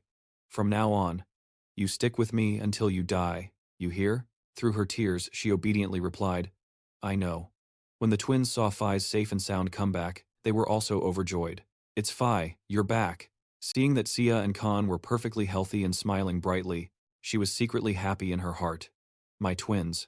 Now, everyone was gathered in the room, with no one missing. Phi, after seeing that all the members of the expedition team were now present and safe, immediately suggested continuing their journey. We're finally reunited. Now we can get going again. However, recalling his earlier conversation with the Duke of the North, Luis stammered, right. But actually, I was thinking we should stay here a little longer. At his words, Phi was extremely puzzled as to why Luis would want to linger here. Why? Can't we leave right now? Faced with her question, Luis also didn't know how to explain, so he looked away and stated his opinion. I mean, you see, they've treated us very well. And I also found out that the Duke and Duchess just lost their child, so I feel it would be a little strange if we suddenly left like this. It seemed that even with Luis's explanation, Phi still didn't quite understand what he meant, so she just looked at him with a confused expression and said nothing more. Seeing everyone standing frozen for 5 seconds, Luis tried to dig up something more to convince them. I'm serious. Besides, we're not stuck in a dangerous situation, and we can also gather more information about the Winter Continent. However, what caught Phi's attention right now was Luis's attitude. Usually, the young master was very calm, but he seemed a bit flustered in this situation. Now, after listening to Luis's idea for a while, she was also very happy to know that Luis had such a warm heart. Still, seeing him be this kind just makes me want to serve him even more. Now, having grasped what Luis wanted, Phi also made a suggestion. If that's how you feel, young master, then why don't we try this? Hearing her suggestion, he became very curious about what it was. What is it? As expected, Phi was always worthy of a perfect 10. She suggested a method to Luis S., explaining that since ancient times, the dragon race has placed great importance on their first encounters. In that case, then the Duke and Duchess are Master Luis S. first acquaintances, right? He immediately confirmed. That's right.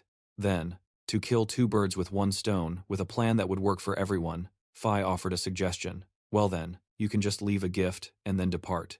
For example, if the problem here is that they don't have a child, then the issue will be solved if they just have one, right? However, faced with this seemingly great idea, Luis S. was quite concerned about its feasibility. It's easier said than done. Creating a child isn't something that can be done so easily. Suddenly, he remembered something. Wait a minute, we don't have to give them a child right away, do we? When their own child is born, our sudden disappearance will no longer be a problem. Faced with her cleverness, Luis S. didn't hesitate to praise her. That's a great idea, Phi. Receiving his praise, she acted modestly. I was just making a suggestion. After finalizing what they needed to do, Luis S. got to work. All right then, let's start preparing for the next step. At that moment, the Duchess of Kanbak was enjoying tea alone on the balcony. She gazed at the scenery before her, her eyes filled with hidden thoughts. Suddenly, a voice called out, causing her to turn around. "Madam." It was C and Khan. The little girl and boy smiled brightly and ran over to the Duchess of Canback, vying for her attention. "Madam, please play with us." She wasn't at all annoyed by their playfulness. "Oh my." After a while of playing to their heart's content, she suggested, "All right, are you two bored already? Let's have some cookies." Both C and Khan replied in unison, "Yes, ma'am." When Luis S. peeked in, he saw the three of them sitting and chatting happily, which made him very happy. Now, the success of the plan depended entirely on C and Khan. He had placed all his faith in the two of them. "I'm counting on you two." Meanwhile, Kanta was in a meeting with his subordinates. "Handle that matter accordingly." Before concluding, he added a reminder, "Remember to pay attention to the soldiers' training schedule." Suddenly, a very neatly dressed Luis S. appeared before him and flashed a bright smile. The two of them stared at each other and froze awkwardly, neither saying a word. Seeing him suddenly standing in front of him, Kanta figured there must be a reason, so he asked, "Do you need something?" Luis S. quickly replied respectfully, "No, sir." Noticing that he was alone, Kanta also wondered, "So where are your friends?" Luis S. answered without hesitation, "They're playing with the Duchess, sir." Seeing him speak to him so calmly, the Duke asked another question. "Aren't you afraid of me?" Luis S. replied, "Not really, sir." Faced with Luis S.'s friendly attitude towards him, he felt that this was a special child. Usually, children were very afraid of him and didn't even dare to stand near him. This child is truly strange. At that moment, Kanta suddenly saw the image of Juno, his son, in Luis. It was as if, after that, a relieved smile he hadn't worn in a very long time unconsciously appeared on his lips. Then, Kanta reached out and lifted Luis S. up, as if he were holding his very own son. As he was when asked to play with Kanta, he seemed extremely delighted, his eyes crinkling with a smile. "All right, would you like to play with me?" "Yes, I would." And so, the two of them went into the room. The atmosphere became incredibly warm. "Let's go play in my office." "Okay." Even his subordinates hadn't seen Kanta this happy in a long time. How long has it been since he last smiled like that? That's what I was thinking. After having a blast playing with Kanta, Luis eagerly showed everyone. For real, these gems look incredibly special. But just a few seconds later, his expression turned serious. "The fun and games are over. It's time to get down to business." Then, Luis asked about the progress of the twins' work. "Did you two successfully complete your mission?" Both C and Khan confirmed together that they had completed their assigned task very well. "Of course we did. I mean, yes, Captain, we had a wonderful time drinking tea and eating snacks with the Duchess." Seeing the high-quality completion of the mission by the twins, Luis was very pleased and turned to Finn. "Good, very good. What about you?" And the mission that Finn was assigned was to act as a detective and find out the Grand Duke's daily schedule. Based on what she had found out, she reported, "The Grand Duke usually wakes up at 5 o'clock to work. In the afternoon, after lunch, he continues with his work and begins training after dinner. His bedtime is around 11 o'clock, and he usually contacts the Duchess 5 times a day. That is my report." After hearing the extremely detailed information from Finn, he was incredibly satisfied. "Good, well done." But then she accidentally called him by his name, and when Luis saw the girl address him so directly, he turned purple with anger and corrected her. "It's Captain." The girl immediately corrected herself. "Captain, we did what you told us to. But what exactly are we doing?" Even Khan was very curious and wanted an explanation for this. "That's right, playing with the Duchess won't make a baby." However, there was a reason why he chose to do this, a reason that the twins probably wouldn't understand yet. Such kids, when Luis called them kids, they thought to themselves, "You're younger than us." Then, Luis carefully chose his words to explain the situation to the twins. "Listen carefully. To have a child, the relationship between the two parties must be very close. The Grand Duke and the Duchess are still suffering from the psychological trauma of losing their children, and this is exactly what he is aiming for. If they spend time playing and enjoying themselves with adorable children, wouldn't that help heal their souls? The pain of losing a child will gradually subside, and then, step by step, they will become more comfortable with each other." After a while, Luis's mind was no longer so innocent and gradually turned darker, and then history will be written at night. But the more he talked, the more confused the twins became. Why write history at night? Is it better to write at night? When they asked that, Luis was at a loss. He couldn't just say it outright, so he chose to be evasive. "This is grown-up stuff. What would kids know about it?" Meanwhile, C and Khan were still very indignant about not getting a straight answer. He was focused on the lawless book in front of him. So now, Luis placed the book on the table. The book's cover read 1,000 Elixir Variations in Alchemical Formulas. After spending so much time preparing and planning, the time was right to set everything in motion. Shall we begin? The formula for an alchemical elixir? Seeing Luis take out a very strange-looking book, Phi asked, "What is that?" Luis then recounted how he found the book. "I found this in my father's library while I was trying to figure out how to enhance the effectiveness of elixirs. But life isn't a fairy tale, and he had to pay the price for my meddling curiosity. I experimented with thousands of elixirs but was caught by my father, and then he sealed away all those potions after giving me a thrashing. It's truly killing two birds with one stone." It was unlucky that Luis got a thrashing, but lucky that it ended up helping him twice. Who would have thought that the research he painstakingly put in to prolong his life would be used for this? After flipping through the pages to search for information, he finally found what he was looking for. Here it is.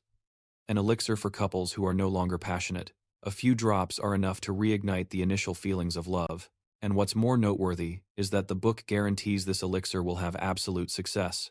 Luis exclaimed. This is it. The page with the words "instant solution with a 100% success rate for couples wanting a child." Having identified what he needed to do, he immediately got to work while the iron was hot. Luis threw open the two doors of the wardrobe. Then, before stepping into the space inside, Luis didn't forget to instruct the twins. "If anyone comes looking for me, just say you don't know, okay?" Connie and Khan immediately agreed. "We got it." After stepping inside, he then began to unleash his power. Luis extended his hand forward and formed a purple magic circle. His eyes now glowed brightly, and the entire space was enveloped by his powerful energy. Now is when it all begins. Space expansion. The space inside the wardrobe now seemed to be affected by his technique and began to change. Luis was truly extraordinary. In just an instant, the tiny space in the wardrobe had expanded into a spacious room. This much should be enough, right? Seeing that the first step was a complete success, he proceeded to the next. All right, now let's get to work. Scene changed to the castle's kitchen. At this moment, the kitchen was completely empty, with no sign of anyone. A suspicious-looking bucket was sitting on the kitchen counter. A small hand slowly lifted the large bucket. It was Phi, who, after being given a noble responsibility, was now hiding under a bucket. To avoid being discovered, she peered around cautiously before daring to reveal herself. "Is anyone here?" After confirming she was the only one there, she took out a pink potion vial from her magic pouch. However, one vial wasn't strong enough, so she pulled out another one. "Phi, listen to me." She began to recall the critically important mission Luis had given her. "Sprinkle these vials evenly on the ingredients that the Grand Duke and Duchess will eat today." To avoid any confusion that could lead to an unforeseen disaster, he had specifically emphasized this to Phi. She was only supposed to sprinkle it on their specific food. However, despite being given such clear instructions, Phi became flustered as she glanced around the room filled with so many ingredients. But how am I supposed to know what they're going to eat? Hugging the potion vial, she stood there pondering for a while, not knowing the right thing to do. But in the next second, Phi stopped thinking, as it was just giving her a headache, and directly sprinkled the entire potion on all the ingredients, in the kitchen rather aggressively. Who the heck knows? Better to just use it all up. After she finished sprinkling the food area and the fruit, Phi zipped over to the flour storage area. It was very likely the Grand Duke and the Duchess would also eat starchy foods, so she figured it was better to be safe than sorry. They'll eat bread too, so I'll sprinkle it in there as well. But she didn't stop there. Phi even sprinkled the magic potion into the water basins, in case they drank some water too. The clear water now gradually turned into a sweet pink color of love. The water in the basin now had a mystical purple hue, rippling gently and reflecting the light from the energy source above. Phi hovered high above and released a powerful, bright pink stream of the magic potion with a forceful motion. At this moment, the white sacks of flour below also gradually absorbed the magic potion and turned a light pink. After transforming all the food and ingredients in the kitchen into a pink color filled with the flavor of love, she let out a proud smile. Mission accomplished. After doing what she needed to do, Phi flew out of the kitchen at the speed of light, now to go back and report to my master. In just a moment, time passed to the next evening. At this time, Luis was hiding behind a corner to scout the situation and see how his plan was progressing. The sun had now gone to sleep, making way for the stars above, and it was time for Luis's magic potion to take effect. That's the Grand Duke and Duchess's bedroom, right? If Phi did exactly as I said, then the food that they ate today already has the magic potion in it. However, as he was scouting the situation, he suddenly whipped his head around when he heard the whispers of the maids. So what I mean is this. And, oh my gosh. Really? The two of them are laughing and talking, looking very happy. Wow, so Janice suddenly confessed his feelings, huh? I never would have expected that. The two of them walked on, giggling shyly. Tonight is going to be so embarrassing. After they had disappeared from view. At this moment, Luis, hiding behind the wall, still didn't dare to make any noise. He was almost discovered, and now, he breathed a sigh of relief, having escaped a close call. That was close. But then Luis had to focus, back on his main mission. He immediately looked into the couple's bedroom. At this moment, Kanta and the Duchess of Canback were together, but neither said a word to the other. However, this awkward atmosphere didn't last for long, as Kanta was the first to speak. Ahem. Then his eyes began to look affectionately towards her. At this moment, the Duchess of Canback was still sitting motionlessly, not making any move. Although on the outside she was as calm as a still lake, inside her heart was now fluttering strangely. Oh my. I suddenly feel so strange. Why is my heart beating so fast today? Just as the Duchess of Canback was still trying to understand this change in herself, the Duke gently placed his hand on her shoulder, making her jump in surprise. The two of them now looked at each other shyly. Love was blooming in their hearts, creating a romantic atmosphere that stirred them to their very core. With a serious yet infatuated gaze, he gave her a compliment. You look very beautiful today. It had been a long time since the Duchess of Canback had felt the sweet taste of love, so she looked at him with a fluttering heart and slowly replied, My dear. The two of them, perhaps sensing the emotions blooming in each other's hearts, held each other's hands tightly. In their eyes now, there was nothing but love for their other half. Luis, who had been watching all this time, standing outside and witnessing the whole thing, could finally feel relieved that everything was going according to his plan. This is going to be a steamy night. But just then, the twins came over and asked curiously, Luis, what are you doing here? What's steamy? Caught by them, he immediately covered his mouth, not wanting to reveal adult matters to these two kids, no matter how much they demanded to know. Huh? What is it? Tell us, please. Anyway, it was already dark, so Luis grabbed one in each hand and dragged them to their room for bed. What do you need to know that stuff for? Being dragged so roughly by Luis, they cried out, It hurts! Before leaving, Luis looked back and gave a satisfied smile, happy that they had helped the Grand Duke and Duchess. We've done what we needed to do. Finally, a night full of unforgettable emotions passed. The sun rose high, shining its warm light down on everything. At that moment, the Duchess of Canback was strolling down the hallway, enjoying the atmosphere filled with light and feeling happier than ever. It's been a long time since the weather was this beautiful, huh? But suddenly, she saw maids pacing back and forth as if they were looking for something. Seeing that they seemed to be having some trouble, she approached to ask, What's all this commotion so early in the morning? One of them stammered, My lady, it's just... It seemed the Duchess of Canback had just received some shocking news, as she immediately rushed into their room and threw open the door. A maid who saw her burst in had a somber expression, My lady. She seemed very panicked as she questioned them. What on earth happened?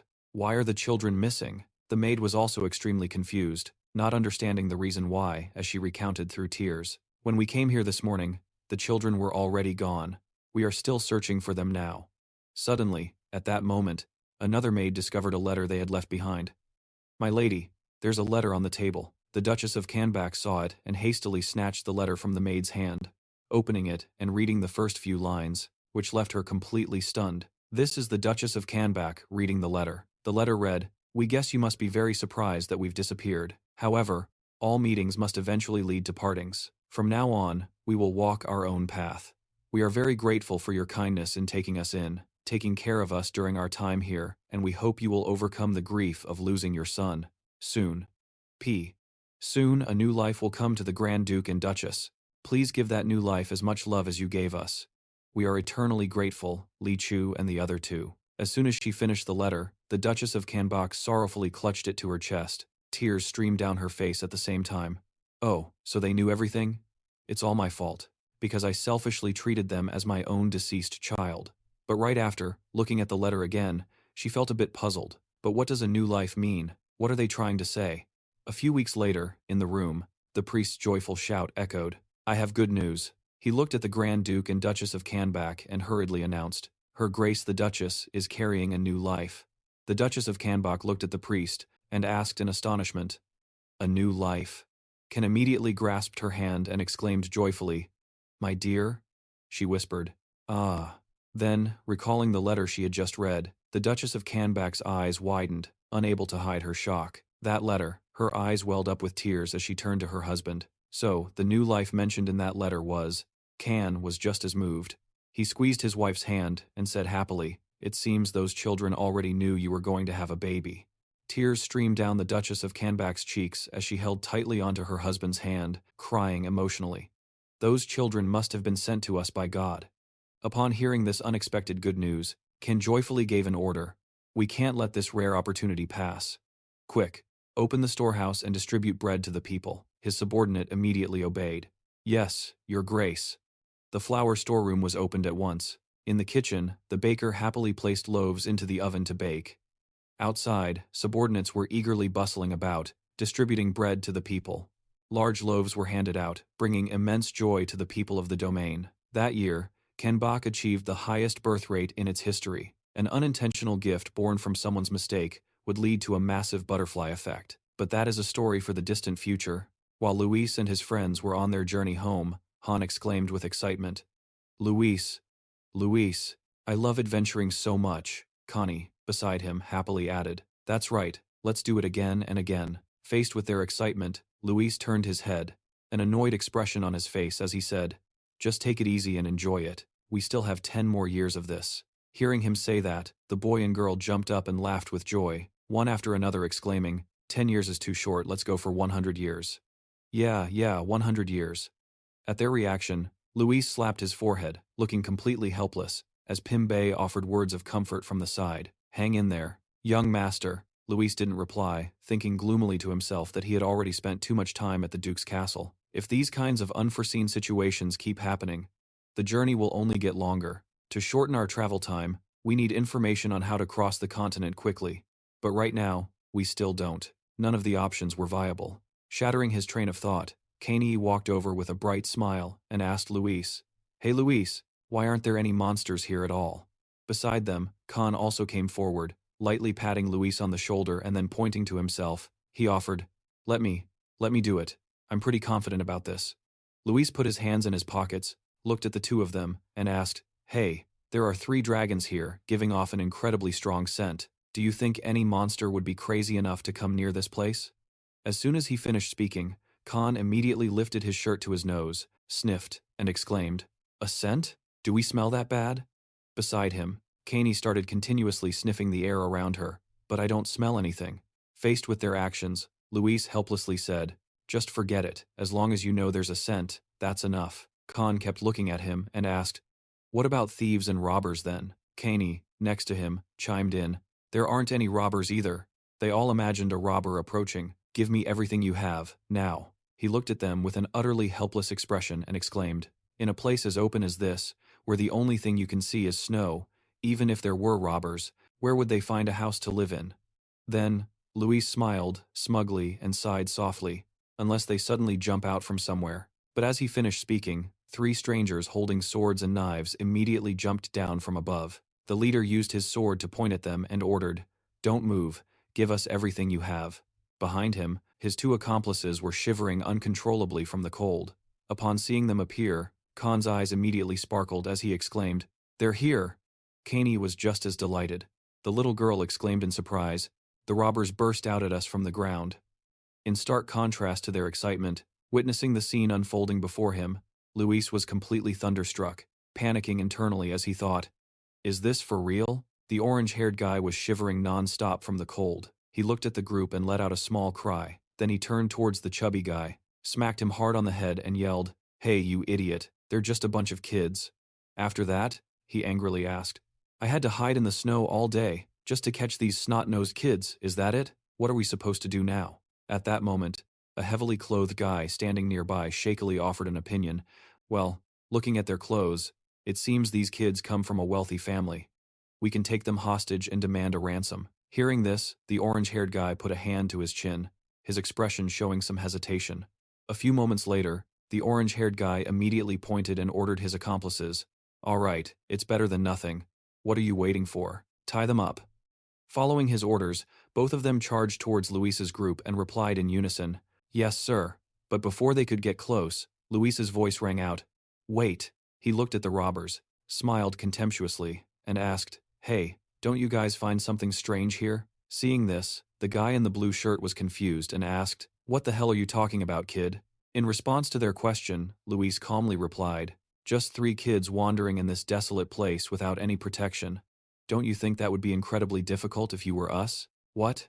As soon as he finished speaking, the guy in green immediately panicked and looked around frantically. "You mean there's an adult around here?" He looked at the bandits' expressions and calmly replied, "No, there's no one else here." Hearing that, the guy in green then asked, "Then why would you say something like that?" Seeing that they still didn't get it, Luis smirked slightly and shrugged his shoulders, and said, "You'll figure it out if you just think a little." Just then, Phi suddenly flew up to Luis's ear and asked, softly, "What should we do now?" "Master Luis." He tilted his head, repeating her words. "What to do?" Right after that, his eyes immediately turned vicious, and he revealed his plan. "These 3 guys must have some stolen treasure, right? So we have to take this chance to rob them clean." At that moment, Khan approached him and kept urging, "Luis, let's go play some more."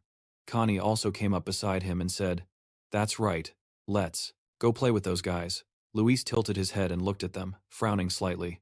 "What, go play? You guys are at it again." Then, Luis put a hand to his chin, thinking to himself, "Wait a minute. That's not a bad idea, is it? If we want to steal their stuff, we have to go to their hideout, right?" Over with the bandits, the leader walked over to his cronies and angrily urged them, "What are you guys just standing around for? Get to work, what did I tell you?" Suddenly, the orange-haired guy exclaimed, "Huh?" Luis suddenly raised his hands, to Khan and Connie's confusion. He looked at the group of bandits and said, "We surrender, we'll go with you quietly." At his action, the bandits couldn't help but be surprised. Luis looked at them and pleaded, "Please don't hurt us." Luis's group went along with the bandits. Not only were they not scared, but Khan and Kaney were also looking around, with excited expressions. Seeing their strange behavior, the guy in green turned to look at them with a confused expression. Then the guy in green turned to the orange-haired guy and asked, "Hey, don't you think they look really suspicious?" He frowned and asked back, "What do you mean?" The guy in green replied, "When you're kidnapped, there's no way you can be relaxed, right? But they look like they're on a leisurely stroll without a care in the world." Hearing that, the orange-haired guy turned back to look at them and said, "What do you know? We're just going to profit off them, whether it's by getting a ransom or selling them as slaves." Just then, the chubby guy suddenly pointed forward and exclaimed, "We've arrived." Before them was a massive, towering door set in front of a stone cave. As soon as they saw the bandits' hideout, Khan and Connie couldn't help but feel excited and exclaimed one after another, "Whoa, this is so cool." Upon stepping inside, Luis placed his hand on the stone walls to feel them. His eyes filled with amazement as he thought to himself, "I've only ever seen this kind of complex craftsmanship among my father's assets. Is this really a hideout for bandits?" Just then, the chubby guy walked over to Luis and boasted proudly, "Isn't our hideout cool? It was all done by our boss." Seeing this, Luis couldn't help but wonder and asked, "A boss? Who is that?" The chubby guy raised his hand and replied, "Our boss is." But before he could finish, the orange-haired guy rushed over and smacked him hard on the head. He angrily grabbed the chubby guy's collar and said, "Why do you always run your mouth? What's with that mouth? What if these kids get out and talk?" Faced with the orange-haired guy's anger, the fat one was a bit scared and flustered. "Sorry. I'm sorry."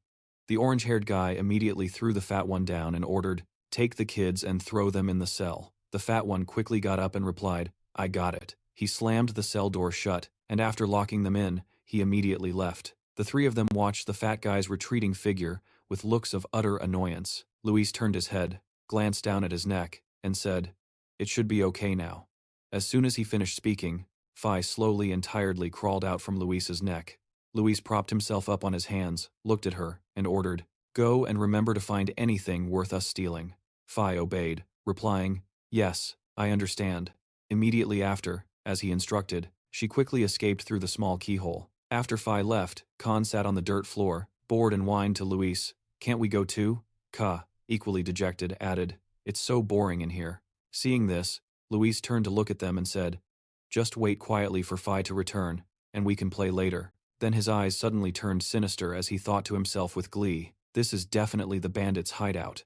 If that's the case, they must have a lot of loot hidden here. How interesting. Heh heh heh. Meanwhile, the bandit chief was busy crafting a weapon. He slowly hammered at the stone with his hammer. A piece of the stone wall cracked and fell, making a loud noise. Suddenly, from outside the door, his subordinate's voice called out to report, "Boss, we're back." He was the boss of the Red Axe bandits, Balo. He looked at the orange-haired man bowing before him with some satisfaction and asked, "All right, good work. Did you get a big haul?" The orange-haired man shook his head and replied, "Not exactly, sir.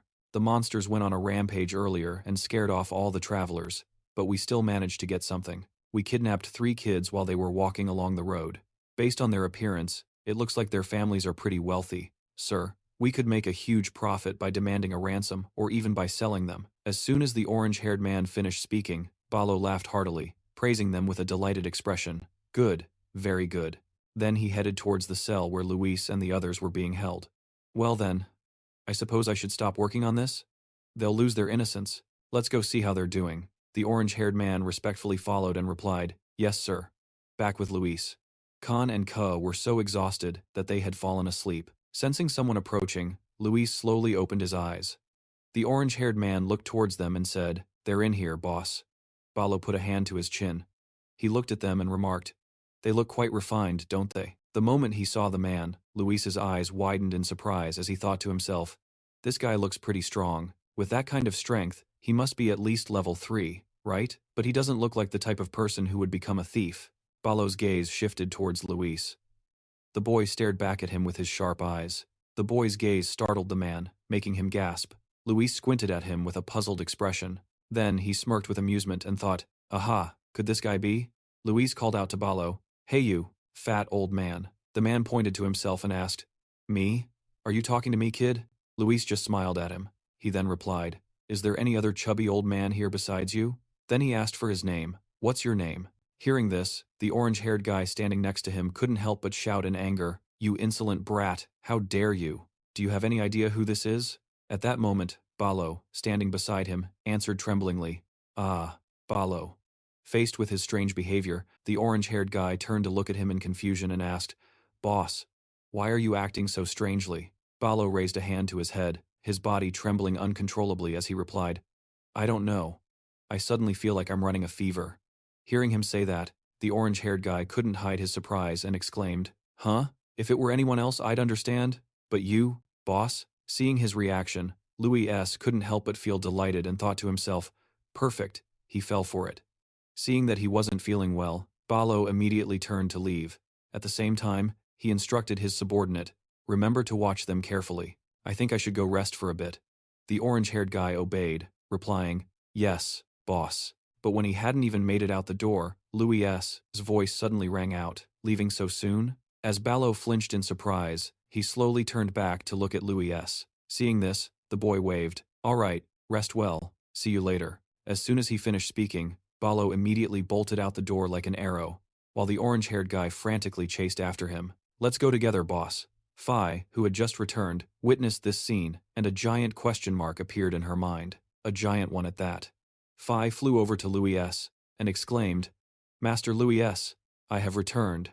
He looked at her with his hands on his hips and asked, "All right, did you find anything?" Phi sighed in disappointment and replied, "It seems the warehouse and everything else are completely empty. Instead of treasure, I think these bandits are more likely to starve to death." Hearing this, Luis, his expression immediately turned sour as he grumbled, "Tsk, so they're the broke type, huh? It seems like I've been had, haven't I?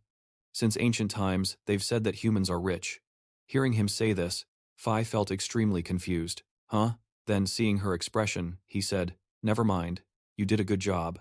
After that, he instructed, "I'm going out for a bit, so remember to take care of the kids." When Phi heard that Luis was planning to go out without taking her, she couldn't help but panic and exclaim, "Master, can't I go with you?"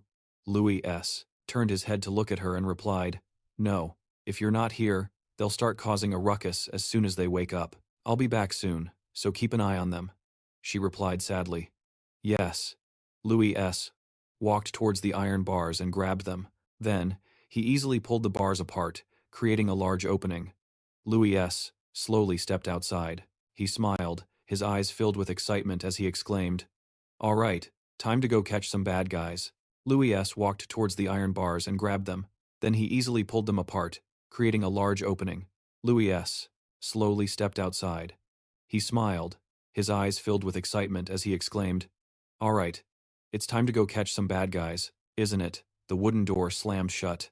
Balo exhaustedly slumped onto a chair, letting out a long sigh before feeling a bit better. He looked up at the ceiling, frowning slightly, and wondered to himself, just who is that kid? Anyway, I've never felt so strange before. It was like facing an invincible monster. It made my whole body freeze up. But soon, he was lost in thought. A moment later, Balo smirked, thinking smugly to himself, "No, there's no way a guy like me would be afraid of some ordinary kid." He propped his head up, resting his chin on his hand, and muttered, "I've been resting for too long. I must be getting rusty." Suddenly, Luis appeared right next to Balo. He smiled with a wicked grin and asked, "Something fun going on?" Hearing his voice, the man couldn't help but be startled and let out a shout. Balo pressed himself against the wall, staring at Luis in panic. The boy waved at him. "Hey there, we meet again." "Huh?" Seeing him, Balo couldn't help but ask in astonishment, "How in the world did you get out of here?" Luis calmly replied, "I just walked out, that's all." Seeing him slowly approach, the man narrowed his eyes, watching Luis warily. Just then, he grabbed a nearby club. Balo held the club up in front of him, looking at Luis and shouting, "Don't you come any closer." At his reaction, Luis turned around, casually putting his hands in his pockets, and then laughing contemptuously. "Oh, for such a big guy, you sure get scared easily, huh?" Balo ignored Luis's taunts. He narrowed his eyes and tried to shoo him away. "I don't know how you got out of there, but I'll let it slide just this once, so get lost." Hearing that, the boy turned his head back to look at him and asked, "And if I don't?" Balo looked at him, his voice trembling slightly as he spoke. "Then I'll have no other choice but to beat you until you leave." Luis walked forward, all the while putting on an air of mockery in response to Balo's threat. "But what if I still don't leave? Luis isn't going anywhere. You get it, old man? Go on, try and hit me. Hit me." Seeing Luis's mocking behavior made Balo furious. He used his weapon to attack the boy, shouting, "You rotten brat." But in an instant, looking at his own attack, his eyes filled with panic as he thought to himself, "Oh crap, I got too angry and accidentally used my full strength. It's too late to stop now. You have only yourself to blame for provoking me." As Balo's weapon rushed toward him, Luis's expression showed no fear. He didn't even try to dodge, just stared intently at the shape of Balo's descending weapon. But before Balo's weapon could even touch Luis, it suddenly stopped, and he couldn't move it any further. Balo looked at his own hand with a completely baffled expression. "How can this be? Why did my hand just stop on its own?" Seeing this, Luis smiled faintly. He moved gracefully, tilting his head to look at Balo and asked, "What's wrong? Aren't you going to hit me anymore? You're a little weak for your size, you know." Luis's mockery pushed Balo's anger to its peak. He used his weapon to attack with all his might toward Luis. The boy didn't dodge, calmly placing his hands behind his back to watch Balo. Luis smiled, glancing toward Balo's weapon, making it so that no matter how he attacked, he couldn't land a hit on Luis. After a while, the man exhaustedly set his weapon down on the ground, and Balo himself collapsed, panting from exhaustion. Luis looked at him, smiled, and asked, "What's this? Is that all you've got?" Then the man frowned, his body trembling uncontrollably, and he looked at Luis to ask, "Tell me, who exactly are you?" Luis furrowed his brow slightly, then smiled and replied, "Me?" But Luis didn't finish his sentence. Asked Balo, "You knew the answer to that question from the very beginning, didn't you?" He was stunned and exclaimed, "What? How could you?" Suddenly, Phi's voice cut in, "Master Luis S." He turned his head toward the source of the voice. She flew over, sobbing, and then reported the situation. "The twins are causing a ruckus again because they said they're bored. I can't stop them by myself." Balo couldn't help but be astonished by Phi's appearance, exclaiming, "A fairy?" As soon as Phi saw Balo, she began to assess him. She moved closer to him to observe more carefully, then muttered in confusion, "That's strange." Startled by Phi's comment, Balo cried out, "What?" Phi looked at him and spoke her thoughts aloud. "You definitely have the scent of a dwarf, but your size is more like an orc's even." Luis S. frowned, looked at her, and said, "That guy is a half-dwarf, probably a mix between a human and a dwarf, right?" She flew closer to him and asked, puzzled, "A half-dwarf? But how is he even bigger than a human?" Luis S. replied, "I don't know either, but that's definitely what he is." Breaking up their conversation, Balo asked, How can I be a half-dwarf? Luis S. looked at him and smiled faintly, then said, I told you, didn't I? I bet you already know who I am. At the same time, he thought to himself, try to remember.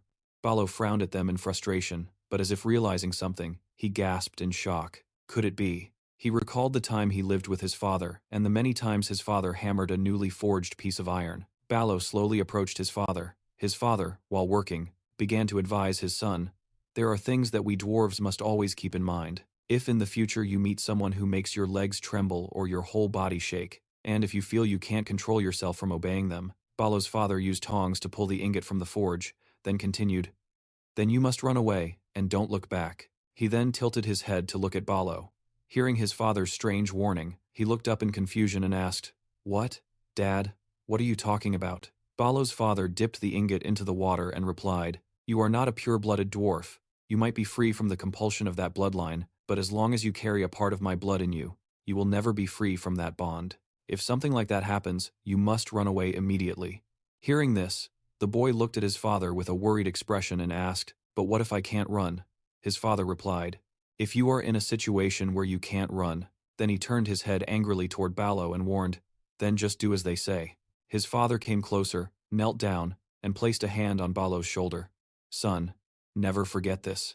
If you encounter such a situation in the future, you must flee immediately. You were born with half-human blood. I know you're not a fool. Hearing this, Ballo asked in confusion, Dad, but what are those people doing, anyway? His father immediately raised his hand, clamped it over Ballo's mouth, and glanced around cautiously. Their ears are always listening. Never speak so carelessly anywhere. As for who they are, they return to reality.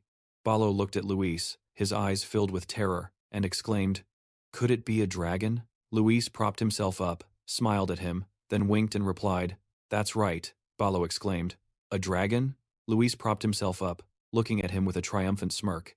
He thought to himself, I suspected it from the start because of his size, and it turns out my guess was right. Then, he recalled the past. From the very first time he saw him, he had a sense of déjà vu. Just like the time he first saw the dwarf repairman working with his father. Dwarves are an intelligent race, so he had asked his father if it was okay to make them work for free like that. Genlocker held out his hand in front of Luis, smiled, and said, There's nothing to worry about, Luis. This is the punishment for what they did to us for generations. He thought, they call it the blood bond.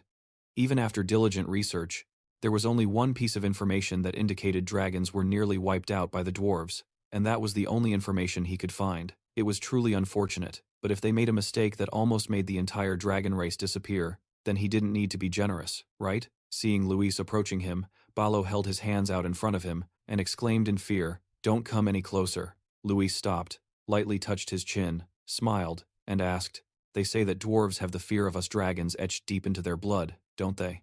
Then, he immediately commanded, So, Ballo, from now on, you will be my minion. As soon as he finished speaking, Ballo couldn't help but panic. He put his hands on his face and screamed in despair. Yes, Fiend, standing beside them, sighed helplessly. Young Master Luis really is blatantly forcing him to be a minion. Ballo was utterly desperate now.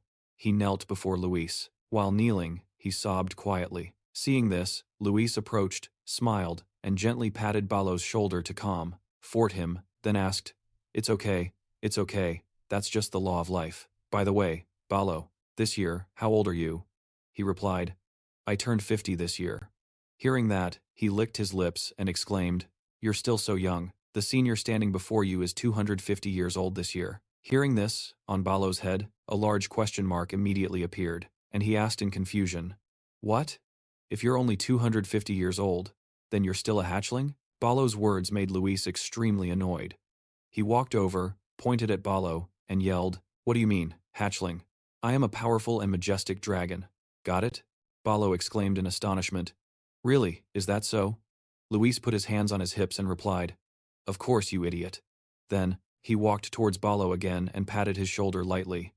All right, let's get down to business. You will work for me for 10 years. As soon as Luis finished speaking, he couldn't help but exclaim in shock. What? 10 years? Luis continued. Around that'll be about 10 years, but it could be less. Ballo no longer objected. He looked at him with a serious face and asked, What will I have to do?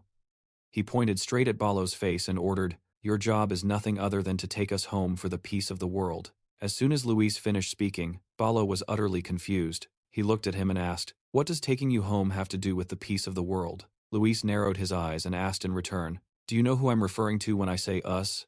Balo answered, "The dragon race." He continued to ask, and the man continued, One. Luis slightly lifted his head, his eyes filled with killing intent, an oppressive aura radiating from him that was terrifying. Luis looked at Balo and began to ask, "That's right, a hatchling. But have you ever heard the story of this?" Then, Luis began to tell a tale about a naive knight who killed a young dragon and called himself a dragon slayer. The father of the slain dragon was consumed by rage and brazenly destroyed the entire kingdom. As Luis finished his story, Balo looked at him, his eyes filled with disbelief, and asked, "Is that story true?" He slightly closed his eyes, nonchalantly replying, "Even monsters get angry when their young are harmed. So, do you think a dragon would just stand by? Especially if their parents are two high-ranking O-class dragons." Hearing this, Balo was startled, looking with astonished eyes towards Luis, while thinking to himself, "The world will face an unprecedented wrath." Luis crossed his arms and looked at Balo, asking, "Now do you understand?" The man cowered and replied fearfully, then immediately asked, "Yes, but why? Why would you entrust such an important mission to someone like me?" Luis frowned, staring intently at Balo. He tilted his head slightly, then turned away, thinking to himself, "Why? Actually, it's because you're the first person I met, and you look pretty easy to handle." A moment later, Luis put a hand to his mouth, faked a cough, and replied, "Ahem, well, it's because you are the chosen one." Balo asked in confusion. "The chosen one?" Luis replied, "Those strong shoulders, and that robust strength." Meanwhile, he thought to himself, he looks so sturdy that he probably wouldn't break. He looked at Balo's firm hands and exclaimed, "An indomitable spirit that's always ready to fight." At the same time, he thought, anyone who dares to challenge you will be wiped out in no time. Then Luis looked at the man's magnificent beard, and with just a single glance, "I can see the loyalty that envelops your entire body already." He exclaimed in his mind, "With dwarven blood, there's no need to worry about betrayal." He continued to praise, "Isn't that more than enough to be chosen by the dragon race?" He thought to himself, "A super servant." Hearing his words of praise, Balo couldn't help but be overjoyed. He looked towards Luis with sparkling eyes. Luis crossed his arms, then bowed his head slightly and said, "And you know, this is a once-in-a-lifetime opportunity for you." Hearing this, Balo immediately asked, "An opportunity?" He raised a hand and replied, "Think about it. It's not just one hatchling, but 3. If you can bring these 3 dragon hatchlings home safely, do you think their parents would just ignore your contribution like that?" Hearing Luis's words, Finn was utterly shocked. Luis continued speaking, "A reward beyond your wildest imagination awaits you." As for Balo, after hearing him speak, he couldn't help but feel excited. "If that's the case, then I understand." Seeing his eager expression, Luis crossed his arms, smiled smugly, and asked, "So, does that make you confident that you're the chosen one?" He nodded enthusiastically and replied, "Yes, it does." At this moment, Finn was standing nearby, observing them and thinking to herself, "Young Master Luis is truly amazing." On Luis's side, he looked at Balo and asked, "All right, so you'll come with us?" He agreed immediately without any hesitation. "Yes," Luis asked again. "Really? You won't regret this, will you?" Balo replied firmly, "Yes, I won't." As soon as he finished speaking, Luis smiled smugly. Immediately after, a bright light suddenly enveloped Balo. It was a brilliant, dazzling yellow. Seeing the light surrounding him, Balo couldn't help but exclaim in alarm, "What is this?" Luis smirked slyly, pointed at Balo, and replied, "What do you mean? You've just placed shackles upon yourself." Hearing this, Balo frowned slightly and asked, "What do you mean?" Luis replied, "Based on what you just did, that's also known as a blood pact. All promises made in front of a dragon must be followed unconditionally." Balo continued to ask, "What happens if the promise is broken?" He nonchalantly replied, "Oh, that? It's nothing major, it's just..." Balo sat huddled in a corner, hugging his knees and trembling. His face was pale as he stammered, I can't believe that I can't continue my family line anymore." Seeing his state, Luis spoke up, annoyed, "Why are you so gloomy? As long as you keep your promise, nothing will happen." Balo glanced at him and asked doubtfully, "Really? Are you sure?" Luis immediately shouted in anger, "Arg! I already told you. If you don't believe me, then feel free to go find some other dwarves and ask them." Returning to the dungeon room, Luis pointed at Balo and introduced him to the twins. "All right, everyone, this guy will be our minion. I mean, our temporary guardian. His name is Balo. Balo stepped forward and greeted them. Hello, I'm Balo. As soon as they saw him, the twins immediately rushed over, their faces filled with excitement and fascination, exclaiming one after another, "He's a giant dwarf! I've never seen a dwarf this tall before." Hearing what the twins said, Luis looked at Balo with curiosity and asked, "Now that you mention it, how did you get so tall? Even if you were a half-breed, you couldn't be this tall, right?" He replied, "That's right. When I was young, I was much shorter than my peers. I think when I was around 20 years old, I ate a strange fruit and was sick for 10 days. And when I woke up, I had become like this." Hearing Balo's story, Luis was quite surprised. He looked at him and hurriedly asked what the fruit looked like. In contrast to Luis's alarmed expression, Balo replied, "It looked very strange. I think it was shaped like a bone." After hearing that, his eyes widened in astonishment as he looked at him. Luis turned away and then took out his book, searching through it continuously. Balo squinted, watching Luis's actions with a confused expression. After finishing his search, Luis showed it to Balo. Name, growth fruit, water attribute, high rarity, effect. Helps you grow larger without suffering any side effects. Characteristics. An elixir that grows by absorbing cold as a nutrient, sprouts an average of 3 to 4 fruits without flowering, and is most effective after reaching 200 to 300 years of age. Then, he pointed to the fruit printed in the book and asked, "Is this it?" Balo replied, "Oh yes, that's it. The fruit I ate looked exactly like that." After Balo's confirmation, Luis immediately closed the book. A spark appeared in his eyes, filled with determination. He thought to himself, "This is it. This is the fruit. If I eat it, I can finally beat those mischievous twins. They're always making fun of me for being smaller than them." As this thought crossed his mind, Luis So held his head high and laughed triumphantly. His intimidating look made the twins feel terrified, and they stammered one after another, "We're sorry, Captain. We're sorry." Balo gently rubbed his head and started to leave. "Well then, I'll just go tell my men that I'm leaving." Suddenly, Luis So's eyes darkened, and he immediately issued an order. "Stop right there." Balo stopped, tilting his head to look at Luis So in confusion, and said, "Yes?"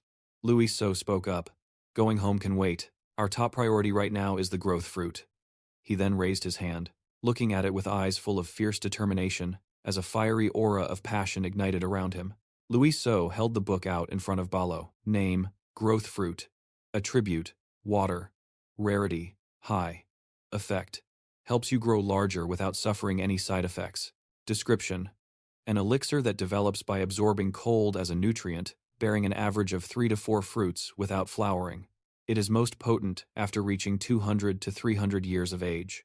He then pointed to the fruit printed in the book and asked, "Is this it?" Balo replied, "Oh yes, that's it. The fruit I ate looked exactly like that."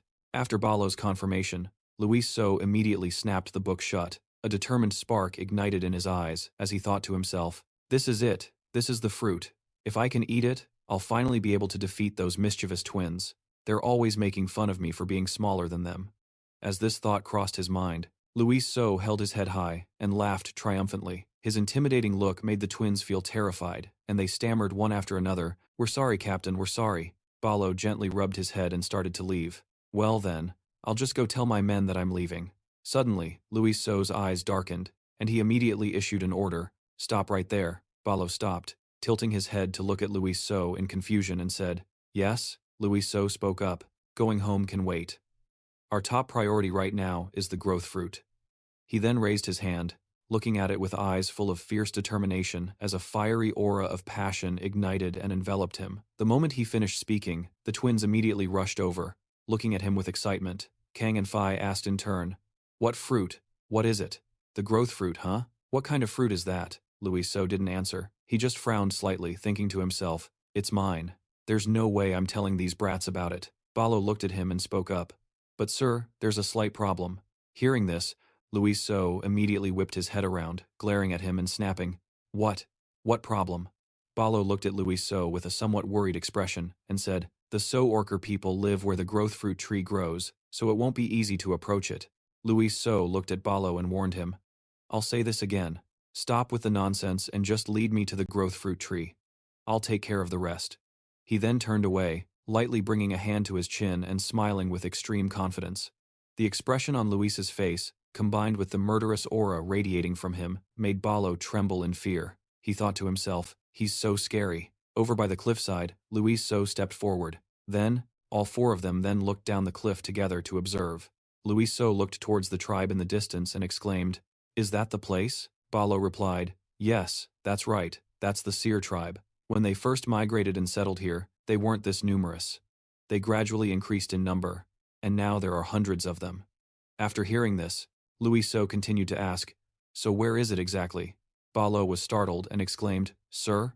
Louise So looked helplessly at Balo and asked, "I'm asking where the mature tree is?" He turned to look at him, his eyes trembling with fear, and replied, "If I remember correctly, it's in the very center of the orc tribe." As soon as he heard that, Louise So was shocked and exclaimed, "What?" Then Louise So pointed at Balo's face and angrily yelled, "You idiot, doesn't that mean they've already cut the tree down?" Faced with his anger, he held his hands up in front of him and tried to reassure him. "You don't need to worry about that, because the tree grows in a cave below. I only discovered it by chance. It's not a place that's easily found, so those stupid orcs won't be able to find it." Hearing this, Louise So immediately sighed in relief. That's a relief then. He then turned his head towards the twins and called out, "Hey kids." Both of them raised their hands enthusiastically and replied, "Yeah." Then he immediately gave the order, "Let's begin." To Balo's astonishment, the three of them slid down together. Balo looked at them, his face turning pale, and shouted in fear, "Wait, the seers are several times stronger than regular orcs. Shouldn't we at least have a plan?" Seeing his worry, Phi flew over, looked at Balo, and reassured him, "Don't you worry." Balo hesitated. "Yes, but. Phi looked at Balo's reaction and sighed helplessly. "You fool, don't tell me you see their childish appearance and think they're actually kids. Look closely. Why do people praise dragons as the strongest species in the world? It's because they strike fear into their opponents." Over in the village area of the seers, they immediately turned their heads upon hearing a strange noise, glancing over with confused expressions. In the distance was Louise So, with a terrifying expression, flanked by the twin siblings. They ran together towards the seers. Their sudden appearance caused the seers to cry out in alarm. The twins held their swords, then they unleashed their magic.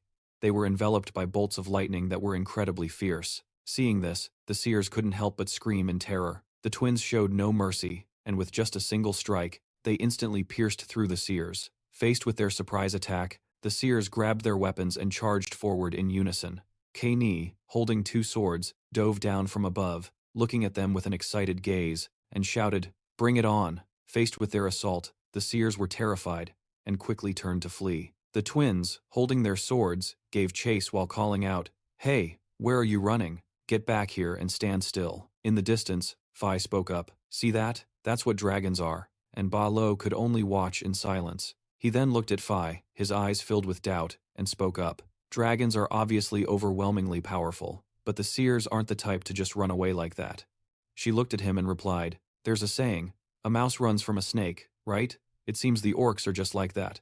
At the same time, she thought to herself, even if they are seers, no matter what the orangutan do, in front of an apex predator, they can only run for their lives. How could they possibly overcome the aura of the noble dragon race with the seers' instinct-driven minds? Balo exclaimed in amazement. "So that's why, whenever I'm in front of a dragon, I lose all my willpower and become paralyzed with fear," Finn continued to explain. "That's right. And it's the same for those humans. Perhaps because they're still young, their presence isn't that terrifying yet. If they were to experience their second hibernation period and reach adulthood, just facing that aura would be enough to annihilate all the seer." At that moment, from a distance, the orange-haired guy rushed over and shouted, "Boss." As soon as she saw the orange-haired guy appear, Finn quickly hid in Balo's fur sleeve and muttered in annoyance, "How irritating." The orange-haired guy looked at Balo and asked frantically, "Boss, are you okay?" His voice was so loud it shook the entire mountain. Then he looked towards the village of the seer, and couldn't help but exclaim in shock, "Oh my god." Then, he turned his head back to Balo and asked quizzically, "The O tribe's village has been burned down?" "Boss, what on earth is going on?" He pointed downwards and replied, "Those kids are down there." Khan was currently extending his hand, casting a spell and attacking the crowd of seer. Bolts of lightning from the technique the boy created shot towards them, causing them to explode one by one. Next, another kid grabbed Khan's legs, then got ready to spin him. They both grinned excitedly and shouted in unison, "Take this!" Lightning tornado. Khan lunged forward. The boy spun around with his sword, then attacked the seer. His sword, and his magic annihilated them wherever they passed. Back with Balo, witnessing the scene before them, the orange-haired guy's face turned pale, and he stammered, "Good Lord, the kids we captured are slaughtering the seer?" Then, his attitude suddenly changed as he looked at Balo and asked enthusiastically, "Don't tell me you knew this would happen, boss?" He looked at his subordinate, startled, and blurted out, "Huh?" But before he could say more, the orange-haired guy immediately came to a joyful conclusion. "I knew it. Boss, you must have had your eye on those kids ever since you saw them. You realized they had incredible power despite their young age." He frowned and hesitated. "Well, about that." Just then, Finn suddenly leaned into Balo's ear and whispered, "Just repeat after me." "Of course." Next, Balo immediately raised his head high and proudly repeated Finn's words, "Of course." Hearing this, the orange-haired guy looked at him with an admiring gaze. "You really are my boss. You're such a good judge of character," Finn whispered into Balo's ear. "I asked them to take care of the seer." He immediately repeated her words. "I asked them to take care of the seer." Hearing this, the orange-haired guy was filled with admiration and couldn't stop praising him. "That's amazing. But who are those little devils anyway? What are those kids doing?" Hearing the orange-haired guy's words, Finn became furious and snapped, "Who is this punk calling a little devil?" Balo immediately pointed at the orange-haired guy and repeated, "Who is this punk calling a little devil?" Hearing this, he couldn't help but feel confused, exclaiming, "Huh?" Hearing him repeat a line he shouldn't have, Finn got angry, smacking Balo hard on the head and yelling, "Hey, you idiot, why would you parrot that line?" He immediately apologized. "Hey miss, I'm sorry." The scene unfolding before him left the orange-haired guy utterly bewildered, and exclaimed, "Boss." Balo sighed wearily and said, "Anyway, we're not the type to act carelessly, so we need to manage the kids carefully." The orange-haired guy asked in confusion, "What do you mean by act carelessly?" Down below, the leader of the seer pack cried out. Then it grabbed its weapon and attacked Luis. As it swung, it immediately caused the rocks and dirt around to fly up, and thick smoke enveloped the entire area. But then it cried out in surprise. Luis was completely unaffected by its attack. Luis looked at it, smiled, and asked, "Are you all done? Now it's my turn, right?" Luis held his weapon and simultaneously activated his magic. Then he raised his hand to attack directly towards the seer. Just one simple move from Luis sent them flying far away. The seer couldn't react in time and was slammed hard into the wall, creating an incredibly loud noise, and rocks and debris flew everywhere. Afterwards, unable to withstand it any longer, the seer collapsed. Luis looked at the monster before him, sighed in boredom, and exclaimed, "How boring." Over with Balo, he watched the scene before him, so astonished he was speechless. As for the orange-haired guy, he spoke up. "Look at that move." A spray of blood shot up from the slash, along with a piercing scream. Sai and Khan teamed up, slashing and sending a seer flying backward. Finally, everything was done. Sai sat down tiredly on the snow and exclaimed, "Done." Khan, next to her, also complained, "Man, I'm so tired." Luis saw the two kids look tired after completing their task, so he tossed 2 fruits behind him and said, "You guys worked hard. I'm heading out for a bit. You two get some rest." The 2 kids quickly and happily replied, "Okay." Suddenly, he saw 2 figures lurking on the mountain. The moment Luis saw their hair color, he got annoyed and shouted an order, "Hey you, get down here now. What are you doing just standing there watching from a distance?" When Balo heard his words, he shivered. He quickly turned to look at his subordinate and stammered, You stay here. I'll go down and see what's up." Just then, the orange-haired subordinate suddenly said, I'll go with you, boss." Balo was silent for a moment, then asked, "You really want to come with me?" The orange-haired subordinate immediately shook his head and replied, "No, sir. Boss, you should go alone." "Sir." He could only grit his teeth at this guy. A moment later, Balo appeared behind Luis. His attitude was extremely sycophantic as he spoke. "Sir, you called for me?" Luis asked out of the blue. "Where is it?" Balo, confused, opened his mouth and asked back, "Huh? What?" Luis's expression quickly turned irritable, and he glanced at him, asking in a dark tone, "Where is my growth fruit?" A short time passed, and Balo was leading Luis to a large boulder. Looking at a small hole in the boulder, Luis asked, "This place?" He quickly replied, "Yes, sir." Balo, as if demonstrating for Luis, knelt down and explained, "Go through this hole, and then enter the passage down to the cave." Suddenly, he mumbled in confusion. Balo said, puzzled, "That's strange. I used to be able to get through this way. even though he was trying to explain to Luis, but from his perspective, it was just the man's butt swaying back and forth, which made Luis feel a bit creeped out and disgusted. Before he was about to puke, he spoke up to stop him. You just stay put. After all, it's right in front of us, isn't it? Although Ba Lo was a bit confused, he still replied, Yes, sir. Immediately after, Luis stepped into a small crevice in the rock. He followed the narrow path inside the cave. Suddenly, in the far distance, a flash of light appeared, causing Luis to wonder aloud. Oh, is that it? He quickly made his way toward the light. As he got closer, Luis let out a gasp of amazement. The dazzling light was radiating from a small plant. Luis shouted with joy the moment he saw it. Yes, I found it. At the base of the plant, he spotted 2 small fruits. Luis's eyes lit up with excitement as he shouted, My growth fruit, my future of growing tall. Suddenly, he was taken aback. Luis reached out and picked up the growth fruit, wondering aloud, Why is it so small? This isn't even half the size described in the book. He thought for a moment before sighing in frustration. It seemed they weren't fully grown yet. At this rate, it would probably take at least 200 years for them to fully mature. Luis frowned, looking at the growth fruit thoughtfully. Eating it while it's this small would be ineffective, so what should I do? A moment later, he stepped back outside. The moment Ba Lo saw him, he asked urgently, You're back, sir. Did you find the growth fruit? Luis dusted himself off and said with a sigh, Well, you were right. The growth plant is down there, but the fruit is still way too small. Hearing this, he stammered, Then what do we do? Luis replied as he walked forward. There's no other choice. We have to wait for the fruit to ripen before it can be eaten. While Luis was strolling ahead, a comment from Ba Lo made him stop in his tracks. If we just leave like this, won't someone come and steal it? He then shot a sharp glance back and repeated, Steal it? Luis's eyes glinted with interest as he spoke in a chilling tone, Let them try. A short time later, a protective circle appeared, and inside it was a sign with messy handwriting. Upon closer inspection, the sign bore a threatening message. Keep out. If you touch Luis's property, your next 9 generations will be cursed. I will curse all 9 generations of your family. If you're not afraid of the consequences, go ahead and try it. Then, Luis asked Ba Lo, Do you have any subordinates? Send a few of them over to stand guard. He was taken aback and asked in confusion, What? Why my men? Before Ba Lo could even finish his sentence, Luis shot him a look and asked, Are you defying me? This prompted Ba Lo to quickly change his tune.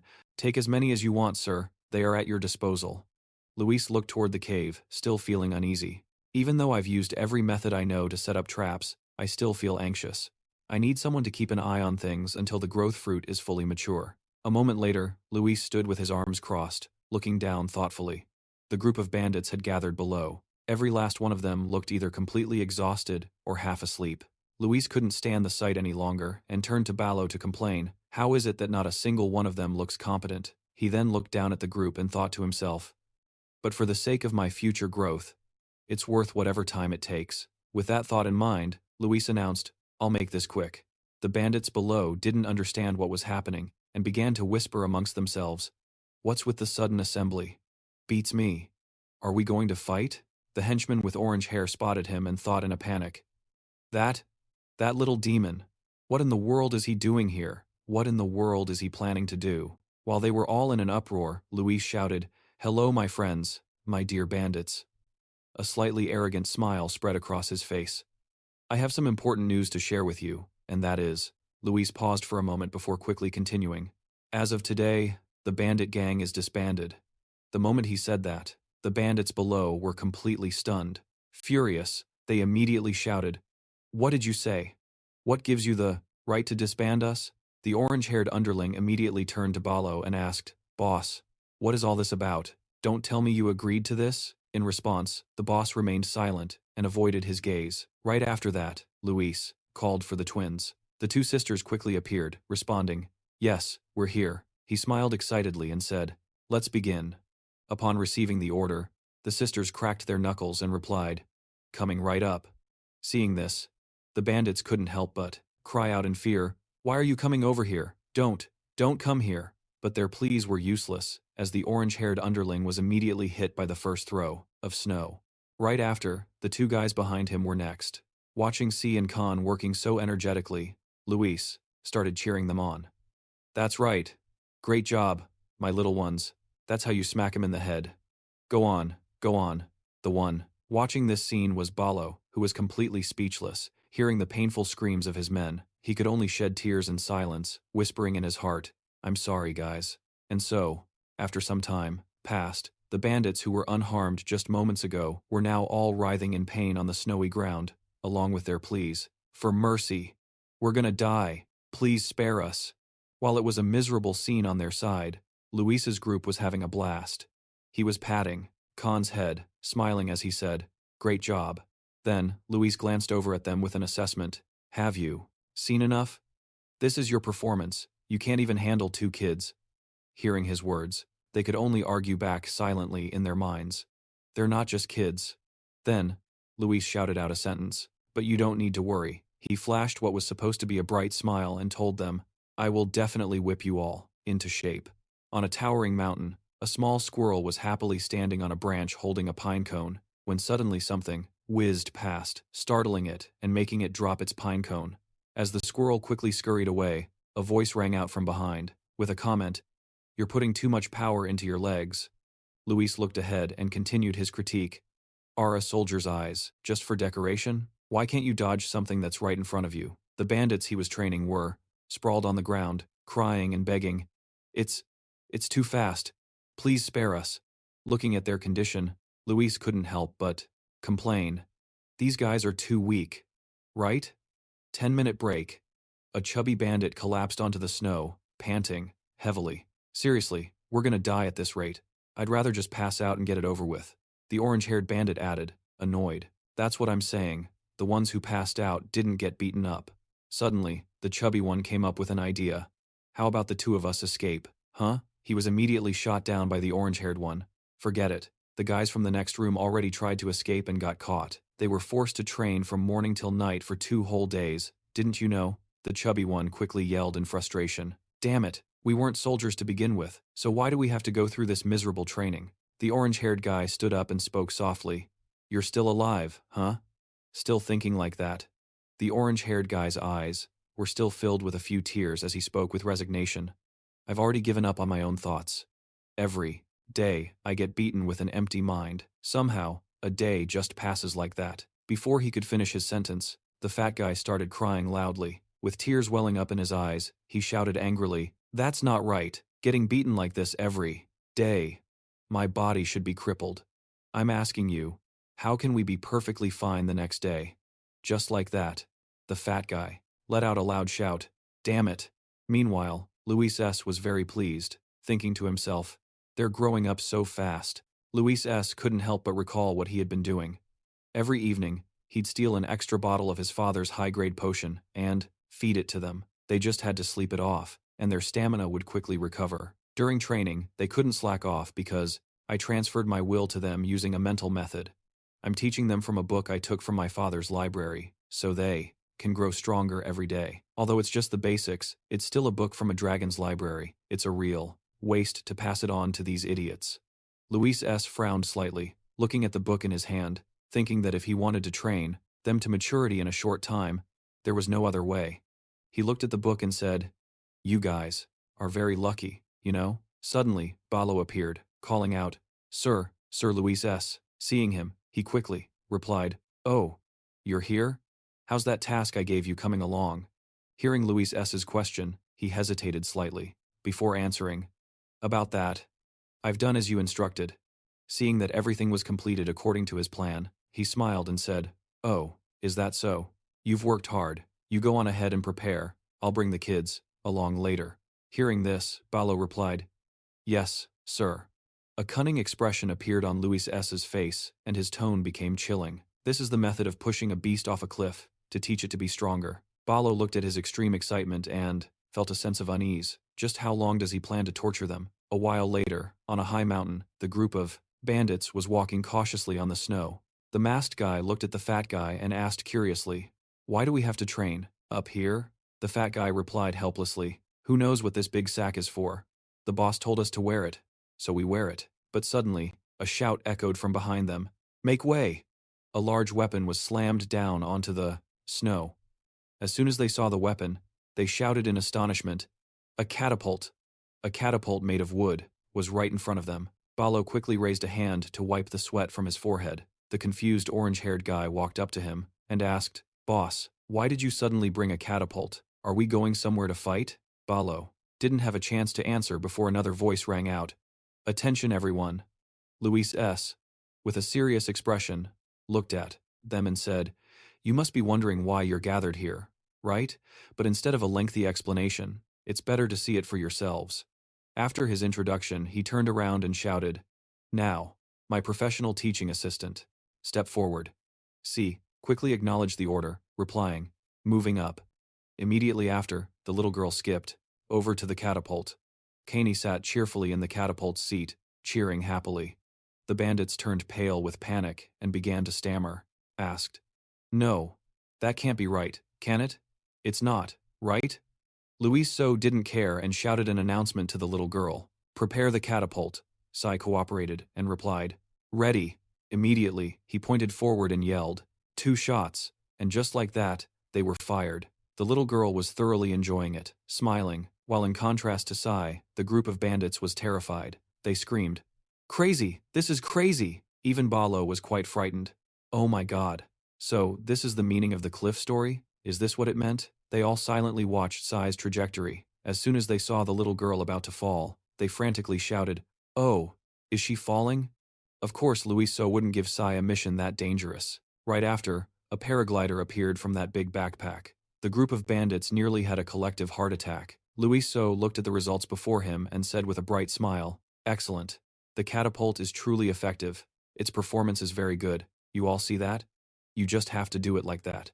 As soon as he finished speaking, he turned to look at them, and they all looked pale. "You don't dare to go?" Luiso couldn't help but ask back, puzzled. "Huh? What's with that expression? Didn't you see it all? Then I'll do it one more time for you to watch." Right after, he yelled, "Catapult 2, go." Khan quickly responded in kind, "Go." The little boy, just like Sai, cheered happily as he was launched high into the air. Looking at the unexpected distance, Luis So thought to himself, "It seems the kids are lighter, so they fly a bit farther than adults do." He propped his chin on his hand and smiled thoughtfully. "Anyway, this is still within an acceptable range, so it's fine. If I have this, I can get there quickly before my elixir is stolen." Just in time, the 2 kids are done. Luis So then looked towards the bandits and spoke. "So? Easy, right?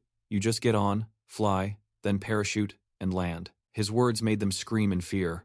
"What?" Fatty trembled all over and stepped back. After that, Fatty ran while crying and screaming, spare me. I don't want to die here." Luis So immediately snapped his fingers and a magical wall appeared, blocking Fatty's path. Because he was running so fast, he couldn't stop in time and slammed headfirst into the magical wall. Then, Fatty fell backward. He walked closer to them and explained, I know, you're scared. However, you just need to be a little brave, and you can all do it." Hearing this, Orange Hair quickly replied, "No. Shouldn't you listen to the opinions of the people being thrown? Who in the world came up with this crazy idea?" Luiso looked at Balo, slightly annoyed, and said, "Seriously, you said it could be done, right? Suddenly, his words carried a hidden meaning. If someone demonstrates, would you all be convinced? Seeing Luiso's creepy smile, he raised his hands in surrender, thinking to himself, why is he looking this way? Balo couldn't help but shrink back in fear upon seeing Luiso's mischievous grin. Seeing this, he walked closer to him with the question, so? You can do it, right? Balo stammered in reply, I'm naturally very cowardly. So, before he could finish, Luiso yelled to the others, hey everyone, your boss says the ammo is a bit small. Hurry up and bring the big ammo to fire. Orange Hair quickly understood what had just happened and replied, yes sir. If anyone doesn't understand why Luiso acted like that, let me explain. In Korean, the word for cowardly also means small stone. They immediately, angrily grabbed their boss, thinking, this is all your fault, boss. While we were training our butts off, you were just chilling. After all, that human was the one who brought that catapult. Balo couldn't help but be stunned and shout, you bastards, let go of me. Although they were scared, they stubbornly said, oh, you brought this on yourself, boss. Their tone was full of resentment. It's all your fault. Seeing his underlings like this, Balo could only helplessly call them out. As he got closer to the catapult, he screamed in fear, let me go, let go, please spare me. Despite his pleas, it was useless, and Balo found himself flying through the air after the order to fire was given. Lee watched the direction he flew, and thought to himself, I was worried that oversized body wouldn't even fly. But it looks like he's going pretty far, huh? Then he turned back and smiled at them, asking, all right then, who's next? The group of bandits quickly burst into tears, thinking, that's right, we have to go up. Mommy, I miss you. After that, the snowy, rocky landscape was filled with mournful screams. At that moment, one clear scream could be heard. So, this is what it feels like? Just like that, a morning passed. 4 weeks later, in Luis's room, he was sitting at his desk, pondering, should I bring this with me? Luis looked at the book in front of him, thinking, although this pre-martial arts book is great, this is just the foundation building stage. If someone with real power shows up, the tree I've grown will just be stolen away. He picked up the book and thought further, if I want to prepare in advance, I have to teach them some high-level martial arts techniques. But the high-level martial arts book I have. He looked at the title on the book and thought, the only one is the Hero Lord's Martial Arts Manual. His head was buzzing as he pondered. The problem is, I can't understand the contents of this book. Luis felt like his brain was about to explode, as he screamed internally, there's not much time. Where am I supposed to find a suitable high-level martial arts book? Unable to hold it in any longer, he yelled out loud, oh my god, what am I supposed to do now? Suddenly, Khan appeared out of nowhere behind him and spoke, Luis, what are you doing? Connie also popped her head up like the boy and asked, are you worried about something? Luis clutched his heart and screamed, oh my gosh. As soon as Khan saw the words on the book, he started to criticize it. Hey, what's this? It's a martial arts book. Are you studying it? But it's not interesting at all. When Luis heard that, he asked in astonishment, don't tell me you guys have read this book before? The boy quickly replied, yeah, we've seen it a lot, actually. Kaney, who was next to him, added, there are a lot of them in Dad's study. Hearing this, he rejoiced internally, awesome. Outwardly, Luis continued to ask the two siblings a question. So, do you know any martial arts techniques? The little girl quickly held up her hand and boasted, Kaney knows 5 moves. The boy, not wanting to be outdone, cleared his throat and retorted, well, Khan knows 10 moves. The two kids argued for a moment, sparks flying between them. Well then, I know 20, and I know 100. Luis could only feel helpless with these two kids. They're usually a bit goofy, but after all, that's right. He smirked to himself. So they've definitely learned some high-level martial arts among their techniques. Right after that, Luis immediately suggested an idea. Stop arguing like that. Let's just see who has more. Kaney asked in confusion. Compare? Why? Khan seemed reluctant and replied, that would be too much trouble. Luis is very skilled at manipulating kids' minds. Weren't you two just arguing about who memorized more? Well then, let's see who's memorized more by writing it all down. As soon as they heard that, the two siblings eagerly shouted, I'm going to win. Let's do it. I'll win. After that, the two kids he'd tricked were furiously writing at the table. Meanwhile, Luis crossed his arms and smirked smugly. They really were clever kids. The competition between the two began when the candle was still long. A while later, as the candle was about to burn out, a shout rang out from behind. I'm done. Kenny happily ran up to him and said, Luis, I finished first this time. Right after, the boy denied it, saying, no, Khan finished first. Luis looked at the 2 stacks of paper in the siblings' hands and asked in amazement, you're already done? The little girl smiled and replied, yep. The boy next to her also chimed in, all done. He quickly checked them one by one, thinking, it wasn't just 1 or 2 books, they wrote this much? They didn't just scribble nonsense, did they? Suddenly, Luis stared blankly at the paper. Right after that, Luis frantically organized the stack of papers. After a while, he was finally done. Luis looked at the stack of papers, thinking to himself that they had written down the complete contents of over 10 martial arts books. Khan saw that he was done organizing and eagerly asked, who won? The little girl also quickly asked, Kenny won, right? The two kids started bickering back and forth. No, Khan won. What? I wrote 1 more book, so Kenny won. Luis helplessly put his hands on his hips, watching the two siblings. Then he shouted, it's a draw this time, Kenny asked in confusion. Huh? A draw? Khan, also confused, asked, what does that mean? Luis quickly explained to the two. The quantity Kenny wrote was 6 books more, but the quality of the martial arts content Khan wrote was superior. The two siblings' faces scrunched up as they heard Luis's judgment. Finally, he declared, so it's a draw. The two kids, disappointed, whined, that's so boring. Fim suddenly flew over and announced, Master Luis, I have completed all the tasks you requested. The backpack has also nearly completed its task. He quickly replied, oh, Is that so? Perfect timing.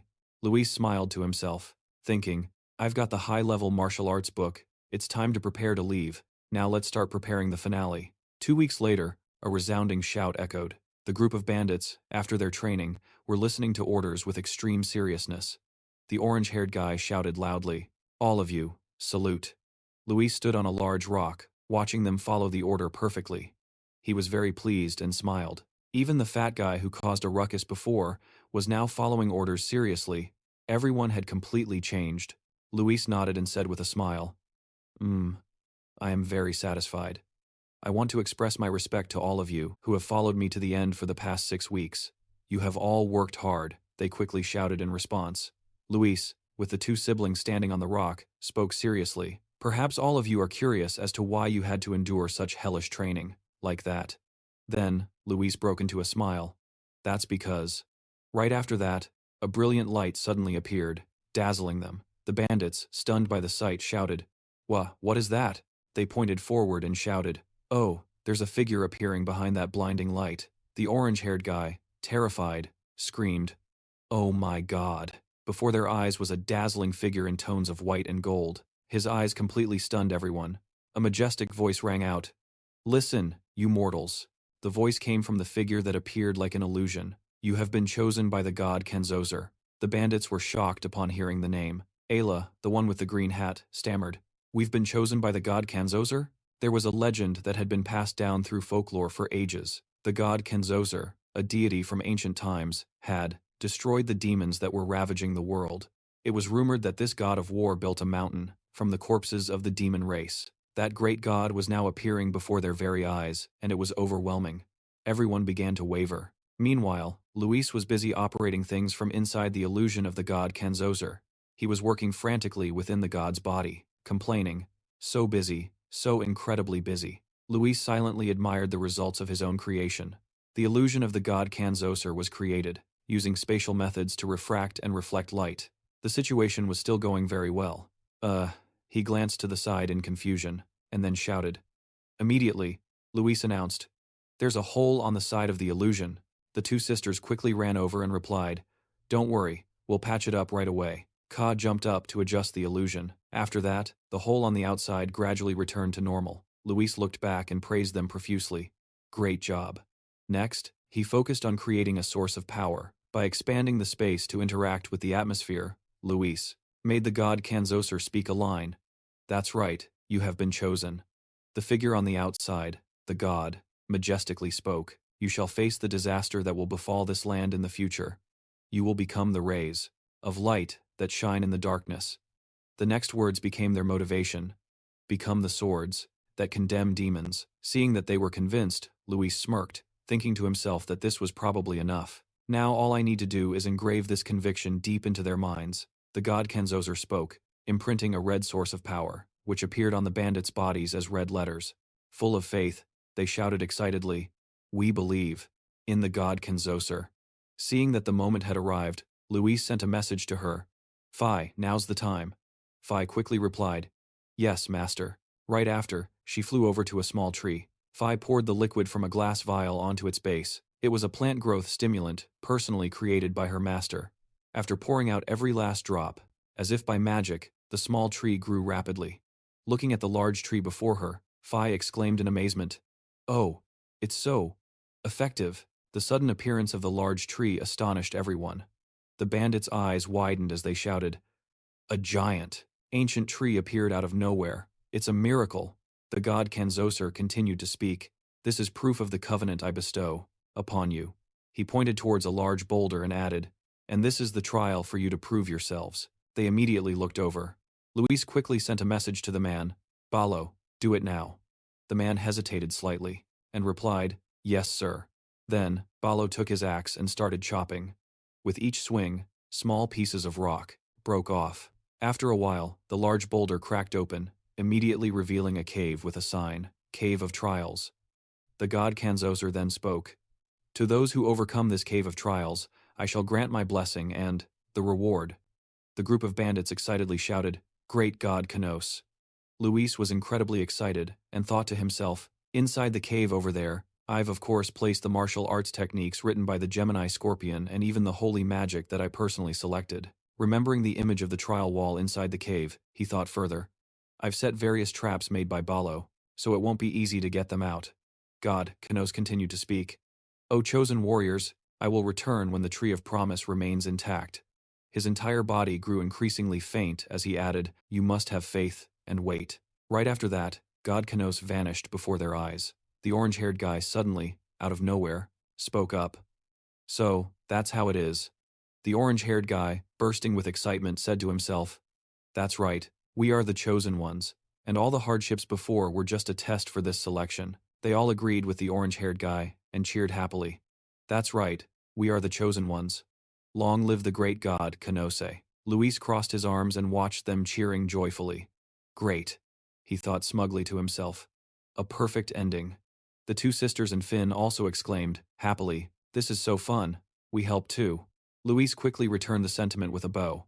Thank you very much.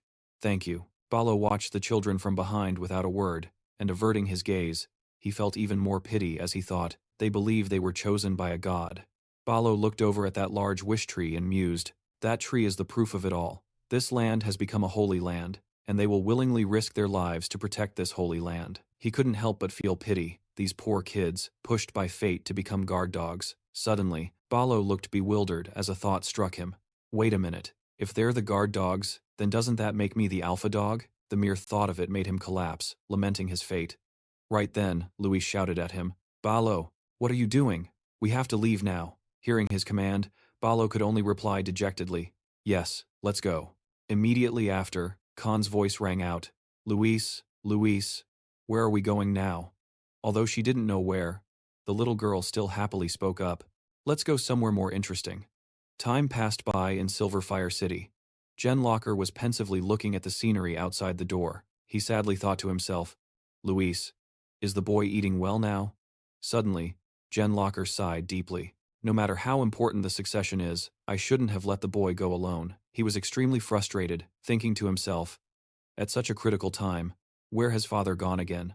I wish father could look after the boy in my place. After a moment of thought, Locker resolutely shouted in his heart, to hell with it. He quickly grabbed his coat, reasoning to himself, there's a mountain of work to handle, but being gone for a day should be fine. Suddenly, a figure appeared behind him and spoke, where are you off to in such a hurry? The white-haired man smiled and said, don't tell me you're planning to abandon your sacred duties and run away. The white-haired man's words made Jen freeze up. Jen Locker replied awkwardly, run away?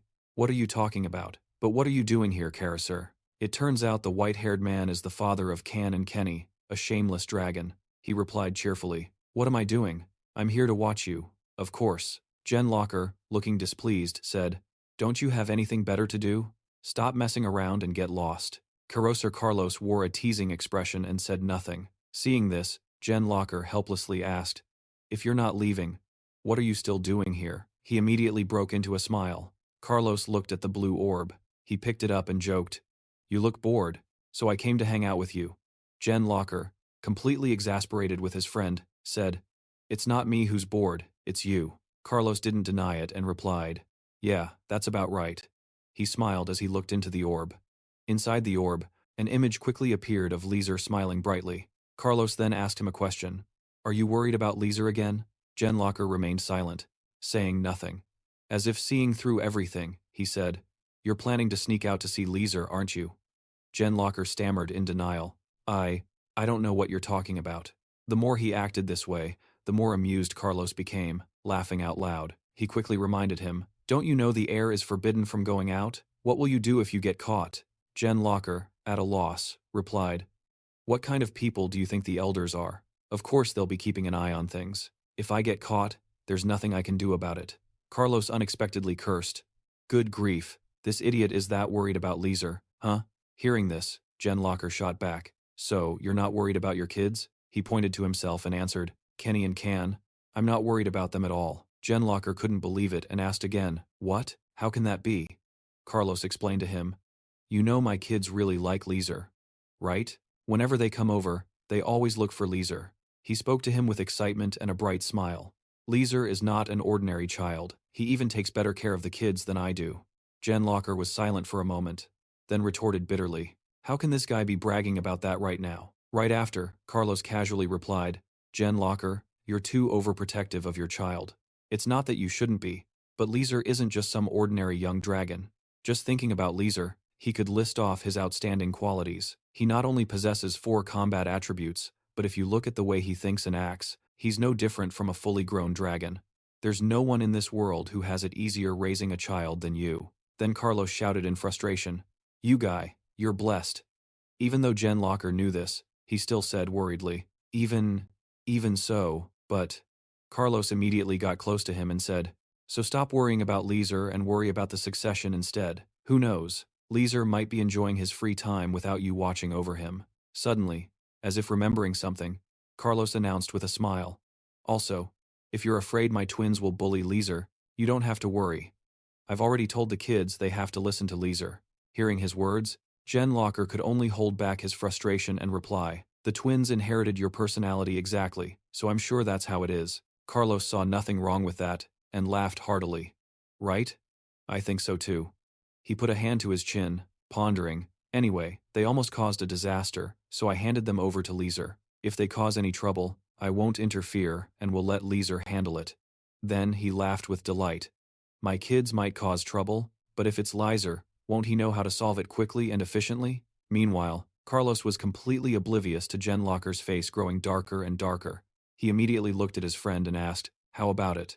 Do you see how well I've educated the kids now? Right after that, Manhwa immediately heard the sounds of a violent clash. Just as he had guessed, Kos was getting beaten to a pulp by Jen Locker. This guy, today I'm definitely going to crack your head open to see what's inside. What's wrong? What's the matter with you? Stop it. And then there was just a dark void. The sounds grew fainter and fainter. At the same time, Luis Chu was traveling. His name was being called with great energy. Luis Chu, Luis Chu, Luis Chu. He could only shout back helplessly, Stop calling me, you kids. The 2 little ones looked at Luis Chu with sparkling eyes and said sweetly, But if we don't call you like that, Luis Chu won't look at us. He raised a hand to his head and replied wearily, all right, you can stop calling me now. Right after that, the 2 children hugged Luis Chu tightly, no matter what he said. Can you let go for a bit? The 2 kids replied decisively, We don't want to let go. Luis is the best. He could only wonder helplessly, What on earth did I do in my past life to deserve this? Suddenly, there was a call. Young Master Luis. A horse galloped over. It was Ba Lo who had brought the horse and the carriage behind it.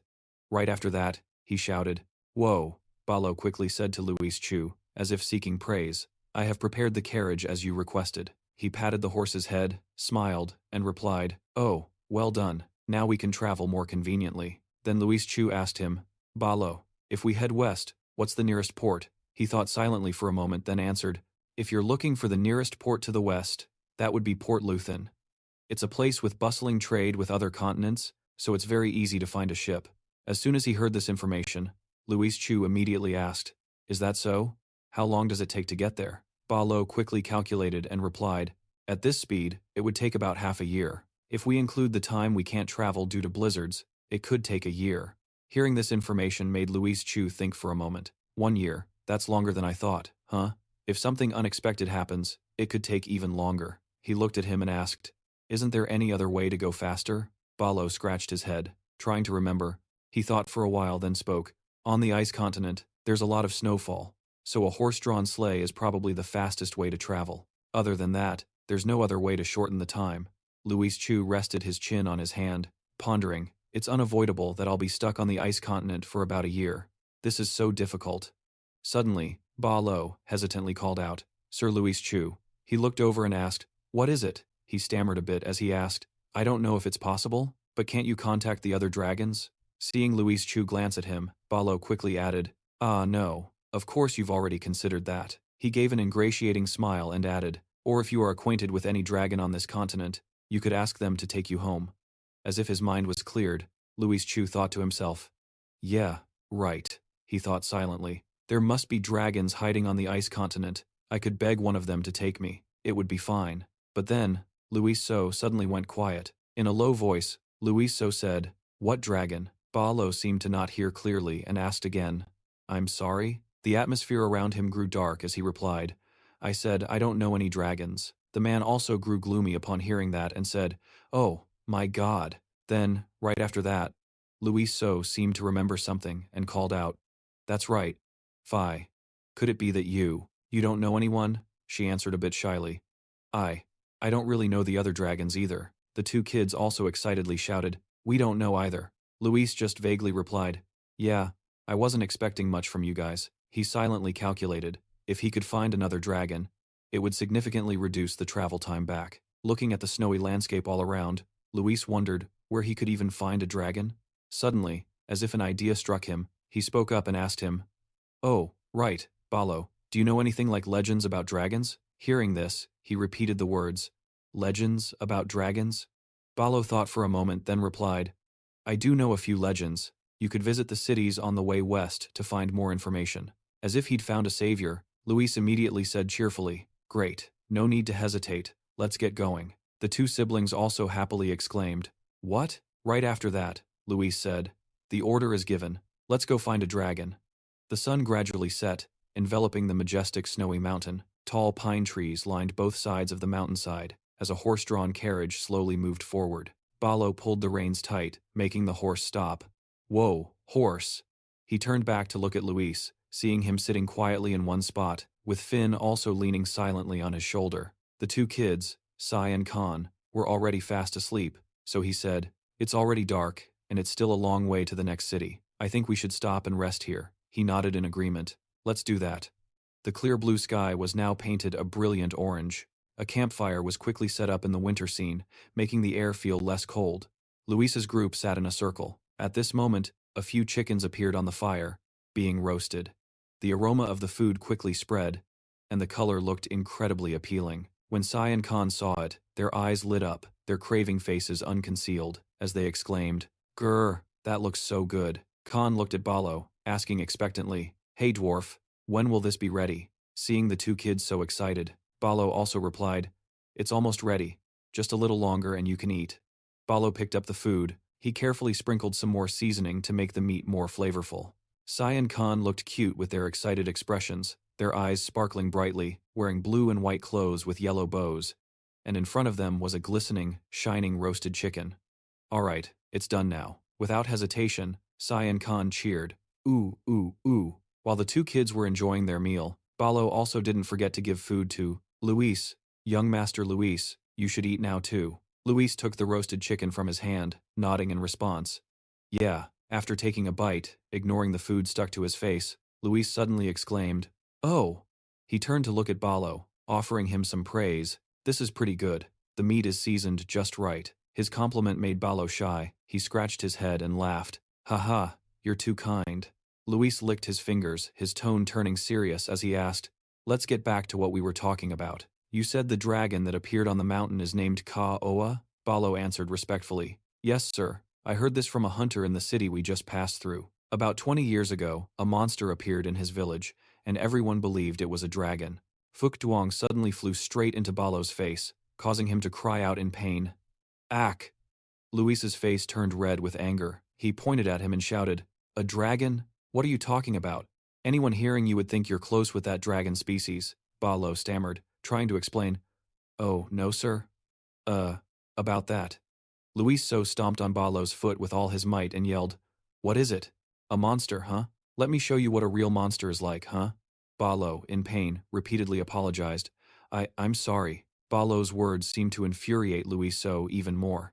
His face was aggressive, his eyes filled with rage as he pointed at him, getting bold now. "You think you're my equal? Say it again, properly this time." Balo, with tears in his eyes, quickly corrected his words. "Yes, sir, According to the old hunter, 20 years ago in his village, the people witnessed a noble appearance. They believed it was the Dragon Lord. A mighty dragon with blood-red eyes, towering like a mountain, appeared in Balo's tail. It was as large as a building, and its roar was deafening. All the villagers in the village were terrified. Luis So sighed, his voice no longer as harsh as before. With just that much information, the credibility is low. Have there been nothing but baseless rumors for the past few weeks?" After hearing Luis So speak, Ba Lo suddenly remembered something and continued to answer, "Oh, that's right, there's more. I heard the nobles in the neighboring region have dispatched a large number of soldiers to investigate. They even hired mercenaries who specialize in fighting giant monsters. Kaney and Khan sat silently by the fire, listening to everyone talk. Luis So, curious after hearing Ba Lo's story, asked, "Oh, so what happened?" Ba Lo looked at him and said hesitantly, "Well, there's been no news of the dispatched legion returning." A heavy atmosphere descended. On the ground, only blood-stained swords remained. Everyone speculates that all of them were annihilated. After that, people kept disappearing on Mount Kahoa, so now no one dares to set foot on that mountain anymore. Luis So fell into deep thought, stroking his chin. After a creature believed to be a dragon appeared, the dispatched legion also vanished. The corners of Luis So's mouth curled up into a pleased smile as he thought, "This is getting interesting." At this point, he suddenly thought of Kaya. That mountain is also to the west, so it won't affect our travel. Considering the information Ba Lo gathered, there's definitely something there. His train of thought still didn't stop there. Luis So wanted to delve deeper into the matter. If it's not a dragon but another monster capable of confronting a large legion, it would be like walking straight into the lion's den. Is it worth taking such a big risk like that? Something caught Luis So's attention. He glanced over. Noticing his unusual behavior, Ba Lo asked, "Sir, what is it?" Luis So didn't look at him. His eyes focused in another direction as he said, "Something's coming." The large figure of Ba Lo made the weapon in his hand look tiny. He looked at Luis So and asked seriously, "Is it a monster?" Luis So was calmer, casually replying with a hand on his hip, "No, it's a person. Looks like he's alone." Holding his weapon, Ba Lo declared loudly, "Just leave it to me, sir. I'll handle him." He shouted towards the dark forest ahead. "Who are you? Show yourself." There was no response, only a dim, gloomy space. Thinking no one was there, a voice suddenly rang out, catching Ba Lo and Luis So's attention. "There's no need to be so vigilant." From within the dark forest, a figure appeared, wearing a cloak that made them even more mysterious. Ba Lo and Luis So silently observed the person who had just appeared. Seeing this, the person also took off their hood. He bowed, introducing himself with a smiling face. "It's a pleasure to meet you. I'm Chugan. I was just passing by when I saw the light from your fire." Luis stared at Chugan, thinking to himself, "Chugan, why does that name sound so familiar? I'm sure I've heard it somewhere before." Chugan smiled, his demeanor still very friendly. "If you don't mind, could I warm myself by your fire for a bit?" Ba Lo immediately shook his head in refusal. "I'm sorry, but there are children here." He then glanced over at Kan and Khan. The two kids were sitting quietly by the fire. Chugan nodded and said, "It's natural to be wary of strangers, I understand." He smiled and scratched his head, showing no intention of staying. "Sorry for bothering you all. Well then, I'll be on my way." Ba Lo, looking pleased with himself, reported to Luis, "I've sent him away, young Master Luis." However, Luis didn't answer him right away. He was preoccupied with that name. Muttering to himself, "Chugan." After a moment of thought, as if remembering something, he suddenly shouted, "Chugan." Luis turned and ordered Ba Lo, who was standing behind him, "Bring that guy back here now." Ba Lo was a bit confused, asking doubtfully, "Huh? Why all of a sudden?" Luis was fuming. He stomped his foot and yelled, "Stop asking questions, just go get him." Seeing him get angry again, Ba Lo quickly ran off, but still replied, "I'm going right now." Luis's eyes stared straight ahead, his mind racing with calculations. If he's the Chugan I'm thinking of, then I have to keep him here. Luis thought, recalling the plot. He is a genius fighter, known as the Summoner of the Royal Beast, Javanner the Bright-Eyed Tiger, and one of the warriors who will later defeat my father. He is that Chugan, and if he's really Javanner's future master, then I can't just let him go like this. While Luis was lost in thought, Ba Lo had already brought Chugan back. He reluctantly explained, well, I figured you don't seem like a bad person, so you can stay for a bit." Chugan's face still held that same friendly and gentle expression. He said gratefully, "Thank you so much. You've saved my life." Noticing Luis staring at him, he asked, "What's wrong, kid? Is there something on my face?" Luis's purple eyes were filled with confidence as he looked at Chugan and asked without reservation, "To dare travel alone in such a remote place? You must be pretty strong, right?" Chugan's smile widened, his face showing no signs of suspicion. He explained, "Haha, right now I'm traveling alone, but I'm not exactly alone." A giant question mark appeared in the minds of Kan, and Luis. They didn't understand Chugan's answer and thought to themselves, what on earth is he talking about? Luis looked at him impatiently and asked, "What do you mean?" Chugan rubbed his chin, pleased to have piqued everyone's curiosity. "You're curious, aren't you?" Without waiting for an answer, Chugan quickly played a melody, creating a small stream of energy that enveloped himself. Luis watched, seriously assessing in his mind. It's a mental type attribute, and although it's not strong, it clearly contains the energy of a mental attribute. Balo looked around in surprise, asking blankly, "Huh? What's that sound?" Suddenly, his face turned to panic. He said, That's a giant bird with sharp eyes flying this way. A six-winged blood eagle." The six-winged blood eagle quickly landed, its giant talons imprinting on the white snow. Luis's group, standing before the six-winged blood eagle, suddenly seemed tiny, immensely. It flapped its wings powerfully, letting out a loud cry as if releasing energy. Balo was startled and quickly grabbed his weapon, getting into a combat stance. Balo let out a loud shout to gather his strength when a hand was placed on his shoulder, and he stopped his movement and turned to look at the person. Chu smiled, his hand still in place, and looked at Balo, saying, "It's okay." Balo was a bit skeptical and asked, "Huh?" But the azure-winged beast stood proudly to one side. "Regardless of what those two are saying, I'm the one who summoned it, and its name is Ming." "What?" Balo was still not very convinced. He watched warily, staring intently and said, "But isn't that an azure-winged beast? When it matures, it will become a monstrous beast that fights against WNS. How can that ferocious beast be?" Chu affectionately patted Ming's head. The bird also seemed to really enjoy this action. "I've raised this child since it was a little chick. It's very obedient to me, so it's completely harmless."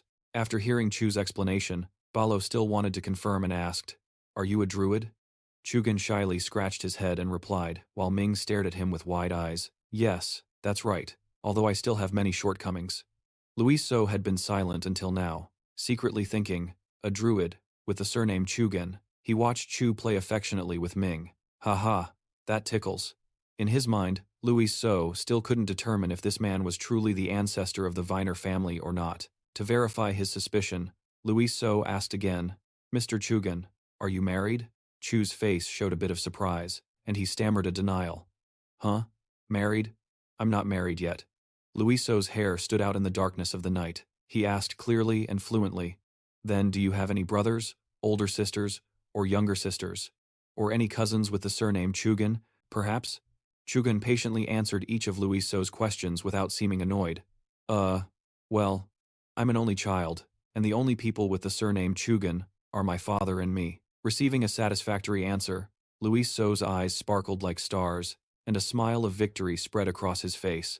"This is the one, my father's enemy, but that's a matter for the future." Chugan started to ask questions in return. He bent down to look at Luis So and said, "But why are you suddenly asking about that?" Luis So just chuckled and scratched his head, acting as if it was nothing important. "I was just curious." Chugan was left dumbfounded by Luis So's attitude. A moment ago, he looked like just a curious little boy, but as soon as he turned away, he completely transformed into a sinister person with a bold thought. Killing him might be a bit much.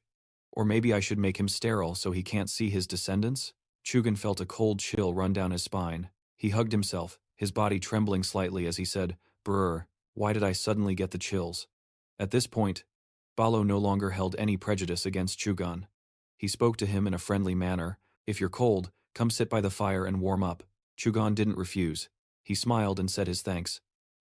Yes, thank you very much." Seemingly noticing something, Chu grunted. It turned out the two kids, Kay and Khan, were running towards Ming with excitement, saying, "Guga, the bird is so big. This is the first time I've ever seen a bird this huge." Chugan called out worriedly, "Hey!" His face began to show panic as he hurriedly tried to stop Kay and Khan. "Kay, don't get close. If anyone other than its master approaches it carelessly, it will." But Kay and Khan were already playing carefreely with Ming. Khan had climbed onto its back, while Kay was on the ground hugging Ming. "Whoa, look at its feathers. They're so soft, just like a down blanket." Faced with this scene, Chugan was also bewildered, his words laced with a hint of disbelief. "That's dangerous." Luis walked over to pull Si and Khan back, constantly lecturing the two kids. "Hey you two, you can't just touch other people's pets whenever you want." As Si and Khan were pulled back, their faces lost all interest, filled only with disappointment. Ming Yu suddenly stared intently at Luis, making him say in surprise, "Huh." A powerful, gloomy shadow now enveloped Luis from behind. Perhaps seeing this, Ming Yu lost control. It flapped its wings relentlessly, squawking. "Squawk, squawk!" Chugan worriedly shouted, "Hey, that's dangerous." Unexpectedly, Ming Yu flipped over onto its back, raising its two claws into the air. It still had that same indifferent look in its eyes. But surprisingly, it had flipped over for Luis to scratch its belly, even letting out little chirps to show it was really enjoying it. This action from Mingyu left Chugan speechless. Luis, full of affection, said, "Igo, good boy, good boy." Chugan was practically drooling with jealousy, his voice filled with grievance. "Mingyu, you never act like that with me." Sai and Khan comfortably lay on Mingyu's belly, saying happily, "It's so warm and soft, tonight I'm going to sleep with it." Seeing his bird not protest at all when someone other than its master petted its head or even climbed on it, Chugan's mood was all over the place. He asked Ba Lo, "Just what kind of powerhouse are those kids from, anyway?" Ba Lo didn't know how to explain, stammering, Well, about that." The stars had appeared in the sky. Around them it was incredibly quiet, making the next words ring out even more clearly. They are my grandchildren." The sun gradually peeked out from behind the snow-covered mountain, and a new day began. Ba Lo was busy rearranging their belongings on the carriage. Just then, Chugan appeared from behind. He bowed to express his gratitude. "Thank you for letting me stay for the night, and for letting me travel with you. I really don't know how I can repay you." Ba Lo thought of the murderous expression on Luis's face when he insisted they bring him along at all costs. He could only give a wry laugh and say, "Haha, we're going the same way anyway. It's better to travel together, isn't it?" Mingyu silently rubbed its head, having no opinion on the words of the people around it. "But what about that summoned beast?" You don't need to worry about Mingyu. It knows how to follow me." Luis leaned out of the carriage and called out loudly, "Uncle, it's time to go." Ba Lo quickly replied. It seemed he still wasn't used to the change in address. "Yes. No. Yeah. Let's get going."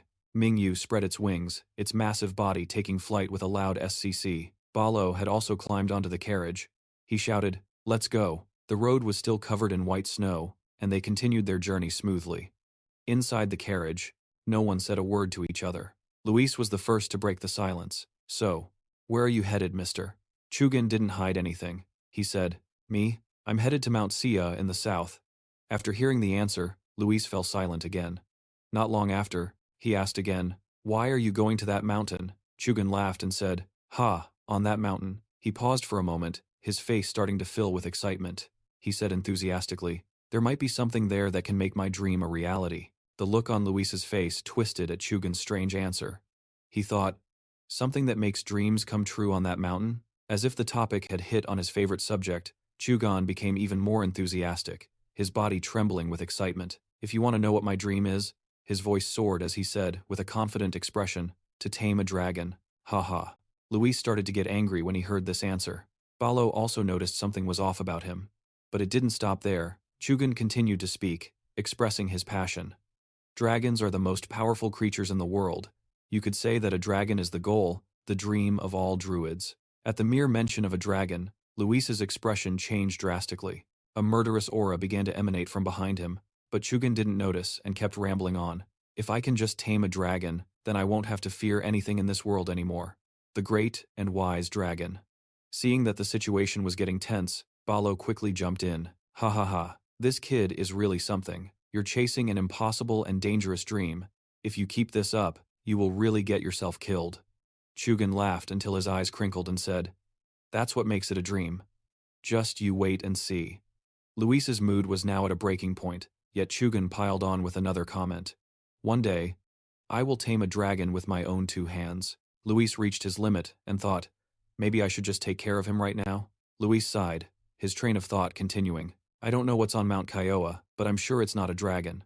Luis no longer paid any mind to Chugan's words. He began to calculate seriously, because if there really was a dragon on the mountain, there's no way it would let this fool live and let himself be tamed. If that were the case, then Javanir would have never been born. Luis's gaze now shifted elsewhere, no longer looking at Chugan. Then, the creature on Mount Kiowa might be. As he thought this, the image of a majestic white tiger appeared in his mind. So it's most likely a fierce tiger. If he really manages to tame the fierce tiger on Mount Kiowa, then it will grow stronger over generations and become the fierce tiger that accompanies Javanir. At this thought, his expression darkened. "But I can't let that happen. I have to make the first move." Luis clapped his hands, looking at Chugan with a voice full of admiration and said, "Chugan, what a grand dream indeed." At his praise, Chugan shyly scratched his head and replied, unaware that the compliment was just for show. "Ha ha, thanks kid." Ba Lo silently listened to Luis's words to Chugan. "I hope you achieve that dream of yours." It seemed Chugan truly believed Luis was sincere, so he replied cheerfully, yeah, in the future, I'll definitely let you come with me. As someone who understood Luis well, Balo could only shake his head and sigh, thinking, you poor kid. Balo sighed, and thought to himself, may you rest in peace. Despite everyone being lost in their own thoughts, the carriage still continued to move forward. On a road covered in white snow, under a clear blue sky amidst rolling mountains, it signaled that a beautiful day was approaching. Chugan stretched his body, feeling refreshed, and let out a lazy sound. In front of him stood the majestic, snow-covered Mount Kiowa. Chugan glanced at the surrounding scenery and exclaimed, what a wonderful morning to meet a dragon. Suddenly, a voice called out from behind him, and the unexpected sound made Chugan turn around in suspicion. It was Luis. He was still half asleep, stumbling out of the carriage. It really is a morning so wonderful that even a dragon would wake up feeling refreshed. Chugan looked at Luis's adorable appearance and couldn't help but smile, bending down to ask, did you sleep well? It looks like you had a great morning. Luis hastily replied, yes. By the way, have you seen the twins? He suddenly became suspicious when he realized the diss of the twins. The twins? You haven't seen them? Weren't they sleeping with me in the carriage? Bao, also awakened by the conversation, stood before the two, yawning and greeting them listlessly. Good morning. Luis continued with the question he had asked Chugan earlier. Have you seen the twins? Just like Chugan, Bao was completely unaware of Connie and Khan's disappearance, replying with a puzzled look. No, I haven't seen them. I don't think so. Luis looked annoyed, his eyes darting around in search of the two mischievous, missing children, then grumbled. Those kids, where did they run off to so early in the morning? Don't tell me they've caused some trouble? From behind the carriage, Phi quickly appeared, immediately reporting to his young master Luis I've found the twins. Luis looked in Phi's direction and listened intently. Oh, really? Where are they? Phi looked clearly troubled, hesitating on how to answer Luis and could only offer a strained smile. From a distance, a piercing scream calling Luis name caught his attention, drowning out all other surrounding noises. He quickly glanced towards the source of the shout with a questioning look. A cheerful Connie was hugging the left leg of a large white tiger. Not to be outdone, Khan was holding its right leg. The twins were dragging the poor animal across the white snow, announcing to Luis Look, we found a cat. Khan immediately argued back. Since when are cats this big? This is a dog. Luis expression was priceless. He felt helpless, thinking to himself, it's not a cat, and it's definitely not a dog. Chugan was instantly shocked, seemingly unable to believe what he was witnessing. He stammered, no, could this be? Before them now, the majestic white tiger had gone limp, too exhausted to even stand up. A fierce tiger. With a thud, the fierce tiger was dropped onto the white snow by the siblings Kani and Khan, causing Luis to flinch back in fear. Kani and Khan quickly approached Luis earnestly, putting on a cute, pleading face. He's so cute, can we keep him, huh? Khan quickly added, we'll take really good care of him, I promise. Luis hesitated, reluctant to let the twins keep the white tiger, and asked grudgingly, but where on earth did you two find it? Upon hearing Luis question, the twins became smug. Kani quickly pointed towards the mountain, on that mountain over there, and Khan puffed out his chest proudly, saying, he came to ask us to play, so we played together. The more Luis listened to the twins, the more exhausted he felt, not knowing how to handle the situation. Heh, it's true I was looking for a fierce tiger, but I never expected to find one this way. Chugan's expression shifted from surprise to curiosity, and he quickly approached the poor, dazed animal to observe it. A fierce tiger? They still exist in this world? Before he could even touch the creature, Kani and Khan instantly zipped in front of the fierce tiger, puffing out their cheeks and glaring at Chugan as they shouted, no way, this is our Nabi, you can't touch Nabi. He hadn't even processed the situation yet, but seeing the two kids shielding it, he relented and stepped back. Huh? Nabi? Luis. Couldn't understand those two kids, and thought to himself, they even gave it a new name. Suddenly, he noticed something strange as he looked at Nabi. Huh?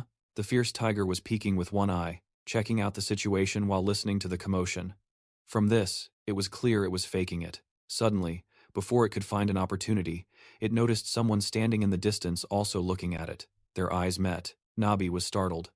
As Luis stared at it thoughtfully, it was now like a tiger in a cage. Luis with a sinister smile, leaned down close to it, while Nabi now had its eyes shut tight, its tongue sticking out even further, as its body trembled slightly. He asked mischievously, Hey, you're awake, aren't you? Your eyelids are twitching. He adopted an even more demonic tone, leaning closer to its head. It couldn't help but feel scared, its breathing growing more and more rapid. Why is your breathing getting heavier? Are you really unconscious? It knew it couldn't pretend anymore. The fierce tiger immediately woke up and let out a loud roar as if to intimidate. Louis So. The roar in front of Chu and Khan made them cheer joyfully. Nabi's awake. Louis So stepped back, unable to believe that it would become so ferocious, and felt a bit angry. This darn tiger. Annoyed, he casually threw a punch at the tiger's face, angrily asserting his dominance. Who do you think you're roaring at? Taking the full force of the punch, the tiger collapsed once again. Nabi thrashed about on the snow, painfully clutching its head and rolling back and forth as if throwing a tantrum at Louis So, letting out whimpers. Kek kek. Seeing this, Louis So didn't know what else to say, simply crossing his arms and sighing. Chu's eyes were wide with astonishment, going from one surprise to another, unable to believe his eyes. Knocking out a fierce tiger with a single punch? Balo gave an awkward laugh and scratched his head, not knowing how Thon Min would react in front of Chugan, whose face was contorted, unsure of what emotion to show. Ha ha ha. My grandkids don't know the meaning of fear. The twins, however, looked worried for the fierce tiger. The two kids moved closer to the animal, cooing. Our Nabi is in a lot of pain, right? Let me blow on it for you. Balo didn't know how to explain. He could only remain silent, unable to say anything more. Meanwhile, Chu immediately questioned him. Don't know the meaning of fear? To the point of chasing after a fierce tiger, huh? Luiso suddenly grew quiet, pensively thinking about the animal in front of him. Even though it was a fierce tiger, it was still a cub and had no mother. Isn't this a bit strange? The more he thought, the more wrong it felt. Luis So, after a moment of thought, had a realization. Luis So glanced behind him. A powerful force was rushing toward him, making him feel imminent danger.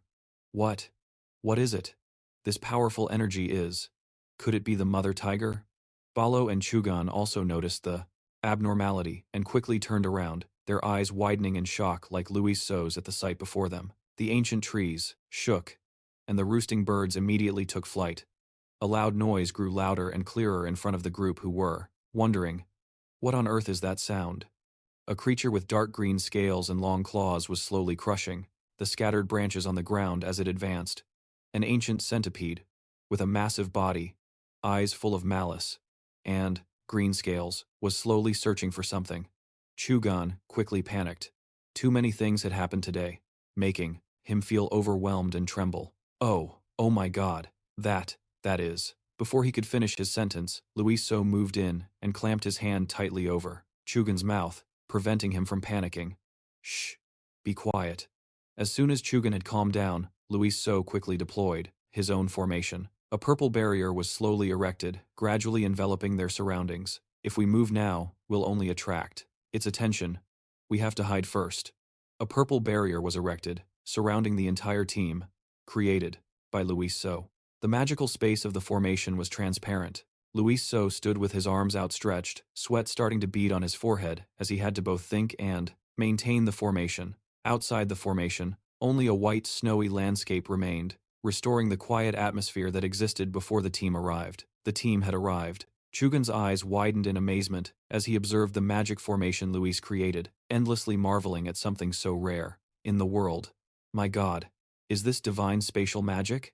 A large spatial barrier was created in an instant. Chugan looked at Luis's back, silently questioning the one setting up the formation before him. How could a child do this? He was already suspicious of Luis, but now Chugan was even more horrified by the scene in front of him. The sound of the monsters' footsteps grew clearer and clearer. It was getting closer to the team as if searching for their hiding spot. The creature was fumbling around, using its keen sense of smell to sniff out its prey. It looked around to pinpoint their location. Chugan's face immediately darkened, shocked by what he saw. In my entire life, I've never seen a saber-toothed tiger and an emperor centipede that hasn't appeared for hundreds of years. What on earth is going on? Chugan found himself at a loss. His thoughts were stuck on those rare creatures as he tried to reason. Wait a minute, could the dragon live on Mount Kathia? Chugan looked at the emperor centipede hissing in front of him and understood. Is it that emperor centipede again? Chugan fell into deep thought. momentarily feeling disappointed. If that's the case, then there's no dragon at all. But not letting that despair linger, he immediately glanced over at Luis. The boy was standing to maintain the formation, his face tense with observation. Chugon thought to himself, he sensed These's appearance faster than anyone else. This boy also deployed his magic skillfully in an instant. Observing the formation once more, Chugon's heart began to fill with doubtful questions about Luis. What is this kid's identity anyway, to possess such a genius level of power? Looking at Luis's back as he reinforced the protective magic circle, he was filled with suspicion and admiration. No. With this ability, can the word geniuses even begin to describe it?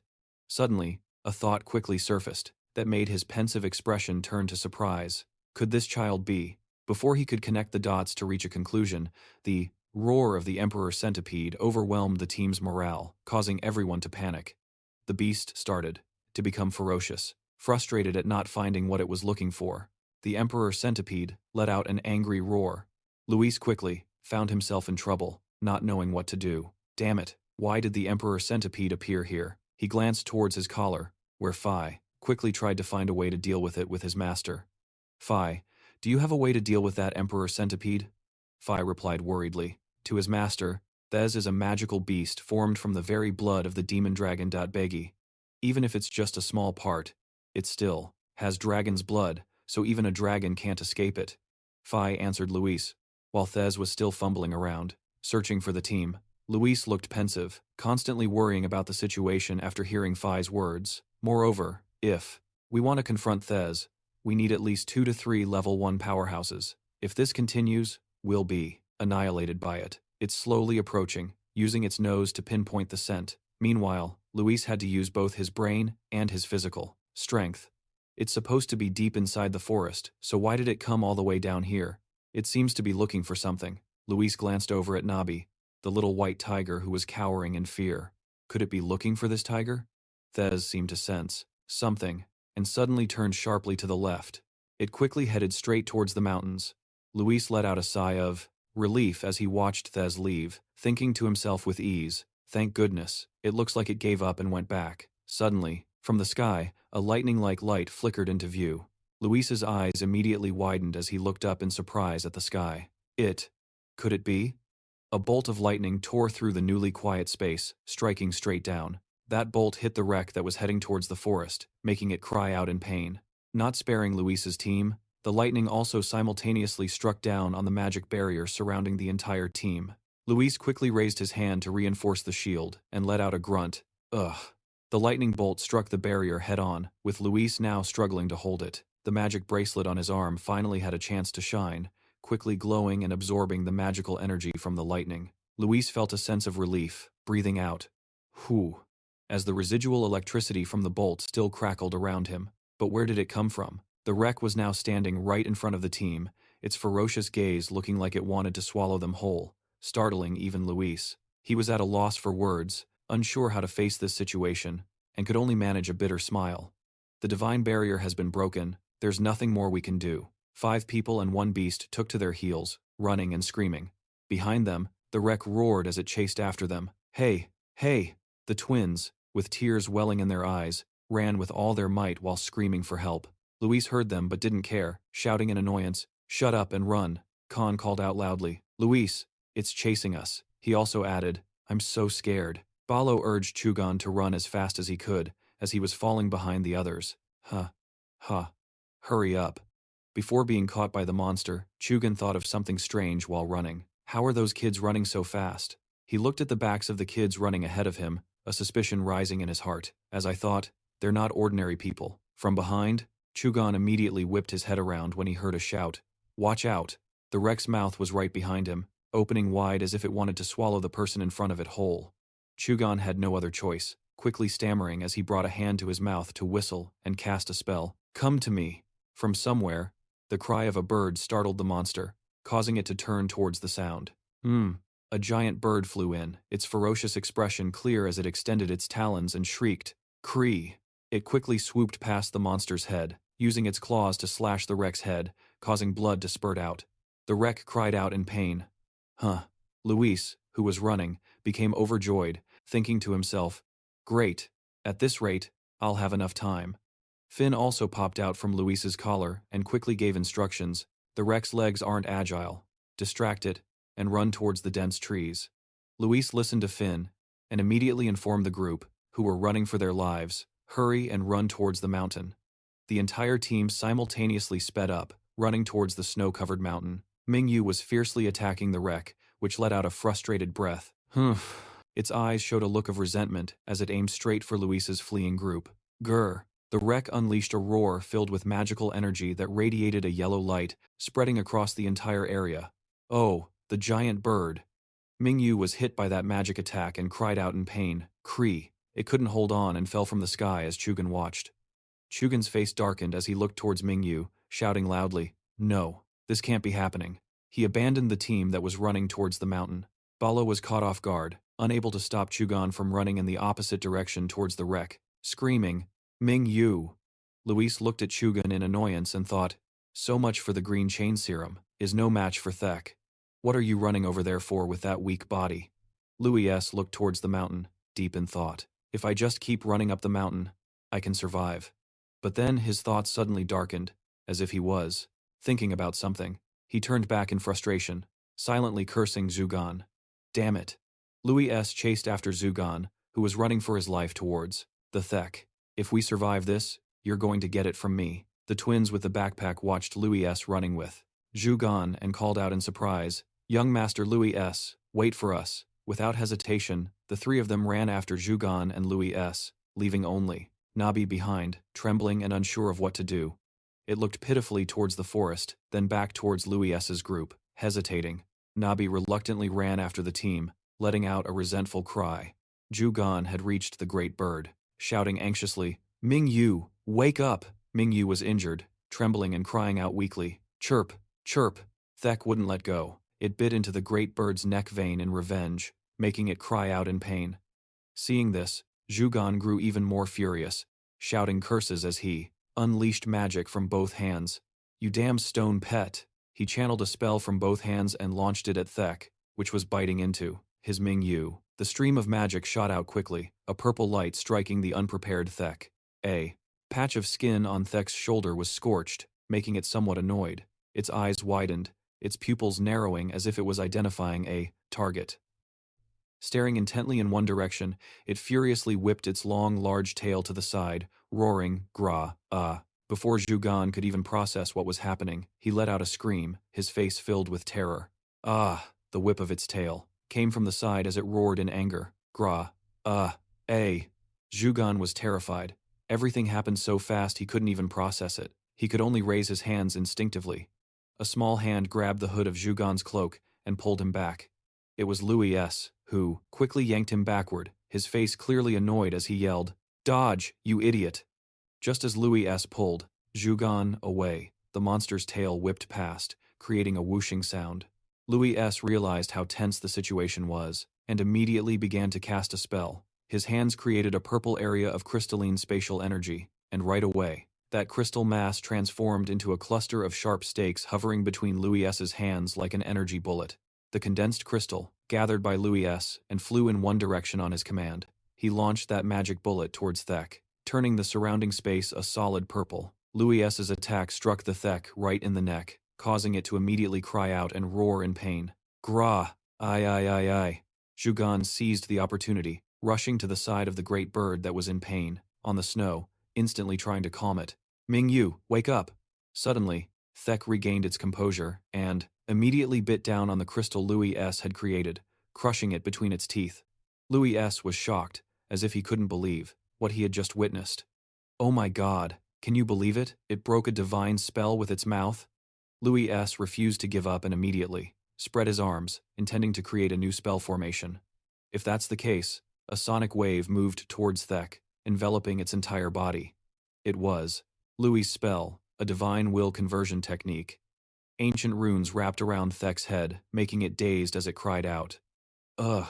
Luis looked triumphant, seeing it being controlled, his hands still tightly maintaining the spell formation. "Great, I've got it under control, just keep it, like that." But Thek refused to give up. The moment it was subdued, it immediately shattered the spell formation that Luis had painstakingly created, then roared loudly, Going from one surprise to another, as Deck destroyed the magic circle. Impossible? Is the divine will magic ineffective? Fian popped out from his collar and quickly explained to Luis, so that the monster only knows gluttony and slaughter, there's no way divine will magic can control it. Luis so didn't know what to do, and said in frustration, "Damn it, just how stupid is it?" Deck changed its target, turning towards Luis so, and opening its massive mouth as it charged like an arrow. The twins quickly provided support, rushing in front of Luis so. With swords in hand, the two of them charged forward and slashed at Deck's body. Khan exclaimed, "Ah, it's so tough." Kaney, holding twin swords, also had tears welling up. "Ugh, my hands hurt so much." Although Deck wasn't externally injured, the twins' magic had enveloped it, causing it to cry out and groan in pain. "Huh?" Luis so suddenly noticed the monster's pain. "What?" The attack on its head from the twins is effective. A voice called out from behind the twins, making them turn around. Luis so commanded, Connie, attack again." Luis so pointed at the creature's head. "Its weak spot is its head. Keep attacking its head." Hearing this, the twins felt a surge of excitement. The weapons in their hands were summoned once more. "We got it. Let's go." Khan and Connie, in a two-person sword combination, attacked Dex's head, making it cry out mournfully. Luis so said triumphantly. "Great, its stamina is weakening." Luis so gave a devilish smile, summoning divine magic with both hands. "Looks like I underestimated our full strength. Even though we're young, we're still pure-blooded dragons." While the twins were busy fighting Deck, Luis so, from a distance, also slowly charged forward with divine magic, creating streaks of light in his hands. "Today, let's turn it into a grilled gecko." Chugan and Balo watched in astonishment, not blinking. "Good heavens," Chugan, even more surprised, said. "They're fighting a Deck? Who on earth are those kids?" Balo could only laugh awkwardly to brush it off. "Haha. My grandkids are just a bit energetic," Chugan asked doubtfully. "Are they really your biological grandchildren?" Balo, not knowing what to say, just gave a vague reply. "You shouldn't dig too deep, or you might get hurt." Without hesitation, Luis so quickly launched the divine magic he had just prepared towards Deck. Combined with Connie and Khan's attack, it made the monster scream in helpless agony. Ka-ai-ai. It collapsed definitively, crying out, "Gua, UK." Luis so was visibly overjoyed. "We did it. We're about to catch it." Connie, who was holding twin swords with Khan, couldn't stop her tears. "Luis so, I'm so tired. My arm hurts. My shoulder hurts." Luis so was not lenient and pushed the twin spirits. "Endure it a little longer. We just need to attack one more time." The roar of a Deck rose again, terrifying the three children. This time, it was another Deck, covered in brown scales, that was speeding towards the kids. Aye. Luis so's face darkened, unable to believe another Deck had appeared. "We're screwed. There's another one." "Ugh." The green Deck was groaning, lying there trembling. Khan asked helplessly. "Luis, what do we do now?" Luis was out of options, not knowing what to do, and could only think of one thing. There's no other way. Luis so looked towards Chugan, who was staring wide-eyed at the newly arrived Deck. "I don't want to show him, but the only way is to reveal my true form and carry Balo and Jacob away." Luis so said to the twins, "You guys now." Before he could finish, there was another sound. Another sky-shaking roar erupted, startling the three kids. It was a pair of mighty tigers charging down from the mountaintop. The attention of the brown centipede shifted towards the pair of tigers. Yeah. The two white tigers lunged forward, biting and tearing at the centipede. The three beasts were clashing with each other, causing the sounds of battle to echo endlessly. Roar. Nabi B, with sparkling eyes, was crying out whimperingly, as if it had recognized its parents. Chugan was once again utterly astonished. "Oh my God, are there two mighty tigers?" Luis S. became happy again, his heart filled with joy. That's right. When the kids are in danger, the parents have to step up. Khan and Connie were also happy to witness the scene. "Ooh, look at that bigger kitty over there. Who?" The green centipede seemed to have woken up. It recovered a little and started to think about escaping.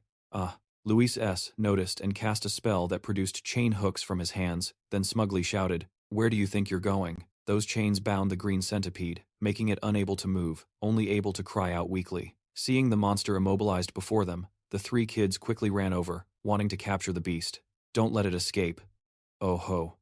Luis S., confident of victory, thought to himself, "Let us finish you."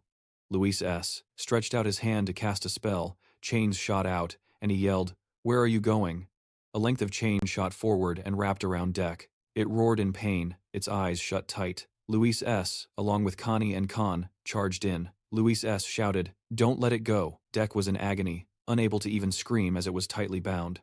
Luis S. turned and ran back, saying, "Balo, make your move now." Balo immediately rushed forward and shouted, "Yes, I'm coming." Young Master Jia Khan stood from a distance watching everyone fight the centipede, his face bewildered, not understanding what had just happened, stammering to himself, "What, young master? A moment ago you called me your nephew." A terrifying roar echoed throughout the forest. Jia Khan turned around with a horrified expression. Nabi B pounced, roaring loudly. "Roar!" It jumped onto Dek and bit its back, startling Dek into letting out a long cry. It bit into Nabi, making Nabi cry out in pain a few times. Dek immediately used the momentum to fling Nabi B into the air. It fell and hit the ground hard, crying out in agony. Its mouth was bleeding, its whole body trembling and muttering. Dek let out a huge roar, radiating an aura. Nabi's face turned pale, it coughed up blood, screaming in pain. Dek turned its back, intending to whip its tail at Nabi, and roared. Lying on the ground, it cowered in pain, looking up. It charged forward, letting out a mighty roar. Roar! Nabi saw Dek's attack. Dek whipped its tail at Nabi, making it scream. Nabi was slammed hard against a tree, clearly in pain. It seemed to be in shock from the powerful impact, spitting blood and screaming. The mighty tiger saw Nabi collapse, its face pale, and it angrily radiated bolts of lightning and roared. The mighty tiger charged at the centipede. It let out a powerful roar. It bit into Dek's body, sending lightning coursing through it. Dek screamed in pain. The mighty tiger kept its grip tight on Dek, allowing the lightning to surge powerfully through its body, making it scream. The mighty tiger's face was furious, its teeth clamped down on Dek. It let out mighty roars. Dek was in pain, thrashing its tail around under the effect of the mighty tiger's lightning. It screamed loudly. Nabi watched in bewilderment, its eyes filled with worry. Having been saved, it was incredibly moved, letting out a few soft sounds in its throat.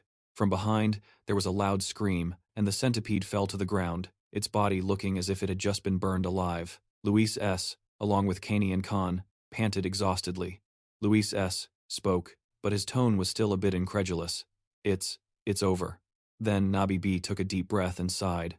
So tired. Balo pointed towards, looked in a certain direction, and said to Luis, "Young master, the fierce tiger is coming." The fierce tiger, its body covered in bruises and wounds, was slowly approaching. Nabi rushed towards the fierce tiger, crying out. It and the tiger bumped heads after the recent battle for survival. The corners of Nabi's eyes welled up with tears, whimpering softly. The fierce tiger turned to look towards Luis, its face looking as if it wanted to say something to him. Luis thought to himself, could it have recognized my true form? The fierce tiger turned to leave, and a startled Nabi cried out, tearfully rushing towards it and shouting at the fierce tiger. Luis stepped forward to block Nabi, leaving it utterly confused. Luis looked towards the fierce tiger. The fierce tiger stopped and looked back at them, radiating a happy and contented smile. The fierce tiger leaped high and headed off to an unknown destination. Nabi, sad, and on the verge of tears. Phi, sitting on Luis's shoulder, said with a pensive look, perhaps that tiger was ready to die, sacrificing its life to protect its child. Truly, the king of the forest. A flash of light erupted in the middle of the forest, startling everyone. Phi said worriedly, that light is. Luis held Phi tightly in his palm, then let her go. As he started to leave, he told her, you watch over the children. She asked, puzzled. What? Where are you going? Luis replied, I'm just going up the mountain, and we'll be right back. Phi looked visibly startled and worried, saying, But it will be dangerous. Luis still began to leave, his face resolute as he said, I'll only be a moment, you don't need to worry. Phi replied, Yes, you absolutely must be careful. Luis noticed something and looked down. Nabi was lying on the snow-covered ground, sadly sniffling and looking up at Luis. It let out a few snorts. Luis looked at Nabi. Do you want me to get on your back? Nabi looked at Luis and nodded in response. He thought for a moment, then decided, all right, let's go together. Luis sat on Nabi's back, and as it ran through the snowy mountain forest, Luis seemed surprised and thought to himself, it's really fast. How could the twins have possibly caught it when it runs this fast? Nabi suddenly stopped, its eyes welling with tears as it cried out. It was a massacre, with the corpses of the D and the fierce tigers lying scattered across the snowy ground in the freezing cold amidst pools of blood, Luis said with concern. Oh my god, did the tigers take them all down with them? Nabi sobbed uncontrollably, rushing towards the bodies of the tigers, wailing. It went to one of the tiger corpses and checked its body. It let out a tragic, heart-wrenching cry, as if trying to wake the dead tiger. Luis stood behind, feeling a somber sadness for Nabi. He was upset, his face showing clear frustration as he clenched his fists. He thought, "You've lost your parents too, just like I did in my past life." Luis placed his hand on Nabi's head and stroked it, hoping to somehow comfort and soothe the pain in its heart from having to witness its parents sacrifice themselves just to protect it. In the forest, blanketed in white snow, 2 graves appeared on the path, built from stones. Nabi cried as it sat facing the 2 graves.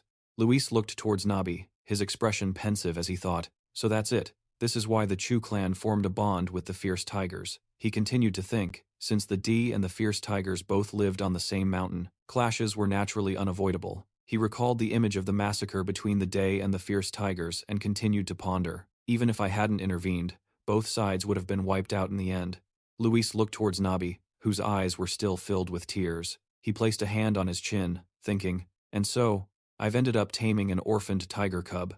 He created a brilliant red magic, a beautiful crimson glow. A slight smile touched his lips as he thought, "However, since I'm here, I won't let that happen."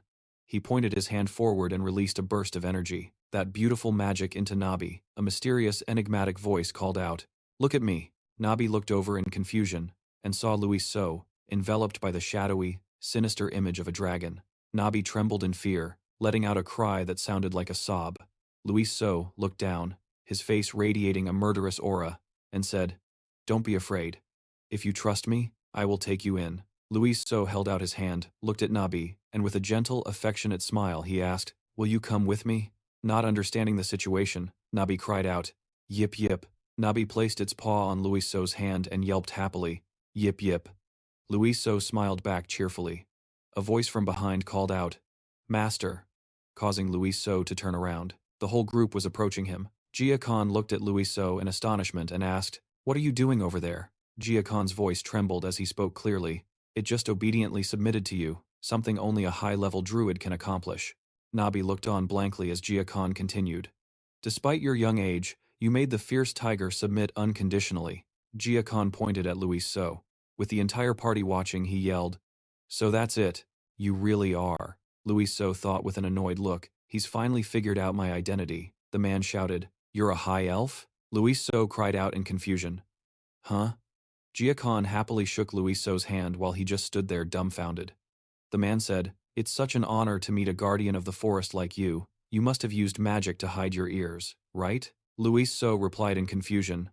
"Huh? No. I think there's been a misunderstanding." Then, Luis So suddenly had a realization, like a bolt of lightning struck his mind. "Wait a minute, wouldn't this be better?" Jia Khan's face was a picture of satisfaction. Luis So continued to think, "If I let him keep this misunderstanding, my identity won't be exposed." Luis So cleared his throat, ahem, and put on a divine air, saying, "That is correct, I am the guardian of the forest." Ballo scratched his head and thought with concern, "He's about to pull another scam." Jia Khan looked at Luis So, flustered and apologetic, and said, "Please forgive me for not realizing sooner, and please forgive my rudeness until now." Luis So smiled happily and replied, "It's fine, you didn't know, so no offense was taken." Khan and Khan stood behind them with annoyed expressions, mocking Luis So. Then Khan said, "Are elves always this obnoxious?" Khan immediately added, "I wouldn't know. I'm sure Luis So has never met an elf in his life." Jia Khan turned to look at the boy and girl, asking, "If that's the case, does that mean these two are also?" Luis So puffed up his chest and replied with pride, "Correct, they are the elf warriors who escort me." Ballo sighed in the background, while Khan looked absolutely furious. Ballo thought, "Oh well, I'm not even going to bother, it's not like this is the first time. Hey human, I have a favor to ask of you." Luis So looked at Nabi and continued, "Can you take care of this child for me?" Jia Khan asked, startled. "What? You're entrusting the fierce tiger to my care?" Khan and Khan looked outraged, yelling at Luis So who was covering his ears. They shouted in unison, "Absolutely not. Who said you could? Nabi belongs to us." Annoyed, Luis So glanced in a certain direction, giving a signal. Ballo immediately understood the cue. Ballo stepped behind Khan and lifted them both up. As he carried them away, They continued to struggle and protest. Khan screamed. "No, Nabi," Khan yelled. "You're the worst, Luis so." He then turned back to Jia Khan and asked, "So? Can you look after Nabi?" Jia Khan replied bashfully, "Oh my, for the High Elf himself to entrust this child to me." But Luis so interrupted him. Jia Khan said, "My hidden dragon wants to take it in, but our journey will be very treacherous." Nabi listened intently to Luis's every word. "I'm afraid this child won't be able to endure it," Jia Khan said with a concerned look. "A journey that even you, High Eo, consider treacherous," Luis said with a cheerful expression. "From what I've observed over the past few days, I think you can take good care of this child. I hope you'll look after this child until the day I return for it." He thumped his chest and replied enthusiastically, "Yes, you can leave it to me, sir. I'll take care of it with all my heart, like it's my own child." He turned to Nabi and said, "Thank you. Then I'll entrust this child to you. From now on, follow Jia Khan." "Here." Nabi let out a sad cry. Luis patted its head comfortingly and said, "I can't take you with me right now. If you listen to Jia Khan obediently, I will definitely come back for you." Nabi looked up at Luis and cried out regretfully. Nabi walked towards Jia Khan. He bent down, looked at it affectionately, and said, "Your name is Nabi, right? Let's rely on each other from now on, okay? Nabi, grr." Luis smiled lightly and thought, "So it's all settled smoothly. In the future, there won't be a situation where the mighty tiger that made a pact with me turns against me and becomes an enemy." Luis turned to Jia Khan and said, "Oh, right. In the future, remember to give Nabi the light essence." Jia Khan asked, bewildered, "The light essence?" He smiled lightly and said, "That's right. One day, this child will grow up, and you won't regret it." The sun began to set as Jia Khan and Nabi left. The two turned back to wave goodbye. Luis thought, with a satisfied expression, "It was a bit of a hassle, but I guess it's all settled now. Even though I didn't get a dragon, I managed to pull a major future threat over to my side. You could call that a huge prize." Then he turned to the pouting Khan and said, "All right, now let's continue heading west." Khan sulked, ignoring him and whining. Khan said loudly. "Luis is a big meanie," Khan added angrily. "Luis, let Nabi go all by himself. I'm not playing with Luis anymore." Luis tried to appease the two, holding two brightly shining fruits in his hand. "Do you guys want some fairy fruit?" The little girl and boy stared at the fairy fruit, drooling. The girl asked shyly, "Are you giving us two?" The boy said cheerfully, "Give me three." On the bustling road, crowds of people came and went. Luis looked helplessly at Khan clinging to his shoulders. The little girl and boy looked around, shouting with excitement. "Whoa," a voice said. "We've finally arrived." The somewhat classic-looking port city of Lukthon appeared before everyone's eyes. Khan's eyes were filled with excitement. The boy exclaimed, "Luis, Luis, there are so many people here." On the other side, Khan excitedly pointed forward and said, "Look, there are demi-humans too. It's my first time seeing a demi-human." Phi flew up and explained with a smile, "This place is completely different from the villages we visited, isn't it? There are many different kinds of people in Lukthon. Because it's a port city, ships carrying goods are constantly coming and going, for trade between the autumn continent and the frost continent, so a lot of people pass through the city in a year." Luis raised his hand, pushed aside the curtain, and looked outside. His expression was a little curious as he thought to himself, "We're finally here. It took me half a year to get from Mount Kat Somo to Lukthon." Luis leaned wearily against the carriage and continued to think, "So, I've already covered a quarter of the journey.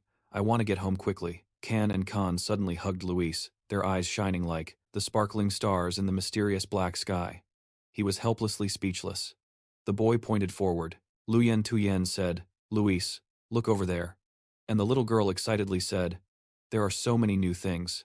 After hearing this, Luis S. could only feel frustrated and helpless. He angrily struggled to get free, saying, "I told you not to cling to me. Get away, you guys." Ka and Khan laughed. "Ha ha, Luis S. is angry." Balo turned his head to look and said, "Young Master Luis S., we've arrived." Luis S. was surprised and pushed K and Khan away, saying, "Oh, really?" He slowly got out of the carriage. Luis S. looked up and around. Standing in front of the Zajan Inn, Luis S. stared up at the sign for a long time. Then he asked Balo, "Is this the familiar place you were talking about?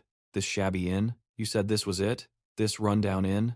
He scratched his head and said awkwardly, I haven't been here in 10 years. Let's just go inside and see first. Let's just go inside and see. The door was pushed open in an instant. A pretty girl with orange hair, who was carrying water, turned to look and said with a bright smile, "Welcome, esteemed guests. The Zijin Inn is pleased to serve you." Looked and said with a bright smile, "Welcome, esteemed guests. The Zijin Inn is pleased to serve you." Mona walked over to Balo and asked with a smile, "Would you like to book a room or have a meal, sir?" Asked, "Would you like to book a room or have a meal, sir?" He didn't look at her but turned his head to look behind him and said, I'd like to book a room first." "Want to book a room," Mona said doubtfully. "Huh?" As if not believing her eyes, Mona pointed at him and said loudly, "Are you Uncle Balo? Balo?"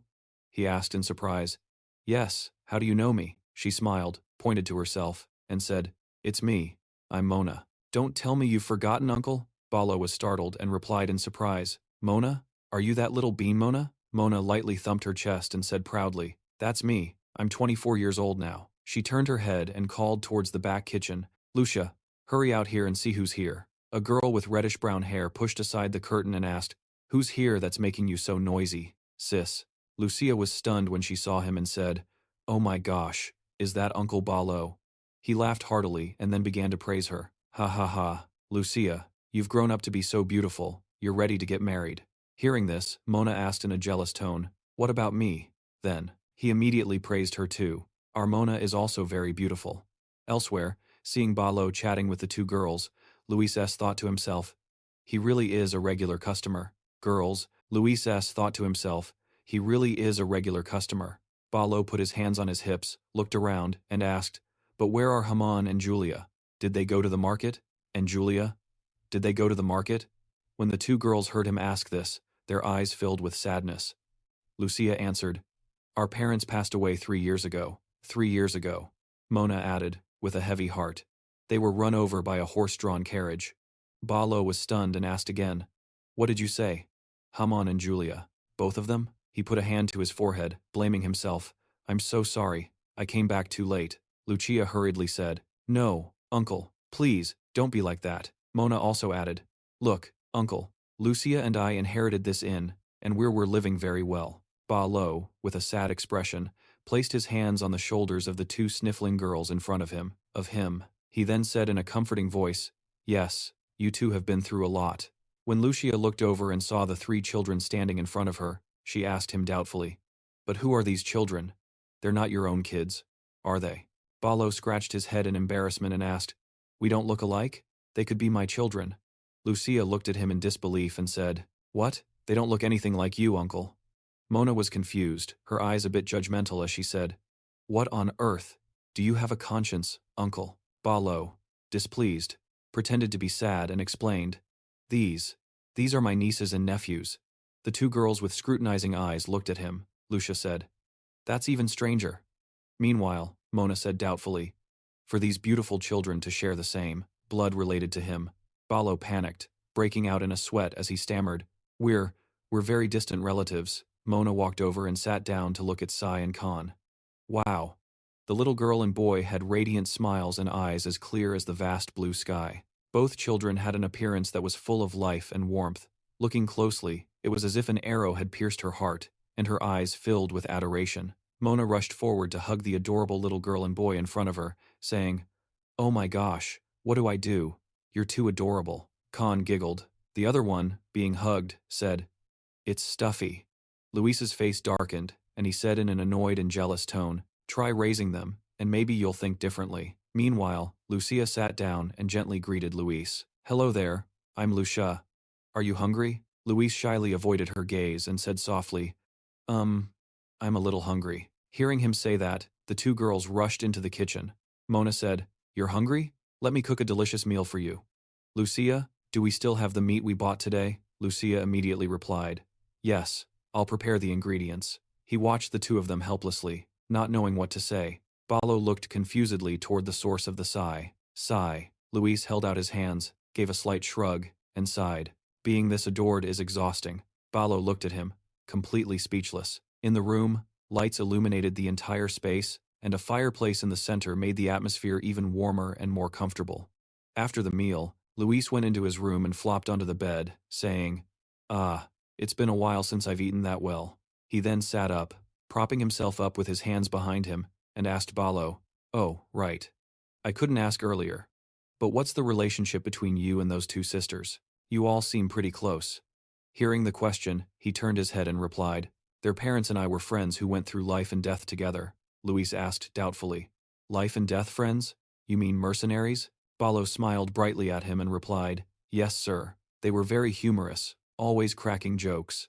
One day, they brought Mona over to raise their child, and they retired to run this inn. Thanks to them, I became a regular here." Luis looked bored as he leaned back on his hands, cleaning his ear and saying, So that's how it is. All right, you can go now." Balo asked, "Confused, sir? Why so suddenly? Where are you telling me to go?" He scowled and said, "Where else? Aren't we going to the autumn continent to find a ship? And we need to find medicinal herbs along the way." Balo looked at him, lowering his voice to reply hesitantly, Yes. But, you mean right now? We just arrived." A black aura began to emanate from Luis. He stared intently at the man. Seeing this, Balo scrambled in fear, rushing off as he said, "Yes, of course, we must go. I'll leave immediately." Luis then turned to Fee and said, "Fee, you go with him." She flew up and said, "Yes, I understand." After speaking, Luis turned around upon hearing a noise behind him. He saw Sai and Khan sleeping soundly on the bed. The little girl and boy must have been exhausted. He looked at them, sighed, and thought to himself, "The kids are all asleep. They look like little angels when they're sleeping." Luis stretched and yawned wearily, saying, "Yawn. I guess I should take a little nap too." A short while later, Mona brought some snacks. She pushed the door open and entered, saying, "Kids, time for a snack." Lucia, who was standing behind her, tilted her head and asked curiously, "Sister, why aren't you going in?" On the bed, she saw Luis, Sai, and Khan sleeping soundly and exclaimed, "Oh my goodness." Mona raised a hand to cover her mouth, smiling as she said, "What should we do? Even when they're sleeping, they're this adorable?" Lucia added affectionately, "I know, right? They're just too cute." Mona and Lucia stepped out of room. She smiled and said, "Good night." Lucia also smiled and said, "Sweet dreams, kids." In that room, the door closed softly. Now, only Luis, Canny, and Khan were left in the room, fast asleep. Perhaps one day had been too tiring for them, which was why they fell asleep so quickly. Downstairs, the tavern was bustling with people coming and going. At a corner table, two men were tipsy, drinking and chatting with each other. From the stairs, Luis walked down, his face still looking sleepy, and he was yawning repeatedly. Seeing him come down, Lucia quickly turned with a bright smile and asked, "You're awake? Did you sleep well?" He sleepily replied, "Yes, I did." Looking over at the dining table, he saw Balo already sitting there. He turned to look at him, and next to him were Khan and Kanyi, who were grinning happily, calling out in unison, "Luis, come over and eat." Lucia also chimed in, "I'll bring breakfast right over. You go sit at the table." As soon as Luis sat down, he asked Balo, "Have you found a ship to the autumn continent yet?" Balo replied, "Yes, of course, I've found one. They said it will set sail in 2 weeks." Hearing this, Luis nodded, saying, "Oh, good job. What about the spiritual medicine?" Hearing about the spiritual medicine, Balo scratched his beard, a bit awkwardly. After all, that was an item that wasn't easy to find. Hearing that, Luis was disappointed. He rested his chin on his hand and sighed, thinking, as expected of a dragon, they have mountains of stuff. But spiritual medicine is something an ordinary person wouldn't even have a chance to see in their entire lifetime. Looking at the man cutting a steak, he continued to think, human food only tastes delicious. Other than that, it doesn't do anything for a young dragon like me. Thinking about the journey to the autumn continent, Luis thought further. It takes about 2 months by sea to get to the autumn continent, so I have to make the most of the time before we set sail. Seeing Luis so worried, Balo spoke up to reassure him. "You don't need to worry too much. We'll probably be able to find it." Balo continued, "No matter what anyone says, this place is where all the necessities of the frozen continent are gathered. This is a crucial time." After Balo finished speaking, Luis felt relieved. He smiled and replied, "All right, let's go take a look together tomorrow."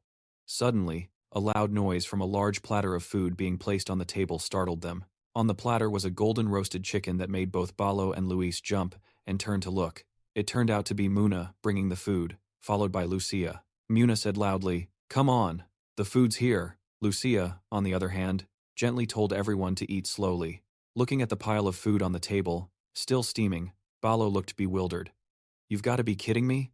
Who can eat all this food so early in the morning? Hearing that, Muna crossed her arms, pouted, and said, I didn't set this table for you, uncle. Balo's face fell a little. Lucia gently turned to Khan and Kanyi and said, Come on, you two. Give it a try. The two kids heard this and happily replied in unison, Okay. Balo brought a piece of meat to his mouth, muttering to justify himself. It's not that I won't eat it, but as soon as he put the meat in his mouth, he froze. This taste. Luis had been busy eating all this time, while he silently exclaimed, This is it. Just like the taste your mother used to make. Hearing this, Muna laughed out loud and replied without hesitation, very proudly, Hey, of course. Whose daughter do you think I am? Then she put her arm around Lucia, who was standing beside her, and said, Lucia helped too. Lucia hugged her arms and said shyly, I just helped a little on the side. Remembering something, Balo turned and asked, saying it just occurred to him that Lucia was a very good singer, which slightly surprised both her and Moner. Luis was focused on his food, but upon hearing that, he also turned to ask, Singing?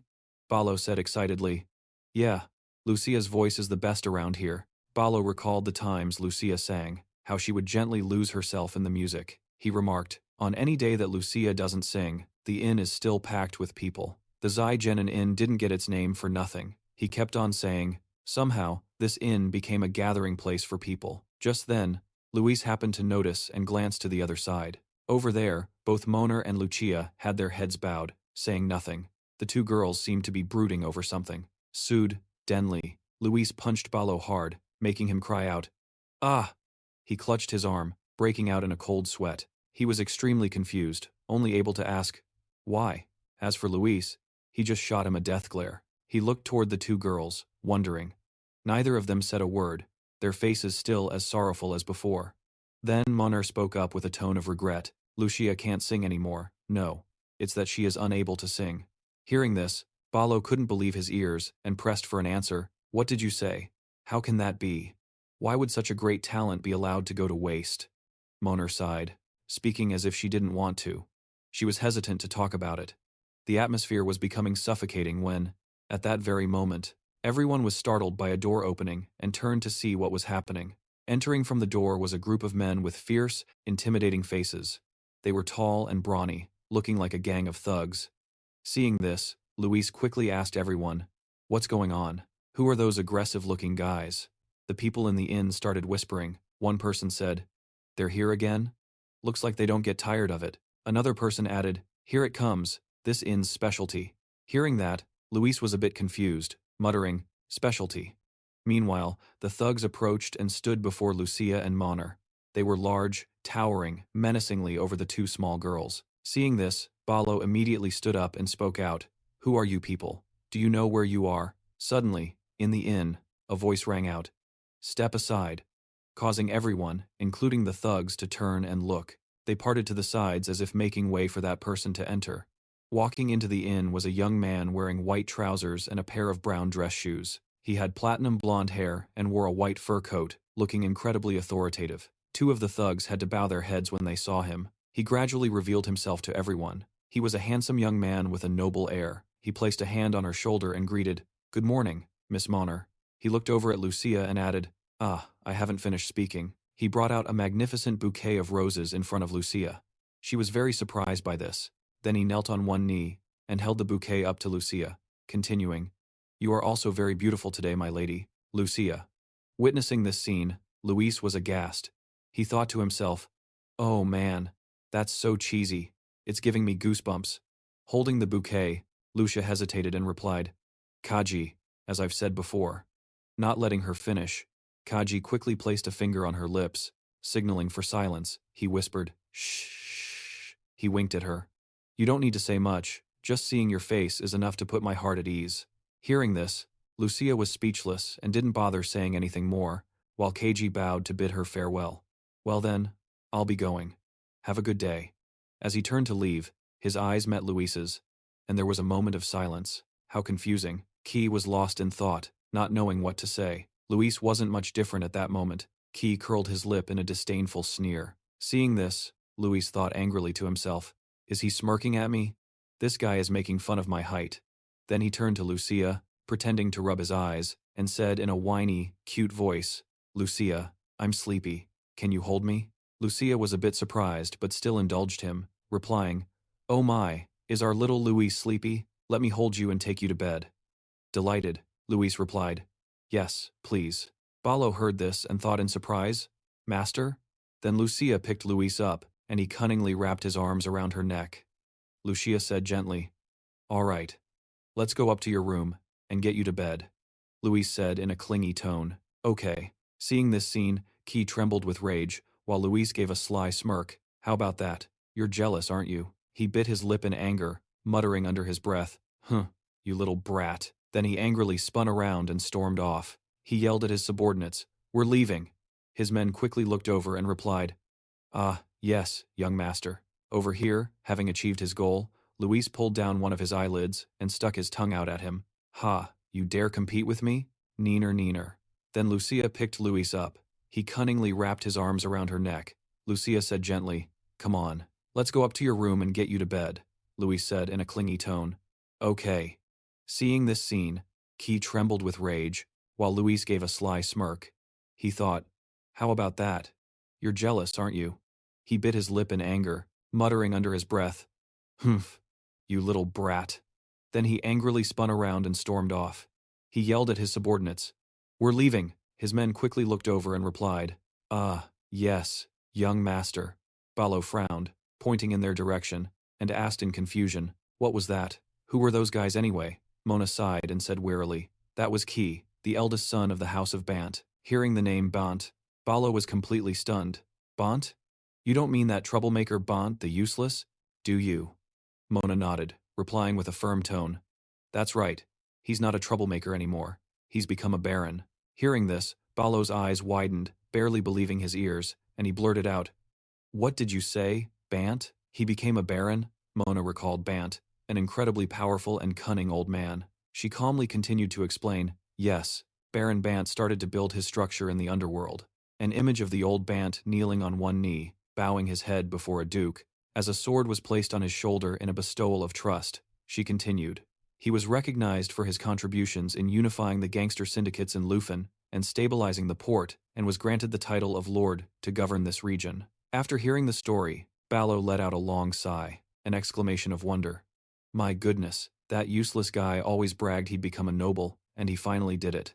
Then he burst out laughing, his voice full of mockery.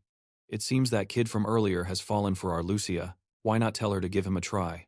Mona placed a hand on her forehead in exasperation. She sighed. Sigh, uncle, please don't mention this again, Balo asked in surprise. Huh, why not? He's the son of a proper noble family now. A figure of his stature is no small fry. Mona replied without hesitation. That boy Key is only 14 years old this year, just 14, while Lucia is already 22.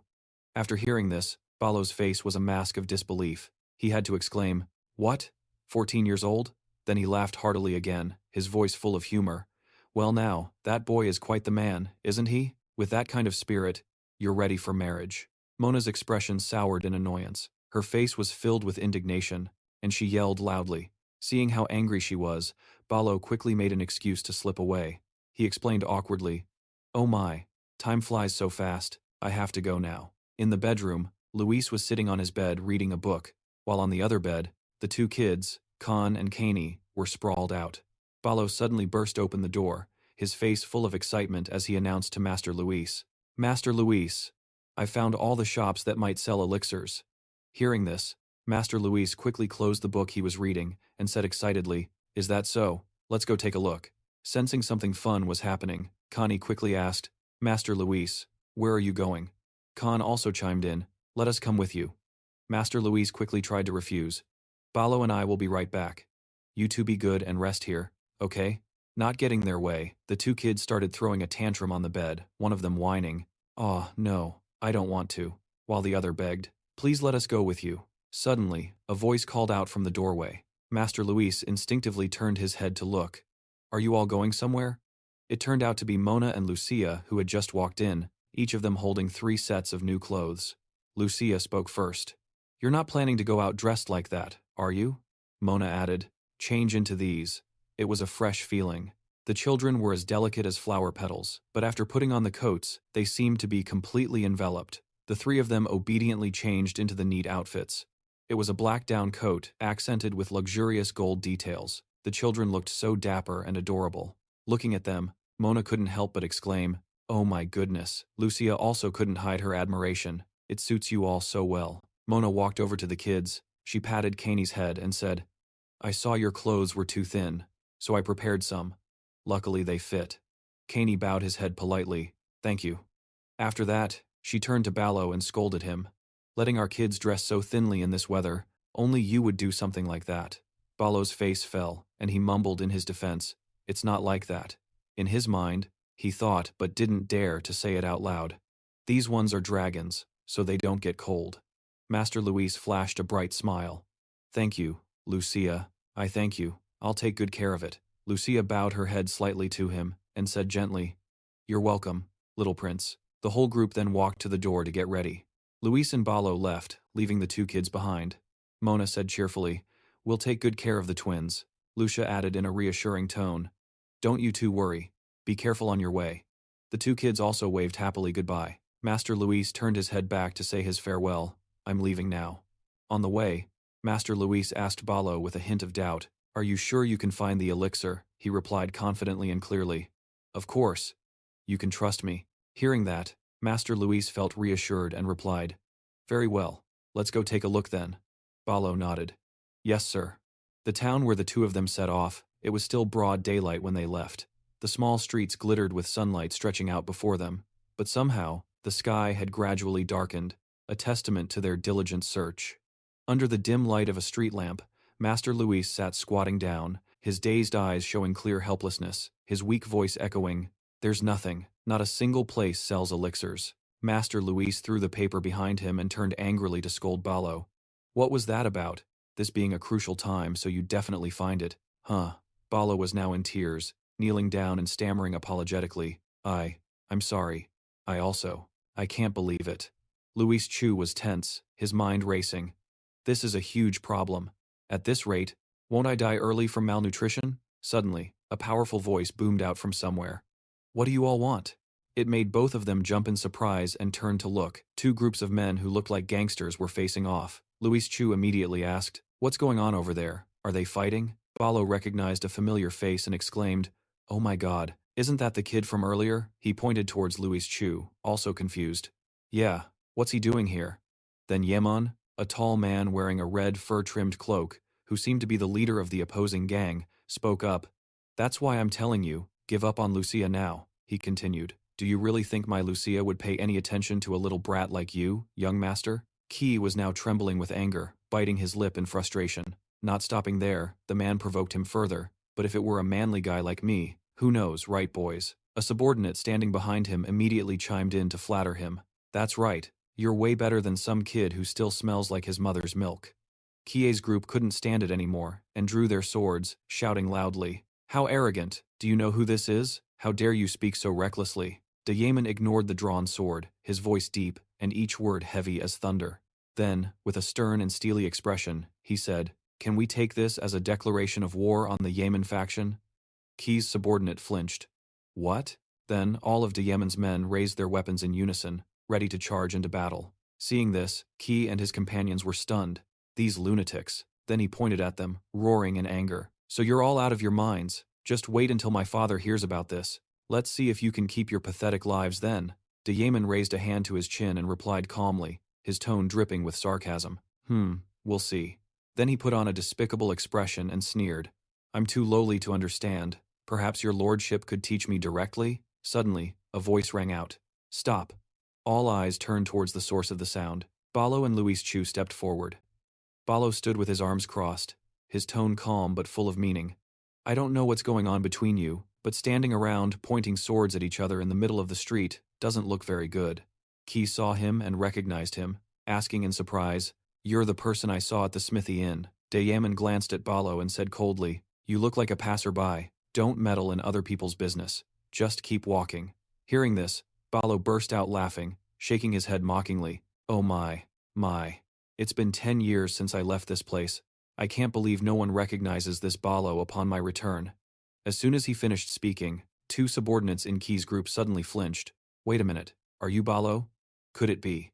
Then they shouted, "Is that Ballo the Bloody Axe?" Balo remained calm, shrugging as he replied, "Oh, so someone does remember me." Hearing this, Ki turned curiously and asked, "The bloody axe, who's that?" The subordinate answered, "Young master, you've heard about him from the Baron. He's the one who saved the Baron's life." The subordinate recalled the time when the Baron was being pursued by enemies before he was granted his title. At that time, the Baron was fighting to unite the underworld gangs when he fell into the enemy's trap. In the very moment the Baron's life was in danger, he remembered the image of Balo, holding an axe in one hand and supporting the Baron with the other, both of them severely injured, as that Balo charged into the enemy's base with just a single axe in his hand. Despite being slashed 8 times, he ultimately saved the Baron. Hearing this, Ki was astonished and shouted at the top of his lungs, "What did you say? That person is our family's benefactor?" Then he stepped forward and grabbed Balo's hand. "Full of gratitude, I never expected to meet you here. My father has told me so much about you. It's a pleasure to meet you."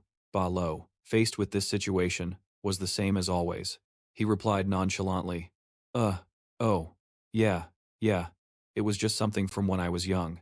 Then he awkwardly scratched his head. "It's nothing to make a big deal out of. Ha ha." Louis So stood there thinking to himself, putting on airs. Dae Mon, also, spoke up. "I never thought I'd meet a legendary figure I've only heard about through rumors like this."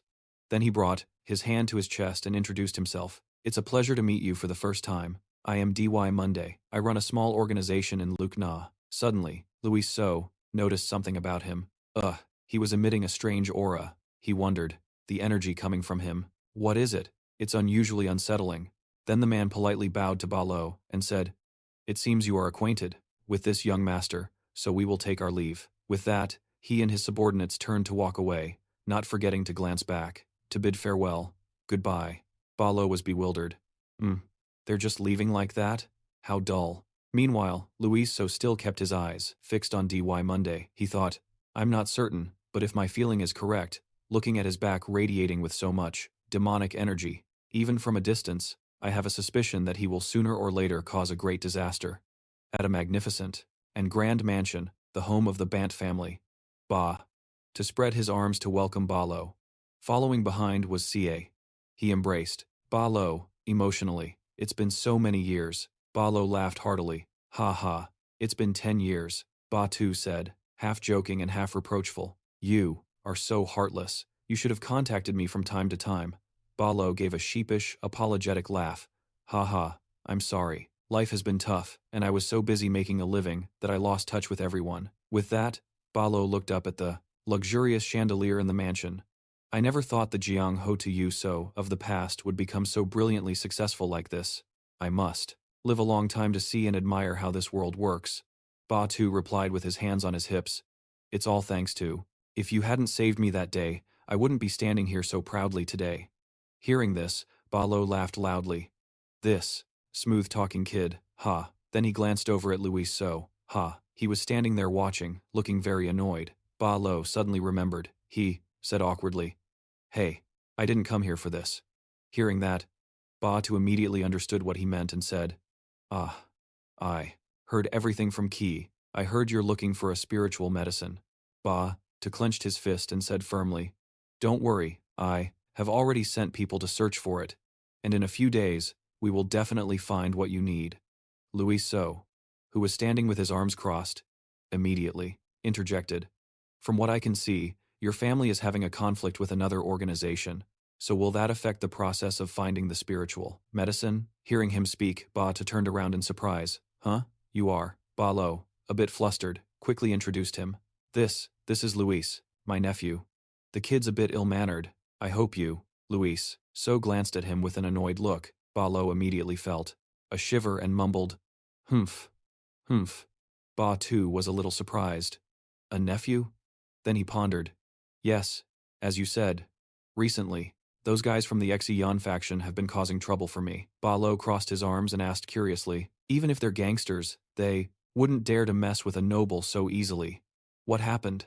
Ba Tu replied seriously, "Actually, the Merchant Guild's ship under my authority, Bader's protection, have recently been running aground for unknown reasons. You could say it's just bad luck." But Louis listened intently, which surprised him greatly. The ships that ran aground and returned, their crews rumored that their vessels had been caught by ghosts. Therefore, a group of people are starting to doubt the Bator family's protection. He wondered, ghosts?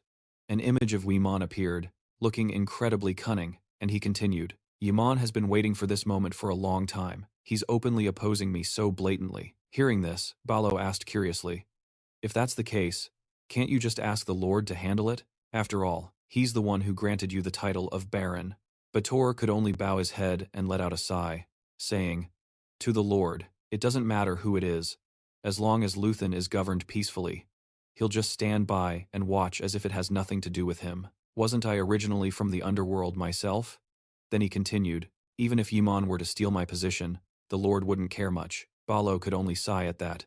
Man, this is a real headache. Bator came closer, putting an arm around Balo's shoulder and continuing, come on, it's been a while since we brothers have seen each other. We can't just talk about these troublesome things.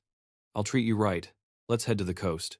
Balo heard this and his eyes lit up as he said, oh, that's a great idea. It's been a while since I've pulled an all-nighter. After saying that, Balo suddenly remembered Louis, now turning to look at the boy's reaction and stammering, playing at the beach, but that thing. Louis was still standing there with his arms crossed, his annoyed expression unchanged, but he was sensible enough to gesture to Balo, don't mind me, and just go have fun. As long as you find the elixir, I can let you have your fun with these things. Hearing that, Balo's face immediately lit up as if it were a festival. Then he said loudly, all right, let's go. Let's drink until we drop tonight. No going home sober.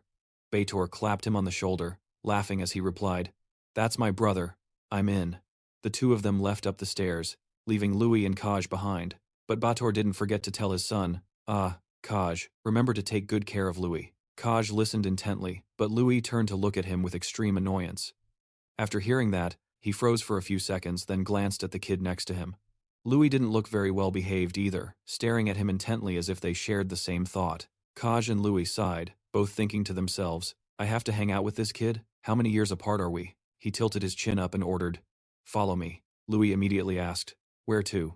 Kaj glanced over and replied, still asking where? My father told me to look after you, so where else would we go but my room? Hearing that, Louis said with a smug look, all right, then let's see you introduce your room. Let's see how good a noble young master is at babysitting. Provoked by Louis, he immediately got angry, only managing a few words. Ha, this little brat. They both arrived at Kaj's room, which looked very neat, tidy, and clean, but also quite luxurious.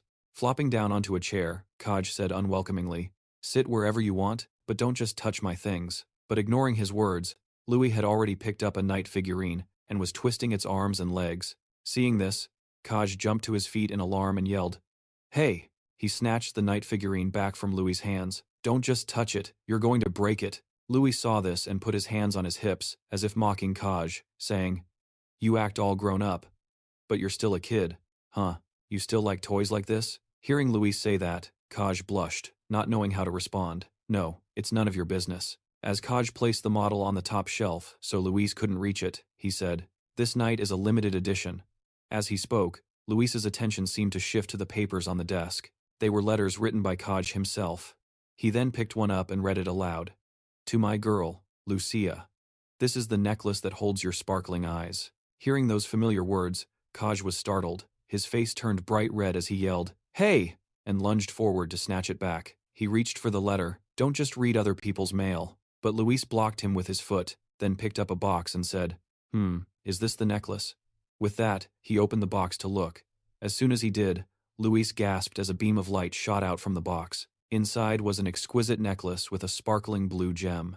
Seizing the moment while Luis was distracted, Kaj immediately snatched the box back and yelled, give that back! Luis then commented, your letter-writing skills are terrible, but you picked a beautiful necklace. It'll probably look great on Lucia. Hearing that, Kaj's mood brightened. Really? He cradled the box in his hands, saying softly, thank goodness. I had a really hard time finding this necklace. Luis then asked, it looks expensive, but isn't it easy to find a necklace like this? Kaj immediately retorted, this one is different. Cradling the box, he continued, this is very famous. This is the Tear of Zen. Luis reacted casually. Oh, so that necklace is the Tear of Zen. Suddenly he froze, thinking about something. All at once, Luis remembered something, his expression changing instantly as he shouted in alarm, the Tear of Zen? Is that really the Tear of Zen? He couldn't help but ask in shock, It's not a fake, but the real thing? Hearing this, Kaj calmly replied, What are you talking about? Fake. Even an appraiser confirmed this is the real deal. Hearing this, Luis was in disbelief, thinking to himself, Oh my god, why is that item here? Picturing Zen, he recalled the legend behind the name. According to the original story's legend, the Sea King cherished his daughter more than anyone else. He collected his daughter's final tears and preserved them within a gemstone. The necklace with the blue-green gem appeared in his mind. That was the tear of Zen. The important thing was that this tear of Zen was the key to the Sea King's underwater labyrinth. The entire underwater labyrinth was a crucial place for the main character of the original story to level up. The Sea King's domain was the place for the characters. He thought pensively, I have to be the first one to get my hands on the tear of Zen. Having made up his mind, he immediately changed his attitude, lowering his head and saying softly, Brother Kaj. Kaj asked in surprise. Huh, brother? He thought to himself. Did I hear that right? Luis pouted with innocent eyes, speaking in a whiny, cute voice. Can you give that to me, please? Just moments ago, his attitude had been sharp, but this sudden switch to being well-behaved was instantly creepy. He stiffened and asked, Are you sick or something? But Luis ignored him and kept up the act with that same voice and look, slowly sidling closer to Kaj as he spoke again. Please just give it to me. At this point, Kaj couldn't stand it anymore and yelled, Hey, you little brat! What's wrong with you? You're giving me goosebumps. Get lost. Outside the mansion, Luis's voice still rang out, giving him goosebumps. Screw you. Kie shooed him away in fear. Don't come near me. Suddenly, Luis bowed slightly and called out softly, Big brother? Kie was stunned, thinking, Did I hear that right? Luis was using an adorable face with sparkling eyes, trying to act cute as he whined to Kie, Can't you just give it to me, huh? Kie panicked, quickly pulling the box behind him and shouting, Don't even dream of it, this is a gift for Lucia. Luis put his hands on his hips, tilted his head up, and said, Damn it, looks like that didn't work. Kie ignored him and sighed. Luis suddenly turned and asked suspiciously, By the way, what if Lucia doesn't accept the gift? Kie was stunned after hearing this and replied, No, that's impossible. Every woman has always loved expensive gifts. The bodyguard had said so, but Luis explained further, Some people are like that. But it seems Lucia isn't the type to accept expensive gifts for no reason. Kie asked in confusion, Huh? Is that so? Luis calmly pulled out a chair and replied, It's no use. With a smug look on his face, Luis sat down, smiled, and said to Kie, Sit down, now I'll show you what real romance is. In Kie's room, he seriously took out a pen and paper to jot down what Luis, sitting opposite him, was explaining and saying. So he looked at his notebook thoughtfully, and asked, First, I have to create a sense of closeness with her, and only then can I express my feelings, right? Luis, sitting across from him eating a cake, nodded and replied, That's right, and you can't confess suddenly or give expensive gifts. Luis gave the example of Kie giving a large bouquet to Lucia, and continued to advise, a sudden approach will actually have the opposite effect. Kie quickly wrote it down. After hearing this, Kie's face darkened, and he bit down on the pen in his hand and said, I've already. Suddenly, he threw the pen and notebook away and screamed, I've already done the opposite of all of this. Luis calmly continued chewing his cake and replied, That's what I'm saying. If you want relationship advice, you have to choose the right person. After finishing the cake, he turned, pointed at him, and asked suspiciously, But why do you like Lucia anyway? What's your motive? He was suddenly startled. With a look of infatuation, Kie began to reminisce and replied, The first time I met that girl, it was 5 years ago now. Luis sat opposite him with a disgusted expression. Returning to Kie's flashback, a girl with long brown hair was humming a tune with her clear singing voice as she performed for the audience below, among whom he was also captivated, lost in her singing, and he said further, The first moment I saw her singing at the Zijin Inn was like a light in my dark future. A girl so beautiful and gentle appeared in his mind again as he said, from her hand gestures, her beautiful smile, and her singing voice. In that moment, it was as if she had stolen my heart. Back in the present, after hearing his confession, Luis sighed and said, After all that explaining, you just fell for the image of Lucia singing. Kie angrily replied, It wasn't just ordinary singing. Lucia's voice is a perfect harmony. Luis calmly asked back, If she sings so well, why doesn't she sing anymore? He hesitated and replied, That was due to an unfortunate incident. Flashing back to 4 years ago, in the inn, the singer that Lucia admired was holding a performance on stage, with spotlights shining down on her beautiful figure. And to get there, Of course, Lucia had begged her parents to go see the show. Since Mona wasn't used to crowded places, they decided to let Mona and her family were on their way to see a performance. But on the way, something happened. A man suddenly appeared. He was frantically trying to control two panicked horses that were charging toward their family of 3. Lucia suddenly turned around, but she couldn't react in time. People around them shouted warnings. "Lucia, get out of the way." The unfortunate event had already happened. Lying there, Lucia, with a wound on her head, fluttered her eyes open and let out broken cries. She sat up, holding her head, which was still in pain, and called for her mother and father. She sat there, her face darkening, her eyes filled with disbelief at the sight. Right in front of her, across from her were 2 familiar figures, but beneath them was a pool of blood. She was terrified. Her eyes widened in horror as 2 streams of sorrowful tears flowed, and she screamed. She collapsed helplessly in despair beside her 2 loved ones. Both of Lucia's parents died under the carriage wheels. She trembled, unable to speak. Because of this shock, later on, Lucia could no longer sing. After hearing the story, Louise thought pensively, so that's what happened.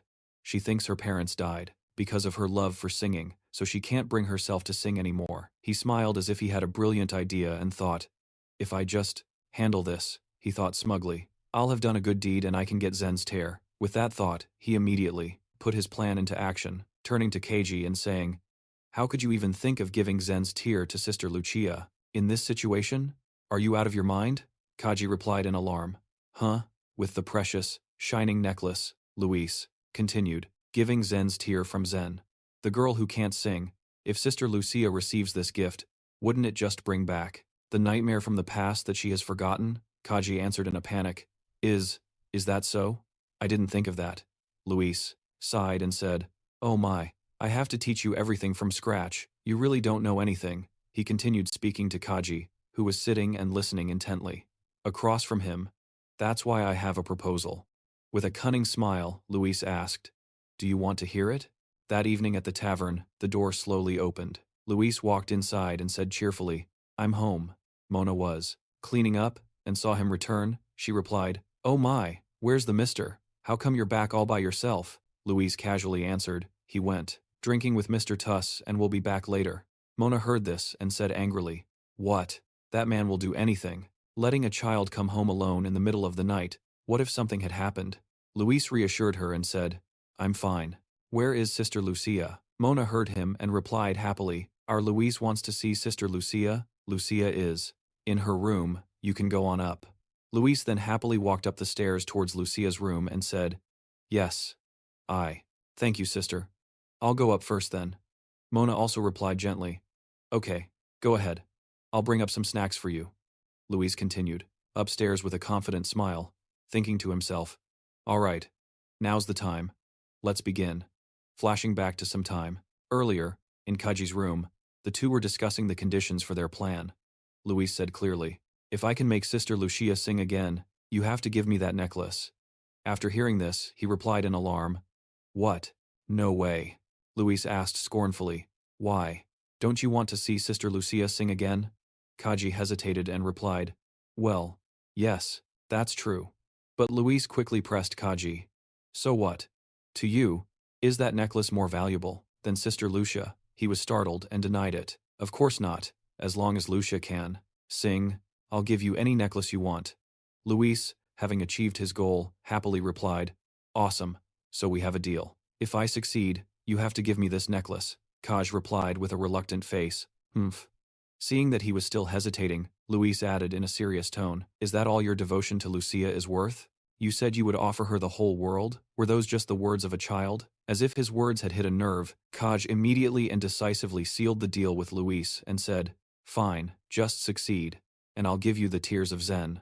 Waiting for this exact moment, Luis quickly shook hands with Kaj to finalize it and said, excellent, transaction complete. Like a true man, Kaj immediately replied, say no more. Back in the present, in front of Lucia's room, Luis knocked gently on the door. The door slowly opened, revealing a cheerful Lucia who said, oh my. Luis, when did you get back? With a bright, beaming smile, Luis replied, I'm back. He also thought to himself, Operation Start. Inside the room, Lucia said with a smiling face, oh my goodness, Luis, you're back? Luis, seeing her from outside, excitedly replied, "Lucia, I'm bored. Will you play with me?" Lucia also smiled as bright as a flower and indulgently replied, Oh, it looks like our Luis is very bored, isn't he?" She gently invited Luis inside and said, "Then come into my room." Stepping inside, Luis looked around and exclaimed, "Oh." Inside the spacious room were shelves hanging on the walls, holding books and lush green potted plants. Luis walked behind Lucia and exclaimed, "Your room is so beautiful." Lucia smiled gently and replied, "Haha, thank you. Even though I haven't decorated it much, I'm glad you still like it." Suddenly, Luis seemed to spot something. He looked into a corner of the room and saw an instrument propped up next to a cabinet and said, Not knowing what kind of instrument it was, Luis turned to ask Lucia, "What is this?" Hearing him, Lucia was startled and replied, "Ah, that." She continued to explain, "It's called a lute. It's an instrument used for performances." Luis immediately started gesturing excitedly, begging Lucia, Oh, Lucia, I want to hear it. Please play it for me." Hearing this, Lucia replied flusteredly, This is." Luis continued his act by grabbing Lucia's dress, looking up with an adorable face to plead with her, "Come on. Please." Seeing this, Lucia was helpless and replied, "All right, I'll play a little for you then." Lucia sat on the bed with the lute in her hands to perform for Luis, who was sitting on a chair opposite her. Lucia took a deep breath as if to calm herself and exhaled gently, steeling her nerves. Her nimble fingers danced across the instrument, creating soaring melodies. Sitting across from her, Luis couldn't help but be amazed by the wonderful sound Lucia was producing. Luis was moved, marveling to himself. Lucia seemed to become one with the music and her instrument, creating an incredibly poetic scene. Luis thought to himself, "So beautiful." Luis felt as if he was immersed in the atmosphere, silently admiring both the sight of Lucia playing and the sound of the music. Truly wonderful. He smiled with satisfaction, thinking, no wonder that guy Kaj is head over heels for her.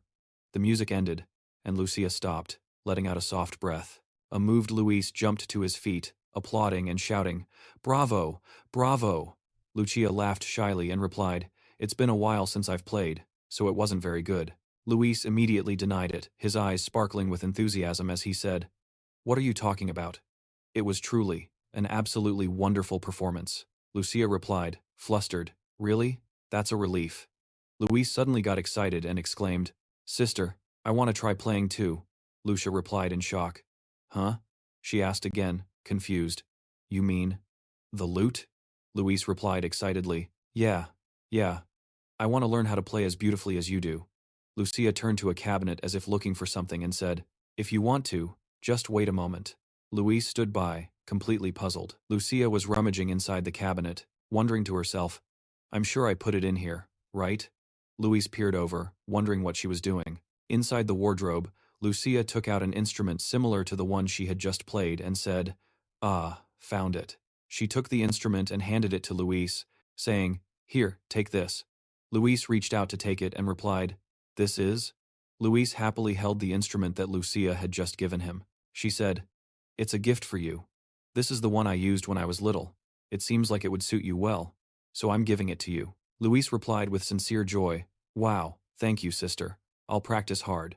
Lucia smiled and replied, "Okay, it's late today, so we'll start lessons tomorrow, okay?" Luis replied, "Okay." Luis left with the instrument, waving to Lucia, and saying, "Good night, sister." She also said goodbye to him, replying, "Yeah, you sleep well too." Back in his room, Luis sat on his bed, admiring the instrument Lucia had just given him. Floating beside the bed was Phi. It spoke up, flying closer to Luis, and asked, "You said you were going to make her sing again and help her forget her heartache?" Luis sat tuning the strings of the instrument, nodded, and replied, "That's right." Phi scratched its ear, and asked quizzically, Wouldn't it be faster to use mind magic to control her memories?" Luis disagreed. "No, that won't work. That method might be a temporary solution, but at any moment, she could be hurt again." He raised the instrument and declared, "You reap what you sow. Good deeds are rewarded with good, that is my life's motto." Luis smiled and continued, "Since they've treated us well, we must also treat them well in return." Phi sighed and replied, "Sigh, we're going off script again this time." Luis suddenly replied, "Not at all." Beside him, Phi, startled and confused, turned to look at Luis. He sat on the bed, holding the instrument, and began to play a melodious tune, and continued, "That won't happen. Just trust me this once." 3 days later, the sound of a soaring melody could be heard coming from inside the house. It was Luis, practicing the instrument in his room. Sitting across from him was Lucia, who was speechless with surprise. Luis suddenly turned to Lucia and asked, "How was that?" "I think I've gotten a little better." Startled, she stammered in reply, "Ah, yes, you're playing very well." Luis went back to studying the musical notes and asked, "Let's see, do I play this part like this?" Lucia thought to herself in awe, "This child is a true genius." As Luis performed, completely and passionately immersed in the music, Lucia thought in astonishment, "He only learned for 1 day and already got the hang of playing. On just the second day, he had memorized all the rules, and today, he can already play a difficult piece that even adults would struggle with." As she witnessed Luis's performance, Lucia thought with disbelief, just where in the world did this child come from? After finishing the piece, Luis said excitedly, "Sister, please teach me the next song." Lucia replied, flustered, "Ah, yes." The sky was clear and blue outside the guild hall. On a street corner, people were gathering excitedly, chattering amongst themselves. On the wall was a prominently displayed notice from the Epic Guild, recruiting contestants for a melody performance night. Person. As for how to register, a hand suddenly shot out and ripped that paper down. A tall figure with a fur cloak, it was Day One, and beside him were his underlings. Holding the paper in his hand, he said, A performance by a beauty. What is this? Is it singing?" A man from behind stepped forward to explain to him and said, "Yes, that's right, sir. This is one of the events held at this time every year. The participants who sign up will compete in a singing contest and receive prize money." A girl was standing at the front, with coins as the prize for winning, and everyone was cheering. The man explained further, "That's the most famous of all the events. I heard that those who are eyeing this year's prize have been practicing very hard." After hearing this, De Wyman smiled mysteriously and said, "Is that so? Excellent." The man, confused, asked again, "Sir, what do you mean?" De Wyman crumpled the announcement paper with both hands and replied in his mysterious voice, "The more people that show up." With a terrifying laugh and scary eyes, he turned and continued, "The louder the screams will be." The songstress. Early in the morning, on the bustling streets of a town, Balo's face was full of discomfort, clutching his stomach as he staggered back and forth. As he walked, he was in so much pain he wanted to cry, his voice a mere whisper, "I'm going crazy." He held his forehead and sighed, "Oh man, I'm really getting old. I only drank for a few days and I'm dead tired." As he was getting close to the inn, he heard a familiar sound, and he stopped short, wondering, That's the sound of a bahum. The music was coming from the house, the notes seeming to frolic and dance. Suddenly, he burst open the inn's door. He joyfully shouted, "Lucia, are you finally singing again?" But when he stepped inside the inn, it wasn't Lucia, but Luis, who was sitting on a chair, playing the bahum and singing. Seeing Balo, Luis spoke up, "Oh my, you're just now showing your face?" When he realized it wasn't Lucia, he said disappointedly, Sir Luis, it can't be." But a few seconds later, Sir Luis immediately covered his nose, saying in a high-pitched, disgusted voice, "Good grief, you reek of alcohol. Don't tell me you were drinking with Sir you all night yesterday too." Hearing that, Balo sat down on a chair, laughed, and scratched his head, saying, That's because that kid to you wouldn't let me go home. So, but isn't this a bahum? I've never seen you play an instrument before." Hearing this, he enthusiastically strummed a few notes and replied, "This thing, Sister Lucia gave it to me." He followed up on what he heard earlier. "The music from just now isn't something just anyone can play. When did you start playing?" "I just started playing this yesterday after I got here." Hearing this, he was startled and exclaimed in amazement, "What? So, in less than 1 week, you practiced to the point where you can play like that?" Sir Luis replied smugly and confidently, "Yeah, I tried it, and it wasn't that hard." So narcissistic, Balo thought to himself, annoyed. He continued, "Drinking is fine, but are you doing a good job on the task I gave you? You can rest assured about that, sir. All the remaining spirit herbs in Luthagen are being collected." When asked, Balo gleefully and proudly showed off his results. "Thanks to Tui's help, I've already found about 20 low-grade spirit herbs."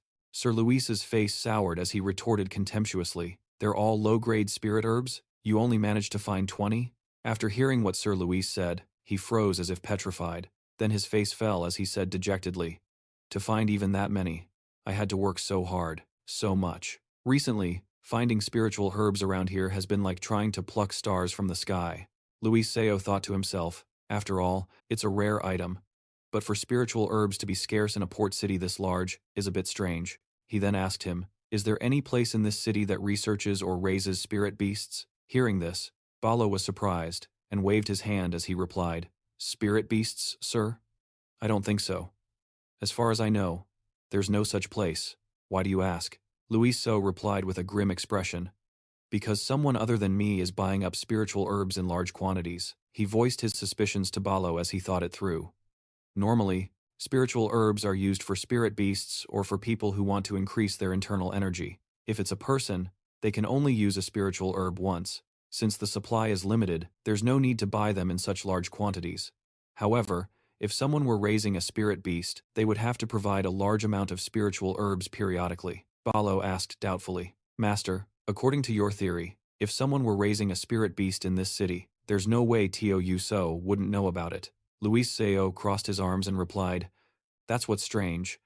A spirit beast that needs such a large amount of spiritual herbs, and to the point where they have to avoid the Baron's eyes and ears.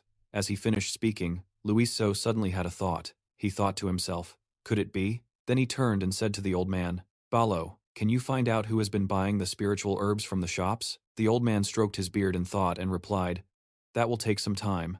But if I ask Teo Yuso for help, it shouldn't be difficult. Luis So continued, verify the identities of these people, and track where the spiritual herbs they bought are going. Once you find the location, take Phi with you and search it. Hearing her name mentioned, the butterfly fairy Phi immediately flew over, while Balo asked, suspecting that Luis Seo was planning to steal the spiritual herbs, I will do as you say, but why are you doing this, sir? He crossed his arms and glared angrily at Balo. What, do you think I'm a thief? Although I can't be certain yet, that Yumon fellow might be far more insane than we imagined. Balo immediately replied, understood, sir. Well then, for now, I'll just go and get some shut-eye. He was about to stand up but was stopped by Luis So, who asked, where do you think you're going? Balo was confused and asked, sir? Luis Seo closed his eyes, waved his hand dismissively, and said, do it right now. The old man immediately started gesticulating wildly, protesting to Luis So. But I just got back. You still reek of alcohol. Luis So just smiled gently and said in a deeply menacing tone, it seems our dear Balo starts acting up at the slightest provocation, doesn't he? Perhaps we should relive some old memories? Hearing that, the old man let out a groan. Seeing Luis So's attitude and hearing his tone of voice, he had no choice but to bitterly swallow his tears, gripping the doorknob resentfully as he replied, I'm going right now, sir. But as soon as he opened the door, he froze. Outside, the street was incredibly bustling, like a festival event was underway, with all sorts of people gathered, eagerly laughing and talking. Seeing Balo just standing there, a curious Luis Seo walked over, pushed him aside, and asked, what is it? What's with all these people? Hearing the question, the old man remembered and replied that the Bountiful Catch Festival was about to begin. Luis Seo repeated his words, full of doubt. The Bountiful Catch Festival? He immediately replied, yes, although this city is now famous for its commerce, it was once just a small fishing village. Every year, they hold the Bountiful Catch Festival to pray for the safety of the fishermen who go out to sea, and brought back a full catch of fish. That festival continues to this day, and the best part of it is the Night of the Maidens. After he finished speaking, he asked again, what is this Maiden's Night? Balo happily explained, it's a night where talented singers gather. They compete against each other for a prize. It's quite a sight to see. He continued reminiscing. Every time Lucia participated, she won first place. He asked, suddenly intrigued. Oh, if that's the case, then since we're going out, I have another job for you. Seeing the man's face turn into a question mark, he crossed his arms and smirked. Sign her up for the Maiden's Night. The scene changes to inside Lucia's room, where she was, sitting there, staring at her instrument with a very gloomy and melancholic expression, when suddenly a loud voice called from outside. Sister Lucia. Startled, she went to open the door. It was Luis standing there. Seeing him, she asked, Luis, have you practiced the song I taught you? He laughed and replied, hey, of course. But sis, there's something I want to ask you. Lucia asked cheerfully, what is it? He put on a cute act, poking his index fingers together and pouting. I heard there's a festival. Can you take me there? Just as he finished, C and the rowdy Khan suddenly appeared from behind the two siblings, clamoring loudly. What? A festival? That sounds like fun. We're going too. Seeing this, he glanced back in annoyance, thinking, to himself, Damn it, these kids have sharp ears. Lucia saw this and covered her mouth with her hand, smiling as she said, "So you want to go see the festival? It makes sense. It's been so lively outside lately, so you kids are curious." Lucia rested her chin on her hand and said worriedly, "But because it's festival season, there are a lot of foreign tourists, so we can't just leave the inn unattended." While she was worrying about what to do, a voice suddenly spoke up. "Let's go." Everyone turned towards the voice to see who it was. Mona walked in with her hands on her hips and shouted, "Let's go, everyone, let's go see the festival." She cheerfully patted Luisa's head and said, "Our little princes and princesses want to go see it. Of course we have to go, right?" The little boy smiled brightly. "Ha, ha." Then Lucia turned to Mona and asked, "Are you really going?" "What about the inn?"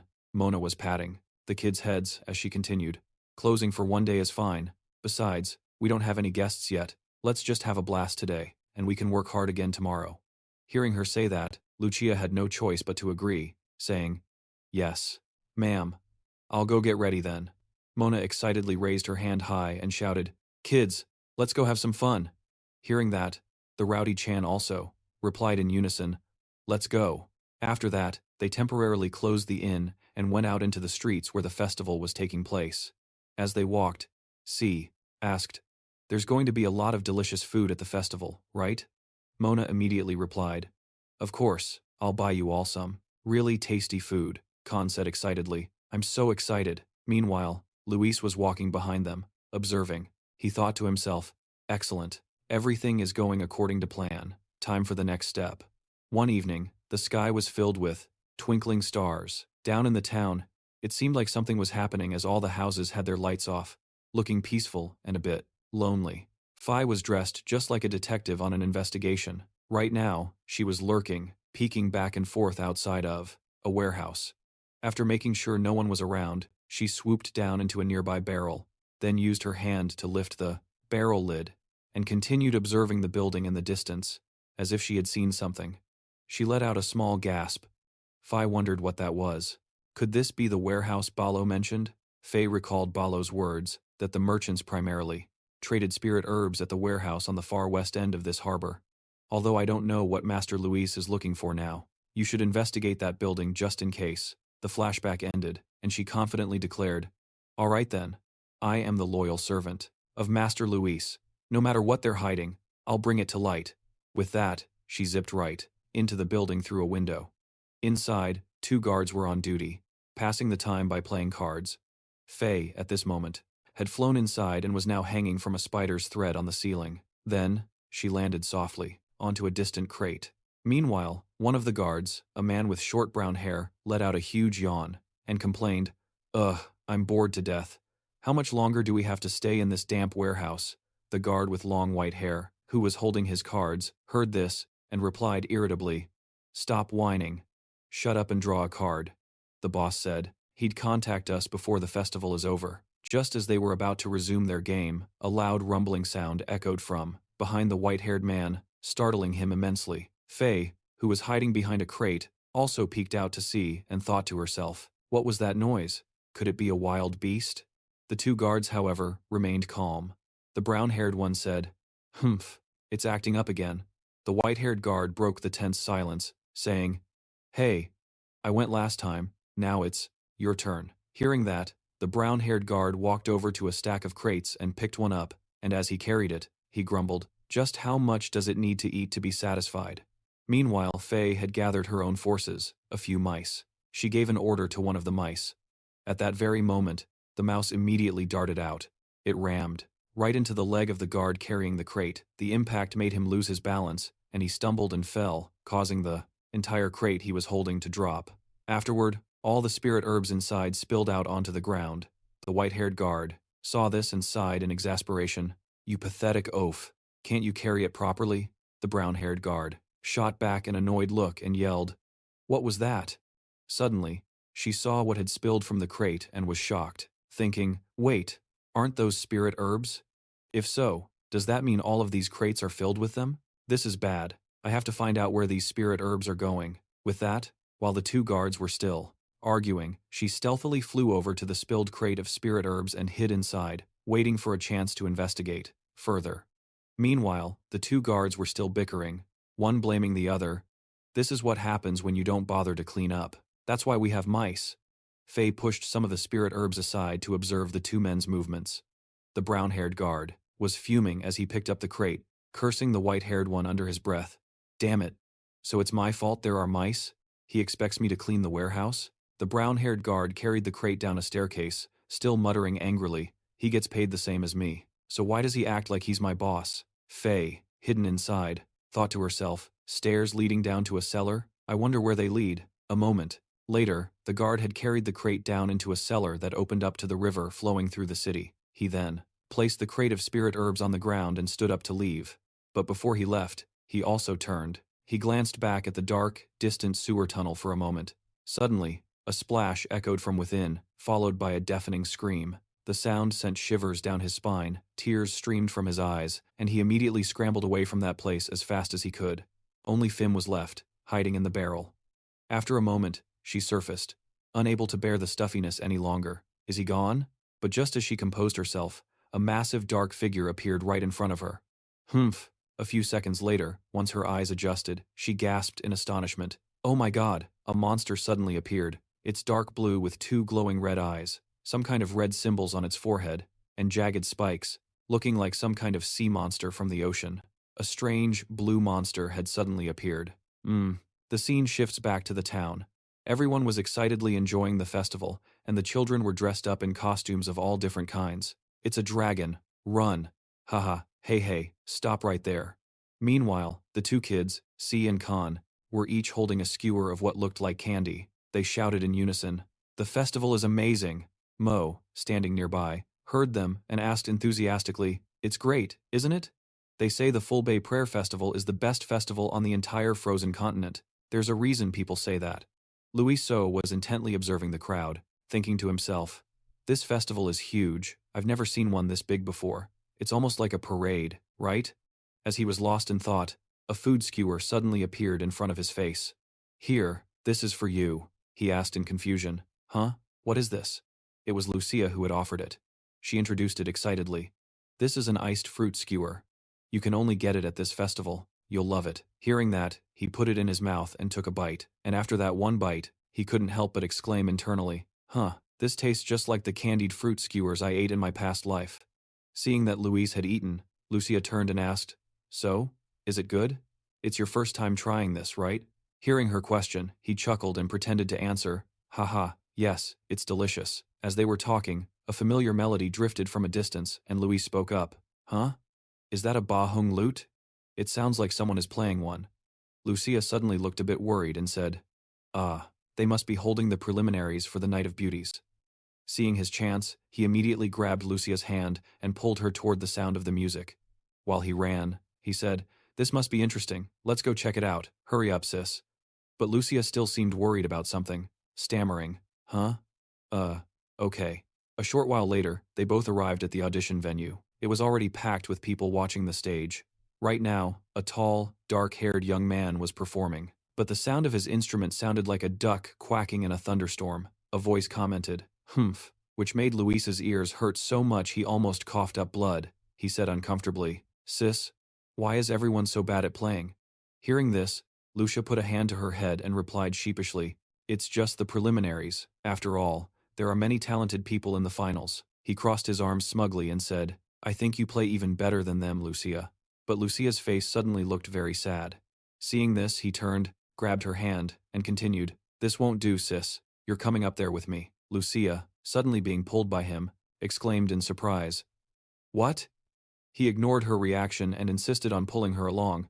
"Come on, hurry up, sis. Hurry up," she said in a panic as he pulled her along. Wait, Luis."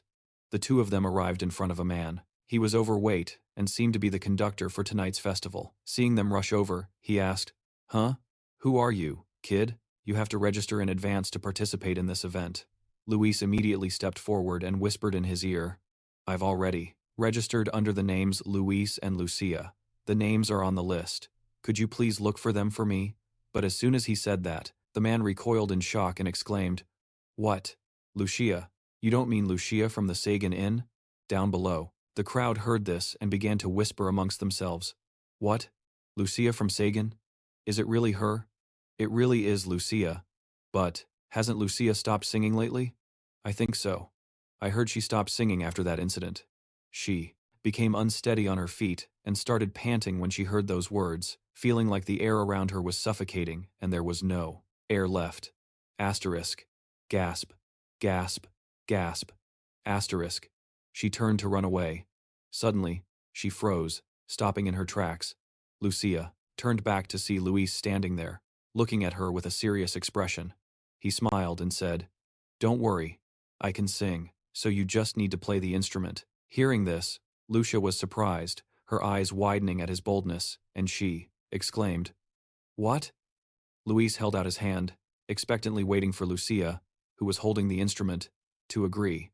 Luis took the instrument and handed it to Lucia, saying cheerfully, "Don't worry, I'll sing, you just need to play." She held the instrument, standing there stunned, and said nervously, "What did you say?" But, as she was speaking, the conductor came over and asked, "Are you not ready yet?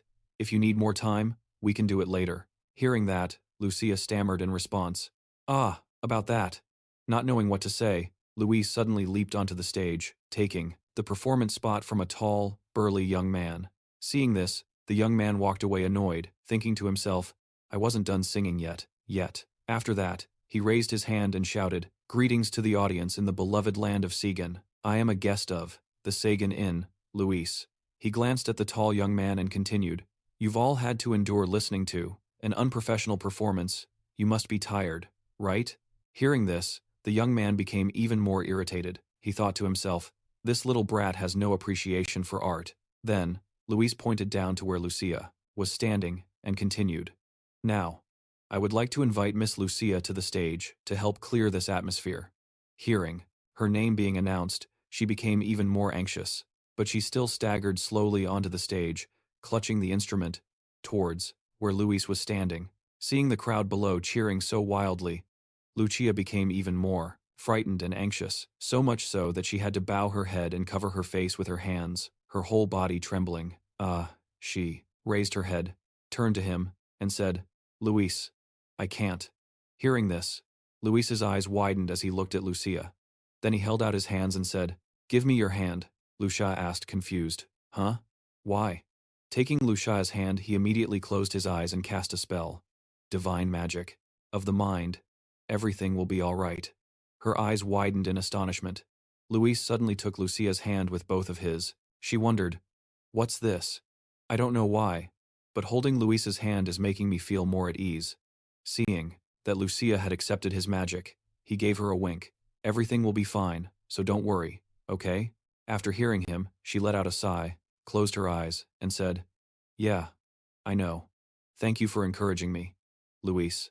After she finished speaking, the conductor brought out a chair for Lucia to sit on and prepare to play. "Then you can sing any song you like. You play the accompaniment," Luis replied. "Yes, ma'am."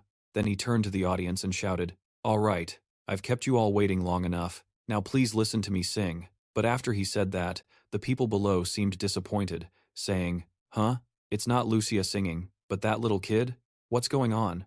Even though the child is cute, a kid like that, what can he possibly sing?" He let out a sigh, ignoring the chatter and looking down at the audience. Then he spread both his arms and began to sing. But the moment Luis's voice rang out, the audience below was captivated, listening in awe and exclaiming in amazement, "What is this? His voice is incredible. Since I was born, this is the first time I've heard a voice so clear and high." Despite the continued murmurs, he kept on singing. His voice carried a mournful tune, a sorrow so perfectly measured. He too carried a deep melancholy, a sorrow that could fill a ship's hull. Suddenly, someone unexpectedly burst into tears. It's sad, so sad.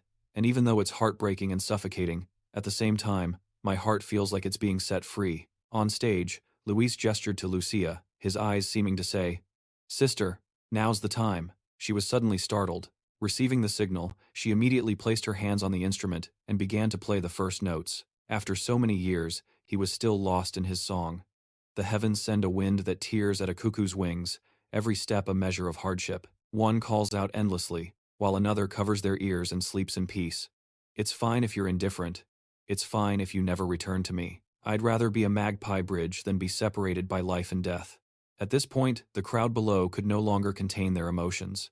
Everyone began to cheer and scream. Just like that, one person sang and one person played, and the combination of voice and instrument made everyone listen with deep emotion. The conductor witnessed this scene and was so surprised that the stack of papers he was holding suddenly fell to the floor. A moment later, when their performance ended, everyone below was stunned, as if they couldn't believe what they had just heard.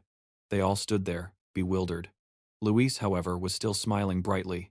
Then, in unison, they shouted, "Amazing, one more song." He waved to the audience and said cheerfully, "Thank you. Thank you, everyone." Luis grew even more excited and proud, thinking to himself, "Everyone. This is the power of the music from that day." Lucia, however, was still dazed, sitting with a pensive expression, lost in thought. Luis shouted loudly, "Thank you." She remained seated, wrapped in her own unspoken thoughts. After the performance, it was getting late and bright. Twinkling stars appeared in the sky. Everyone had returned from the festival to the inn, and Luis sat down on a chair, looking tired and saying, "Oh man, I'm exhausted. Singing isn't easy, is it?" Mona walked over, ruffled his hair, and said with a smile, "Luis, you were great today. How can you sing so well?" Being praised, Luis got a big head and tilted his chin up, replying, "Humph. Everyone just couldn't take their eyes off me, could they?" The two kids looked on with utmost admiration, as if they were meeting their idol. Their eyes widened as they said, "Luis is amazing." The cheerful atmosphere was suddenly broken when Lucia spoke up to Mona, "Sister, I'm sorry. I'm a bit tired, so I'm going to go rest first." With that, she started up the stairs. Mona heard this and turned her head to reply, "Oh, okay. You go get some rest." Mona watched Lucia go with a worried and sympathetic expression. Suddenly, she continued, "Lucia." A moment later, in Lucia's room, she was lying on her bed when suddenly from outside a voice called out, "Lucia, I'm coming in." Lucia remained silent, facing the wall without a word. It turned out to be Mona who was worried about her. Mona walked over and sat down on the edge of Lucia's bed, saying, "How are you feeling today?" She cheerfully and gently continued, "You liked it, right?"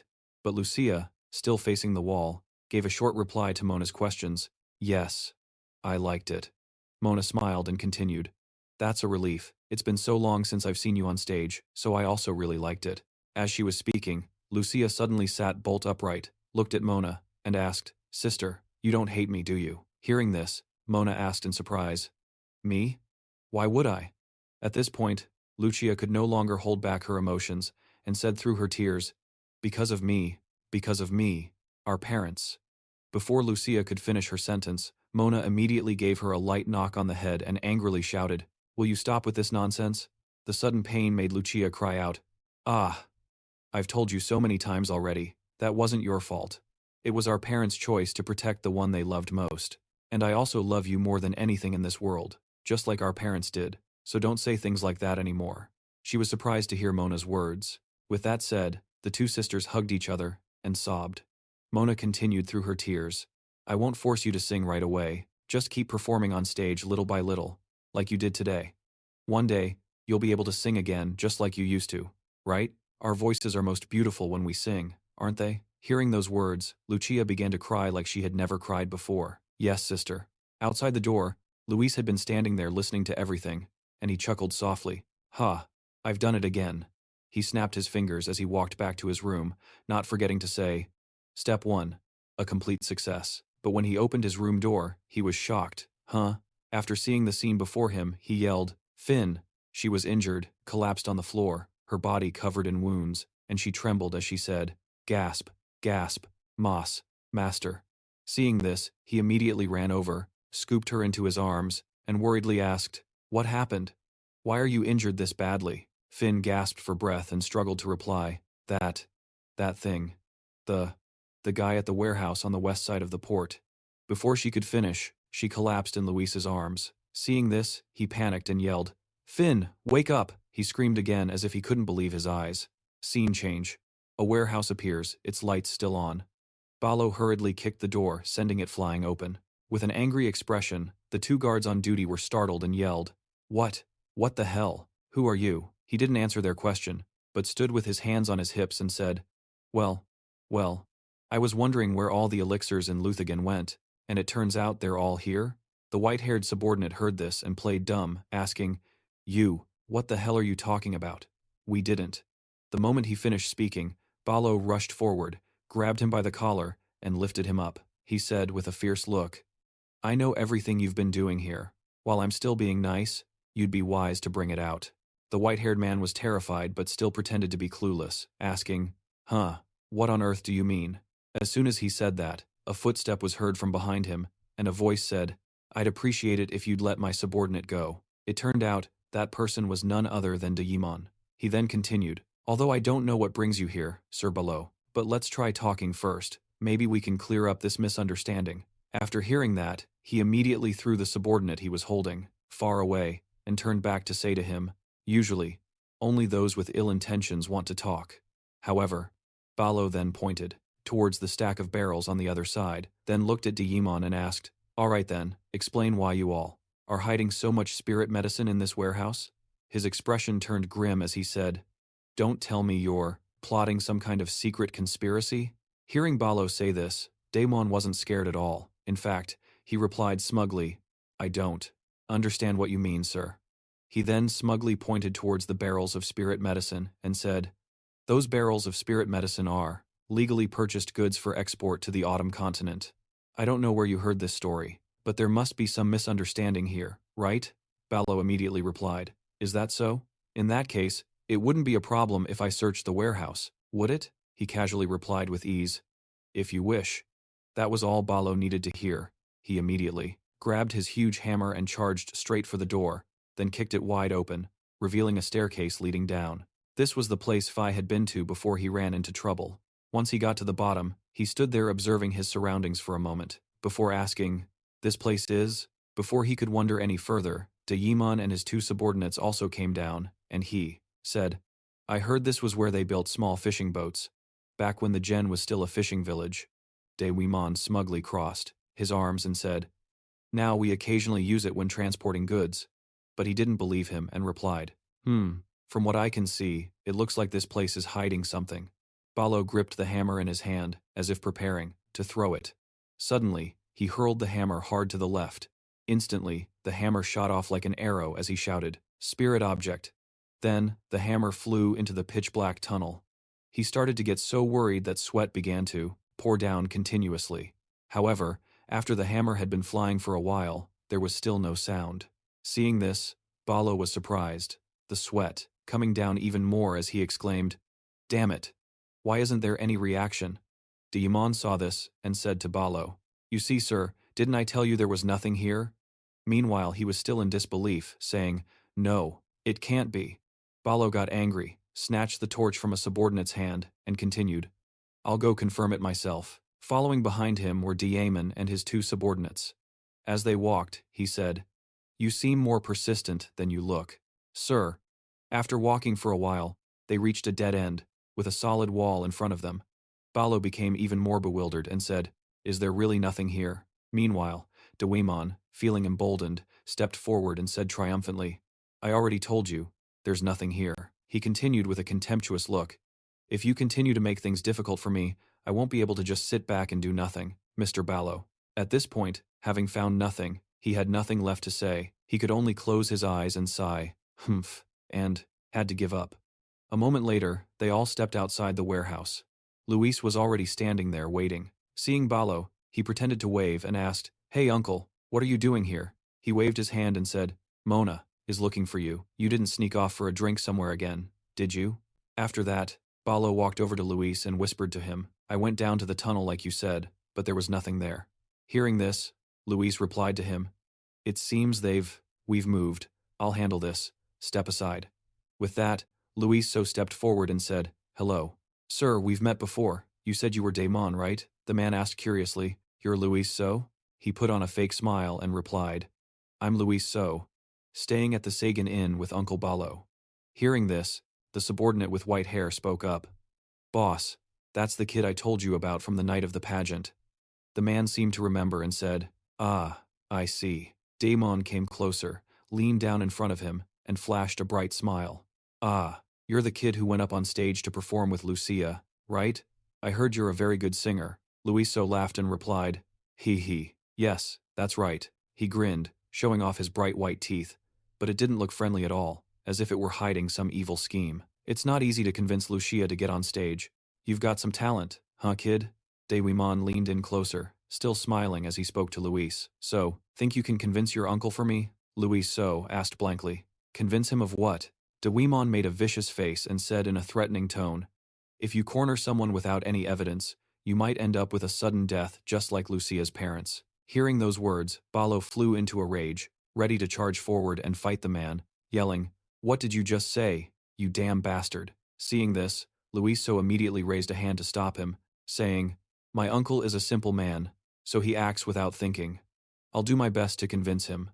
The man replied with satisfaction, good. It's lucky you're such an understanding kid. Suddenly, Luiso noticed that Daewimon was wearing something behind him, and he thought to himself, humph, that thing. He looked at the man and took the opportunity to ask, but sir, I have a question. Daemon was visibly startled, then glanced back at Luiso and asked, what is it? He quickly replied, the horn you're wearing on your belt, what is it? The man's expression darkened as he asked, why are you so curious about that? He nonchalantly smiled and replied, it looks so cool, so I want to buy one too. The man looked a little scared and broke out in a cold sweat. They aren't sold everywhere, so it's very hard to buy one. Well, we'll be going now. With that, he and his two subordinates went back into the warehouse and slammed the door, leaving the two of them standing there, staring blankly. Balo asked, Master, what should we do now? First, I'll go tell Siwoo. Louis So replied, no. He continued grimly, if Siwoo gets involved now, this city will immediately erupt into a war. Many innocent people could die. He looked at Balo again and continued, more importantly, we can't let this ruin Lucia's comeback stage, right? He asked, confused. What? A comeback stage? Yeah, I originally planned to take more time, but at this rate, we need to speed things up. Luis So grinned and said, this is going to be the most lively festival ever. Inside the warehouse, the white-haired subordinate was being held by his collar and slammed against the wall. Daewimon furiously shouted, even that docile Balo is suddenly acting up. How the hell have you guys been managing the warehouse? The white-haired subordinate, trembling with fear, replied, boss, I don't know either. Hearing that answer made him even more furious. Oh, is that so? It's a real shame you don't know. After saying that, he picked up a small sword and stabbed the white-haired subordinate. The man let out a pained gasp as blood from his wound splattered everywhere. Immediately, the subordinate collapsed in agony. Gurgle coldly turned his back and walked away, telling the other brown-haired subordinate, at this rate, we have to speed things up. At that moment, the brown-haired subordinate who witnessed the scene said with a tremble, speed things up? But we still haven't tamed it. He then pulled out the bloody knife, looked at it, and continued, there's no more time for hesitation now. That Balo has already caught our scent, so we need to act before he catches us. I'll deal with him at the perfect moment during the opening of the beauty pageant's final night. The brown-haired man's face turned pale with fear, sweat pouring all over him. Finally, he concluded with a phrase just like Luis, it's going to be a wild festival. When night fell, the night sky appeared with sparkling stars. The following evening, Luis So and Balo were walking along the harbor road, searching for something. As they walked, Balo asked, Master, even if we turn this place upside down, it'll be hard to find any trace of that sea monster. Do you really think Yimon will make his move tonight? Luis So replied, that's right. When you're about to get caught, do you think you'd just wait any longer? His eyes sharpened as he reasoned, and if his goal is to take down Tor Usher, then after causing chaos during the festival, he'll make a show of subduing the monster himself. That would be the perfect time to impress the Lord. Balo asked, puzzled, if he wants to do that, he'd have to be able to control the sea monster, right? Does that mean Yimon is a druid, just like Jacob? Luis So shook his head. No, he's not a druid, because I don't sense any spiritual attribute energy from him. He then added cheerfully, but he does have a pretty good item on him. Luis So recalled the object Yimon carried, the horn of the Dragon King. According to legend, the horn of the Dragon King was a horn crafted from the horn of a sea dragon. Luis So pictured a sea monster under the horn's control. If one could tame the sea monster with the horn of the Dragon King, they could command it at will. That precious artifact was always with Yimon. Luis So thought to himself, even though he didn't know where Yimon had found that treasure, just having that item was enough to control the sea monster at will. Even without being a druid, he rubbed his hands, a sly look on his face. Though he thought to himself, that thing looks pretty expensive. What Luis So said was, if we could snatch that horn from him, couldn't we significantly shorten our travel time to the autumn continent? Hearing this, Balo closed his eyes and sighed, thinking to himself, Isn't that your real goal anyway, master? Then Luis so pointed at him and continued, anyway, that guy is definitely making his move tonight, so I need you to keep an eye on the harbor around the clock. Hearing this, he asked in surprise, me? By myself? Master, where are you going? He answered. I have something to take care of first. A while later, Luis went alone to the center of the town, which was lavishly decorated. As people gathered and chatted, Luis suddenly spotted a familiar figure in the distance. The person was lurking outside a window. Seeing this, he walked closer and shouted, "Hey man." He was now standing behind Kaj, asking with a probing gaze, "What are you doing there?" Kaj, the son of Baron Tor Usher, jumped in surprise when he heard Luis So's voice. Caught red-handed, the flustered man stammered out an explanation. No, I was just taking a stroll. It's been a while since Lucia was last on stage, so I wanted to come and congratulate her. Hearing this, hearing the other person stammer, Luis froze, looking incredibly suspicious to anyone watching. Luis sighed and replied, "Even so, your head isn't completely empty, is it? I knew you'd have those kinds of twisted thoughts."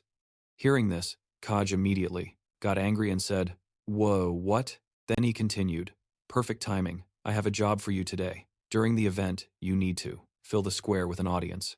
Hearing this, Kaj didn't understand and asked, "Fill it with an audience?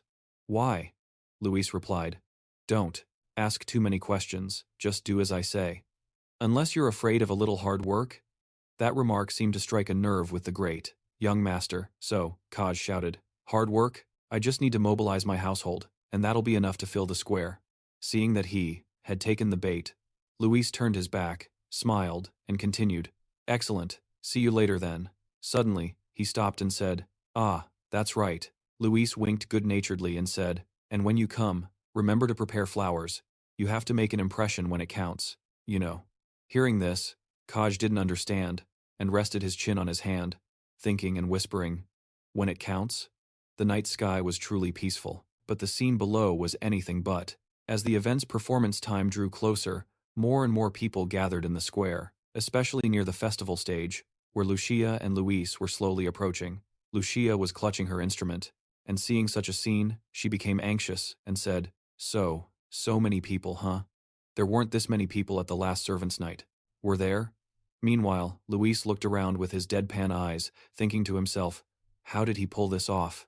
That guy Kaj really did fill the square. Just then, the music on stage began to play, making Lucia even more nervous. Then, a female host appeared, waving and saying, thank you everyone." Lucia stood there, looking up at the stage, thinking to herself, I never thought this day would come. She turned to look at Luis, thinking, if it weren't for Luis, I wouldn't have even dared to dream of this day. On stage now, the female MC had given way to the conductor. He said, yes, and next up on the program, he said, enthusiastically pointing down at the audience, are our impressive contestants, aren't they? That's right, it's Lucia and Luis. Please give them a round of applause. After hearing the introduction, Lucia immediately became anxious and started breathing heavily. Who? Luis's voice rang out, reassuring her, sister. Hearing him call, Lucia looked down and stammered, Luis? Seeing this, Luis turned and placed a hand on Lucia's, saying, coming this far is enough, sister. Don't just run away from the painful memories anymore. She looked down at him in astonishment. Luis, sincerely, continued, if your parents in heaven saw you unable to sing because of guilt, what would they say? Suddenly, hearing Luis say that, Lucia was completely shocked and asked, what, Luis? How did you know about that?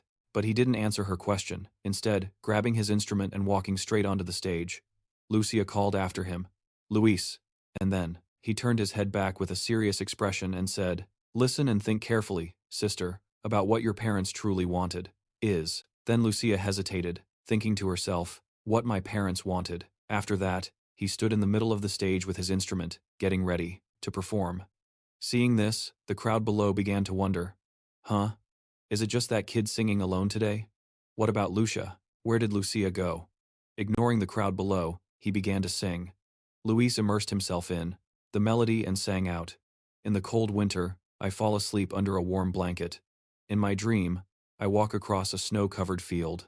White. As his voice rang out, the people below were completely astonished. Luis continued to sing as he walked, as snow fell like a gray blizzard. Hearing those words, the man from the crowd below earlier started to cause a commotion, looking surprised. Huh, isn't this the song, A Child's Dream? I used to sing it with my parents a lot when I was little. Another person chimed in. In the preliminaries, he sang a song no one had ever heard before, but today, it's a song that everyone knows. Another person said, either way, it's wonderful to hear that boy's voice. Someone agreed, saying, that's right. It's like being drawn into some kind of magic. On stage, Louise continued to sing. Hearing the scary sounds in the dark forest, the white-furred monster gives chase. Oh, it's so scary. Mommy, Daddy, please help me, Mom and Dad. Lucia stood to the side, hugging her instrument. When Lucia heard the lyrics of that song, memories came flooding back, remembering the moments with her parents. Then she thought to herself, this is what Mom and Dad wanted. After that, she slowly walked step by step onto the stage, approached Louise, and began to sing, tears streaming down her face as she sang, recalling every memory that passed with her parents. Look at the beautiful baby sleeping in the blanket. Lucia sang while crying. Our child is about to cry. It seems they're having a scary dream. She remembered her childhood when her parents were still around. She used to sing just like this. It's okay, Mom and Dad are here. Dad will use his axe to chase away the monster. The image of her parents with their gentle smiles appeared in Lucia's mind. It's okay, Mom and Dad are here. Mom will hold you tight in her arms. Meanwhile, down below, Mona and the two kids, Khan and Kanye, were also there watching. Mona was also moved and exclaimed, Lucia. Then she clasped her hands and looked at Lucia on stage, recalling her conversation with Luis. The song that our parents used to sing to us when we were little. Why? At that time, Luis replied, because I definitely want to sing it for someone. Returning from the flashback, she covered her mouth as tears fell, whispering, that's why I asked back then. Lucia, thank you. On stage, Lucia continued to sing with Luis. My dear child, Mom and Dad will always be with you, until the sun shines and the snow melts. The performance ended, and Luis snapped his fingers lightly. A moment later, their performance was finally over. Lucia, her face covered in sweat, was speechless. Below, Key was being held up by his two bodyguards to watch, and he was deeply moved, clapping thunderously, with tears streaming down his face and shouting loudly, amazing, truly amazing. Meanwhile, the crowd was cheering wildly, going crazy. It's the siren. The siren has returned. Standing there, Lucia was just as emotional. She shed tears, bowed to everyone, and said, thank you, thank you. Luis then snuck down below, smiling and saying, I guess it's a happy ending after all. Luis, with a radiant face, smiled and said, if we don't want to ruin this atmosphere, we have to finish the remaining job, right? At the port, a man named Jae Wimon was rowing a boat by himself. Slowly pulling up to a pier, he stopped the boat at the pier, looking around coldly. He had only taken a few steps ashore when a voice called out, where are you coming from, sneaking around like a rat? It turned out Balo was already there waiting, and when Jawan saw him, he looked surprised, not expecting Balo to be here at this hour. Balo looked at him with a smug expression and said, now, did you just hide some goodies on the rocky island out at sea? Hearing this, the man sighed and calmly replied, it's true that birds of a feather flock together. You've just done something exactly like Miss Lucia's parents. Hearing him say that, Balo looked surprised. He snapped back. What? What the hell are you talking about? Why are you suddenly bringing up my friends? The man replied smugly. They followed me around just like Mr. Pabiodou, until they met with a tragic accident and unfortunately passed away. Balo pointed a finger at him, his voice trembling with rage as he asked, don't tell me you caused that accident? The man chuckled and replied, who knows? It's hard to say. He continued smugly, but I can guarantee that I will never let anyone interfere with my work. At this, Balo could no longer contain his anger and grabbed his hammer. He charged at the disgusting man and cursed, you bastard! Rushing forward with eyes full of fury, Balo swung his hammer down hard, but Demon blocked the hammer with his two swords. He said with a confident tone, did you really think I could face Tuseo without having any strength of my own? After speaking, he used his two swords to push Balo away, and immediately, his subordinates appeared from all directions, surrounding Balo. Seeing that he had the upper hand, he sheathed his two swords. He continued arrogantly, oh, by the way, you don't need to worry about the two young ladies in Zajan. He laughed vilely and said, I'll take good care of them, haha. Hearing those words was like adding fuel to the fire, making Balo even more furious as he yelled, you scumbag, I'll kill you. He was about to charge straight at him, but his path was blocked by the subordinates. Seeing this, he said, "Humph, get out of my way." Daimon was now facing the sea, holding the cabinet in his hands and saying, "Well then, shall we continue? Shall we?" But suddenly, a voice rang out from behind him. "Hey, are you in the wrong place, mister?" Luis, who was sitting on a barrel, said, "The festival isn't here, it's over at Flag Square." Daimon turned around in surprise. He glanced over and said, "Wandering around this late at night will get you a scolding from the adults, kid." Then, Luis jumped from the barrel and replied, "Thanks for the warning, mister, but my family is pretty liberal, so it's fine." He placed his hands behind his neck and walked towards Daimon, saying, "Anyway, I was planning to handle this gently." He winked and continued, "But making my sister Lucia cry is not okay, so I'll have to teach you a lesson you'll never forget." Hearing what Luis said, the man immediately looked down on him, thinking Luis was just a little kid, and glared at him, saying, "You little brat, who do you think you're acting all high and mighty with?" Luis smirked and said, "But fine, I wasn't planning on going easy on you just because you're a kid anyway." After speaking, he immediately drew 2 swords from his hips and lunged to stab Luis. But just as quickly, Luis cast a spell, and a purple, spherical orb appeared around him, causing the man's 2 swords to be unable to touch him. Witnessing this, he was stunned and stammered, Spatial magic? You're a mage?" But Luis paid no attention to his words, simply cleaning out his ear and saying, "So much talking, hurry up and attack." Before Daimon could react, Luis attacked with his fist, adding, "Otherwise, it's my turn." Although he managed to cross his arms to block, the destructive force of Luis's punch still sent him flying a good distance, only stopping when his back slammed hard against a wall. Daimon cried out in pain. "Ugh." Luis looked at his opponent trembling on the ground and continued, "Oh, you can still take that? You're better than Balo, then." Right. Balo was dealing with his minions, and when he heard what Luiso said, he replied, "You're making comparisons at a time like this?" Suddenly, a massive shadow loomed over him. Luiso was surprised. While standing there, Luiso heard a sound from behind him.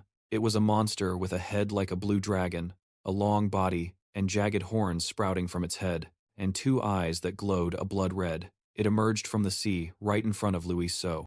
Upon seeing Luiso, it immediately roared, opening its massive maw and slamming its head down where he stood. But Luiso quickly dodged the attack, taking a few steps back and saying, "Whoa, that was a close call. I was almost a goner." But when Luiso turned to look at it, his face filled with astonishment, because the monster was now coiling its entire body. It was continuously slithering onto the shore, and Daimon was standing on its body. He was holding a horn in his hand. With a smug look on his face, he let out a cold snort. "This kid's got some tricks, but this is as far as you go," he added smugly. "It's a bit earlier than planned, but there's no other way." Luiso clenched his teeth as the voice of Daimon continued to echo. "First, I have to deal with you." With that, he immediately brought the horn to his lips and blew with all his might to control the sea monster. Instantly, a red aura emanated from him. Luiso could no longer afford to be careless and immediately focused magic into both of his hands. As for the sea monster, even though it heard the sound of Daimon's horn, it didn't attack and just sat there, staring intently at Luiso. Seeing this, he was also surprised, not understanding what was happening. Huh? As for that guy Daimon, it goes without saying, he was furious that the monster wasn't obeying him. He immediately kicked the monster's body hard and yelled, "What are you doing just standing there like a dead fish? Why aren't you attacking him?" After being yelled at and kicked, the monster turned its blood-red eyes towards him and let out a ferocious growl. Meanwhile, Luiso, witnessing this scene, was secretly delighted, thinking, "Aha, it seems he hasn't completely tamed it yet." Luiso thought gleefully to himself, "In that case, let me help you tame it."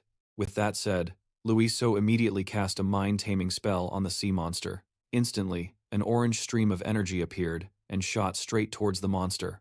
Controlled by Luiso's power, it cried out incessantly. Despite being hit by Luiso's spell, the monster still seemed to be very lucid. Luiso immediately pointed his finger towards Daimon and commanded it, "Devour him." Hearing this, Daimon cried out in fear, "What? No, you can't." Immediately, he brought the horn to his lips and blew again with all his might. This time, the blast of energy he emitted was much stronger than before, affecting the monster and causing it to go berserk. Caught between 2 controlling spells at once, it roared out. It cried out in pain and slammed its head hard against the ground. Bam!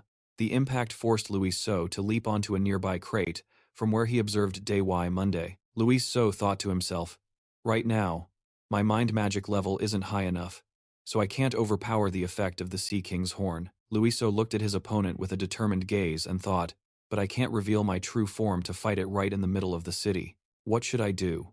After thinking for a moment, he looked out at the sea and an idea struck him. He then said, I think I've found something, the key point.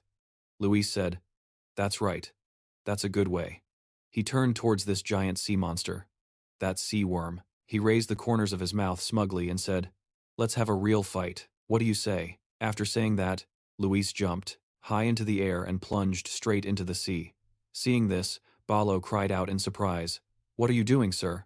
As for the monster, upon hearing Luis's words, it also roared and immediately dove straight into the sea in pursuit. Witnessing that scene, Daemon laughed smugly and said, you fool. Trying to fight a sea serpent in the middle of the ocean? That's no different from suicide, is it? The monster swam towards Luis's position. At that moment, Luis was already waiting for the monster to come down with a confident expression. He thought to himself, come on. Luis was astonished. He tried to hold his breath and look towards the monster rushing towards him. The monster swam very quickly towards Luis's location, then it opened its mouth, which was filled with countless sharp teeth, and quickly sucked Luis inside. The monster clamped its jaws shut, not leaving a single gap. It thought it had eaten Luis, but just a few seconds later, brilliant purple rays of light shot out from inside its mouth. Suddenly, an arm appeared from within its mouth, lifting one of the monster's teeth. Luis transformed into a dragon, his face darkening. He used his strength to pry open the monster's mouth. His body, though small, was incredibly powerful. Luis frowned, his face cold and serious, as he said, if we're underwater, there's no need to hold back. I can just freely transform into a dragon. Luis clenched his fist, creating a source of power, and said, and this guy's mouth. With that, Luis unleashed a devastating punch into the monster's upper jaw, and said, it stinks, you should brush your teeth 3 times a day. Bubbles spread throughout the monster's mouth from the punch. Caught off guard by the blow, it screamed in agony. Taking advantage of the opportunity, Luis quickly swam out of the monster's mouth. Luis used his wings to fly up high, looking at his opponent and said, you were pretty smug earlier, weren't you? Luis used his power, swimming quickly towards his opponent, shouting continuously, you're unlucky to have run into me today. He then shot forward and delivered a devastating punch to the monster's head. The opponent, caught by the surprise attack, roared in pain. Not stopping there, Luis continued to use his speed to swim around and land powerful blows all over the monster's body. At this point, it could only stand still and take the beating, letting out pathetic cries. Seeing that it couldn't fight back, it turned to flee, but Luis quickly pushed the monster down to the seabed. He let out an angry sound. Yeah, but it's not that easy to escape. Luis quickly grabbed onto the monster's body and said, where do you think you're going? Luis then used both hands and his body to pin down its tail and said, the fun has just begun. It'd be a shame to end it so soon, you know.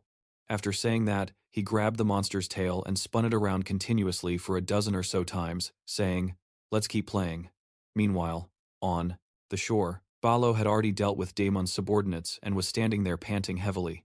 Huff huff, that's all of them, I guess. Then he looked out at the sea worriedly and continued, I wonder how the master is doing, even if he's a dragon. Underwater is. Suddenly, ripples appeared on the sea's surface, catching his attention. He said in astonishment, huh? A second later, the sea surface had formed a whirlpool with a black hole right in the center, and at that very moment, that waterspout slowly began to rise from the water formed a literal whirlpool suspended in midair. Seeing this, Balo exclaimed in astonishment, what in the world is that? As he spoke, the whirlpool dissipated, revealing the true form of the sea monster. Meanwhile, that guy Dawaimon was just as shocked by the sight. He cried out in disbelief, a sea serpent? Why? Why is it in the sky? While he was still wondering, the monster was already right above his head, free-falling towards him. Realizing the situation was dire, he immediately turned tail and ran for his life, letting out several loud screams. But unfortunately for him, it seems karma catches up to the wicked. One of his feet tripped on a rock, and his entire body immediately tumbled to the ground. Dawaimon then looked back, but it was too late. He only had time to scream, no, don't. A second later, the sea monster crashed down, crushing Dawaimon's body. With a loud thud, the impact caused the ground to shake, sending cracked earth and rocks flying everywhere. Everything was now shrouded in dust and smoke, and his horn was sent flying. It quickly slammed against some nearby rocks. The impacts caused it to crack. The scene at the dock now looked no different from a battlefield. The sea monster's body lay on a pile of rubble. Beneath it was that guy Daewimon and his underlings, surrounded by thick, swirling dust. The overall view was one of utter devastation. As for Ba Lo, he stood there stunned, his face darkened, unable to comprehend what had just happened. Suddenly, out on the sea, there appeared geysers of water shooting up. Ba Lo witnessed this and quickly shielded his face with his hands. Luis emerged from beneath the sea, his expression cold, with the full moon behind him, and the splashing water droplets added to his mysterious aura. He quickly transformed back into his human form, flashing a friendly smile. Luis swiftly landed next to Ba Lo. He shook his body to get the water off and said, "Ah, that's refreshing. It's been a while since I got to properly blow off some steam.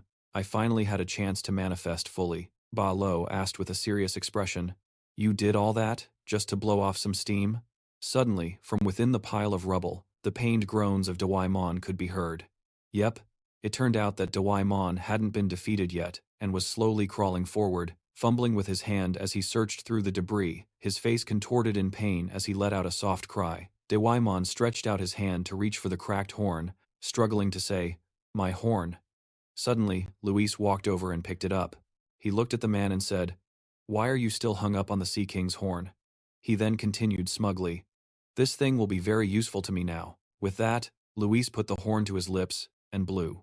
However, it only produced a piercing toot-toot sound, without releasing any energy at all. Ba Lo, who was standing nearby, couldn't help but cover his mouth and say, "Sir, you might be good at playing rough, but it seems flutes and horns aren't your strong suit, are they?"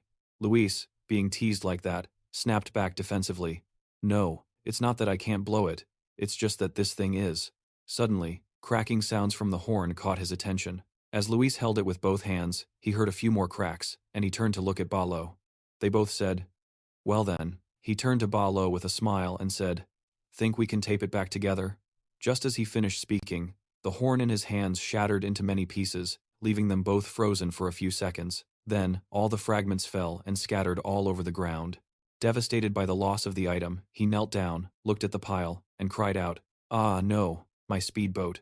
While Luis in despair, dust and rocks suddenly flew up behind him again. The enraged sea monster awoke. Its entire body was massive. Lucy turned his head, saw it, and with a slight smirk said, "Ah, we're screwed." The monster immediately opened its massive maw to attack towards Luis and Ba Lo. It let out a ferocious roar. They both screamed, "Run," Ba Lo anxiously said. "Why did it suddenly go berserk like this?" Luis replied, "The Sea King's horn is gone, so it's acting on pure instinct now." Luis unconsciously looked back and said, "If this keeps up." But just then, the sea monster stopped chasing them, and instead, it turned and headed towards the central square where the festival was taking place. Seeing this, Luis said worriedly, "Damn it." Luis, sweating, continued, "Damn it, it's being drawn to the bright lights of the festival and is heading right for it." Ba Lo asked anxiously, "What? That's terrible. There are so many people there." Luis gritted his teeth, trying to find a solution, and said, "Damn it." Then, he anxiously gave an order to Phi, saying, "Phi, find the twins and bring them here immediately." Phi acknowledged the order. Luis continued, "In the meantime, Ba Lo, you and I will stop this monster." Ba Lo replied, "Yes, master." The two of them quickly ran towards the monster. Luis shouted to Ba Lo, "All right, let's go." As soon as they arrived, the monster was already enraged and had begun destroying everything in its path. Meanwhile, inside the town, the people were still unaware of the disaster about to befall them. In a small alley, a young couple was walking, laughing, and embracing. The blonde girl asked worriedly, "Honey, isn't it dangerous to go into this dark alley at night?" Hearing this, the black-haired young man, wearing a gold chain around his neck, acted all tough, replying, "Humph, what's so dangerous? I'm with you." As they continued to cuddle, the young man said, "I'm serious." Suddenly, a loud noise echoed. The young man wondered, what was that sound? Just as he said that, from above their heads came a massive growl, and the monster instantly appeared before them. The monster was now opening its huge mouth, absolutely terrified. The two of them screamed, "Ah!" Seeing the monster, the young man immediately fell backward on the spot. His eyes widened in shock as he yelled, "Ah, what is that thing?" The blonde girl, seeing this, quickly urged him. "What are you doing just standing there? Run, get up quickly." The blonde girl, out of options, used one of her arms to pull him up and hoist him onto her shoulder, running while looking back. But luckily, just then, a massive hammer came flying towards them at rocket speed. A few seconds later, it smashed directly into the monster's head, causing it to roar in pain with its mouth wide open. Balo's whole body was trembling slightly, but he stood his ground, panting as he said, "Hey, you snakehead, I'm over here." After taking a massive hit from Balo, its eyes turned red. It let out a deep, angry roar, "Roar!" and immediately charged right at him. Seeing this, Balo scrambled away, screaming as he ran. He was deliberately drawing its attention to lure the monster to a prearranged ambush spot. Then he turned his head and yelled, "Master, it's time, save me." Then, a voice belonging to Luis rang out, "Activate space magic, spatial barrier." Instantly, 4 purple walls with rectangular patterns appeared, surrounding the monster. It looked around at the space in astonishment. Feeling cramped, it roared loudly.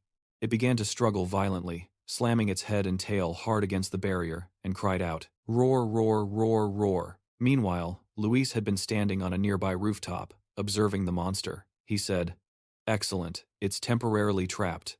Now I just need to use a mental spell to calm it down and we're done." After speaking, Luis waved his hand toward the monster and began to cast another spell. Luis closed his eyes and said loudly, "Mental spell, take hold." The monster immediately opened its mouth wide, roaring in agony. Ruar, but that spell from Luis only made it ram even more frantically against the 4 purple spatial barriers surrounding it. Meanwhile, Luis, with his eyes closed and sweating, controlled the spell while thinking to himself, "I can't control it, the spatial barrier is shaking. At this rate, I won't be able to cast the mental spell." Balo, watching from below, suddenly heard a voice call out, "Sir Balo." He turned around, startled. Baron So and his subordinates had arrived just in time, weapons in hand, charging forward to help. But when he witnessed the monster trapped inside the purple barrier, roaring its head off, he exclaimed in astonishment, "My God, what is that thing? Where did that monster come from?" Hearing this, Balo turned back and replied, "It's something demon dragged in. It seems he intended to cause a disturbance during the festival." Baron So, surprised again, exclaimed, "What, demon? Where is that bastard now?" Balo replied, "He took advantage of the chaos to run away, but the important thing now is to deal with that magical beast quickly." Suddenly, Luis shouted in an annoyed voice, "Balo, how long are you going to stand there chatting?" Luis continued in a strained voice, "Do something with your friend to hold the monster back." After hearing this, Balo immediately replied, Yes, I understand. Let's go, So, he turned his head and said to Baron So. So, flustered, replied, "Huh? Yes." Up above, the 2 kids, Connie and Khan, suddenly appeared behind Luis and shouted, "Luis, we're here to help." Seeing them, Luis turned and replied, "Great, while Balo gets ready, you 2 distract it." Hearing that, Connie and Khan enthusiastically replied, "Leave it to us." With that, the 2 of them, swords in hand, leaped from the rooftop together, flying straight toward the monster, and began to fight. The twin sisters' skills were lightning and thunder magic. They created a battle of flying lightning bolts that struck the monster's body. Seeing the 2 of them, Luis thought to himself, "Looks like we can hold out a little longer." As he was thinking, Balo called out from below, "Master, we're ready." The ferocious sea monster was looking toward them. It seemed to know Luis and the others' intentions, so it stood up straight and, coiling its tail, began to flee. It slithered forward swiftly like a snake.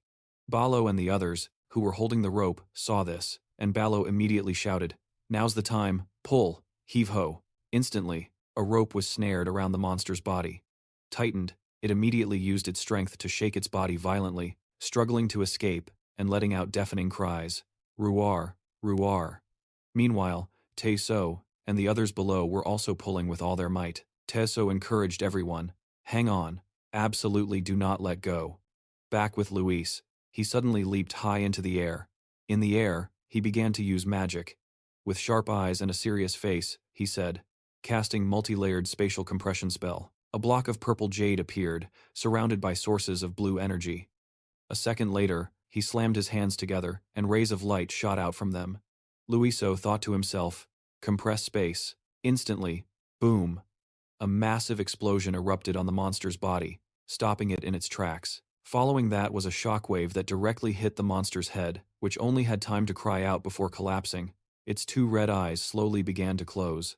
Then, Louis So walked over to the monster's side and placed a hand on its forehead. Louis So said cheerfully, "Everyone worked hard. Now let me help it rest in peace." With that, he began to cast a mind-soothing spell, and immediately, lights appeared above the monster's head. A moment later, it slowly opened its eyes, and instead of the fierce, bloodshot red eyes, they were now sparkling blue. The monster's eyes had returned to their original blue color. Seeing Louiso standing there, the monster slowly approached him. Seeing this, he laughed and said, "Aha, that's right, good boy." While the monster obediently licked all over Louiso's face with its long tongue, suddenly, Thoyer stepped forward with a cold expression. Thoyer slowly advanced, raising his sword and shouting, "Die." But just then, Thoyer was hit by a spell, creating chains that bound his hands to stop him. Seeing this, he asked in surprise, "Huh, what's this?" Louiso looked at him and said, "There's no need for that." Louiso stood there and explained, "It was being controlled by Daemon, so it was forced to do this. It's not at fault." As soon as Louiso finished speaking, the two kids, Ka, Ni, and Khan, jumped right onto the monster's back, bouncing up and down, laughing gleefully. Baron Tuuso, witnessing the scene, was still a bit worried, and said, "But to let a monster like this roam free," Louiso replied, "I'll take care of it, don't worry." A while later, the monster returned to its sea. It bowed its head to listen as Louiso said, "You understand? From now on, don't come near the human city again. Go back to the place where you used to live, and stay there." It obediently agreed with a cry. The sea monster turned its back and swam towards the ocean. The two restless kids stood there waving their hands. Khan said, "Live well." Kani added, "Don't follow any more bad old men." After that, Louis So stood up and said, "Now then, we should get ready too." Hearing Louis So say that, the two kids asked in confusion, "Get ready? Get ready for what?" Louis So turned back, his face beaming with joy, and said, "Now that the job is done, we have to go too." Out on the sea, Daemon was alone on a small boat. He rowed, while saying in a resentful tone, "Damn it, Daemon will not end like this." His eyes became furious, and he growled loudly, "I will get revenge on those who turned me into this, even if I have to burn all of Luthegen to the ground." As he was speaking, Daemon's boat was suddenly lifted up slowly. He cried out in alarm, "Huh, what's happening?" It turned out the sea monster had appeared, and was staring intently at Daemon. Without waiting for Daemon to react, the monster bit a corner of his coat, and lifted him up. Daemon screamed, "Ah!" A second later, he was forcefully thrown into the air by the sea monster. Below the sea's surface, the monster had its mouth wide open, waiting. Daemon slowly fell, filled with terror. He screamed endlessly, "No, it can't be, no!" The sea monster leaped up, one bite and one gulp. He was already inside the monster's stomach. The blood-curdling screams still echoed. No, after getting its revenge, the sea monster dove deep into the ocean, leaving behind only the coat of a cruel and wicked man slowly sinking into the sea. After a spectacular performance, Lucia's feet stepped down from the stage. She closed her eyes tightly, let out a long sigh, and said, "I have to sing 4 more songs. I'm completely drained." Looking around, she couldn't see Luis anywhere. Lucia was confused. But where's Luis? Right after the first song, he just disappeared. Suddenly, a loud voice called out from behind. Moner excitedly hugged Lucia, praising her. "That's our mermaid for you. You did great. Absolutely amazing." Moner was moved to the brink of tears, whispering, "If Mom and Dad could have seen today's performance, they would have been so proud." Lucia was just as moved, calling out softly, "Sister." Suddenly, a cough from behind caught Moner's attention. She asked suspiciously, "Kaji, why are you here?" Kaji flinched, stammering, "Well, the thing is..." He was hiding an exquisite bouquet of fresh flowers behind his back. With just one look, Moner figured out Kaji's intentions. She quickly walked over to Kaji, creating an opportunity for him with Lucia. "Lucia, it looks like Kaji has something for you." Moner pushed Kaji forward, encouraging him, "Go on, give it to her. Flowers are meant to be given at times like this." Kaji's cheeks flushed red as he mustered up the courage to confess, "Well, congratulations on your successful return to the stage. Our mermaid, Lucia." Looking at the fresh bouquet in front of her, Lucia was momentarily stunned. She accepted the flowers, taking in their sweet fragrance, and said gratefully, "Yeah, thank you." Kaji shyly scratched his head for a long moment. From a hidden corner far away, Luis had witnessed the entire scene. He remarked, "Well now. What a wonderful moment." He let out a satisfied sigh and said, "Now you can do just fine. Without me. Right?" A few days later, on a ship, a soldier stood up high and announced, "The Hain Sunny, bound for the autumn continent, is about to depart. All passengers, please board quickly," Moner shouted, trying to hold them back. "Don't go," she said tearfully. "Do my little ones really have to leave? Don't go. Can't you just stay and be my siblings?" Kaji laughed happily, while Khan gently reminded her, "Sister, that tickles." Balo cowered in a corner, saying pitifully, "Hey, I'm leaving too." Moner's attitude did a complete 180 as she scolded, "It doesn't matter if you go or not, old man. All you ever do is chug booze." Balo quickly tried to clear his name. "Hey, those were all important drinking parties." Moner got even angrier. "You dare try to justify yourself?" Suddenly, Lucia's soft voice called from behind, "Luis." She looked sad as she asked, "You will come back, won't you?" Luis found it hard to answer, replying, about that." Moner, unable to contain her emotions, grabbed Luis's hand tightly and said sincerely, "Luis, you absolutely have to come back, okay?" He helplessly had to agree. "Yes, sometimes," he said awkwardly. "Well, if I get the chance, I'll drop by." As Luis was about to turn away, Lucia's warm arms suddenly wrapped around him, clinging to him, unwilling to let go.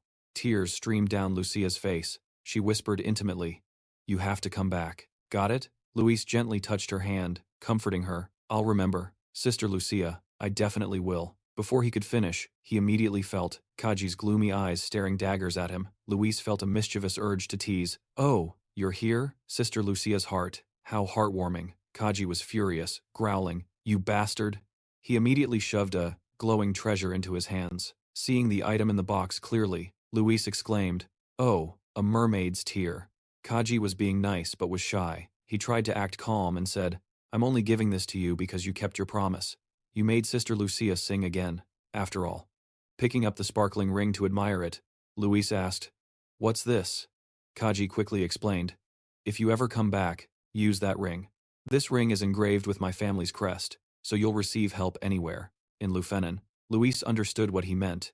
In other words, it was a free pass in Lufenin, right? How cool. Kaji, with a soft heart but a sharp tongue, tried to act displeased with Luis. "But I hope you don't come back, you hear?" He didn't hesitate to tease him one last time. "Kaji, don't do anything weird, okay? Only do what I told you." Afraid of his secret being exposed, Kaji angrily scolded, "Shut up. I'll handle everything myself, so stay out of it." Luis noticed his hand, trembling non-stop as he tried to suppress his sadness and couldn't help but be surprised. Finally, he managed to say what he truly felt. "Thank you for everything." His subordinate reminded him, "You have to say it with more sincerity, sir."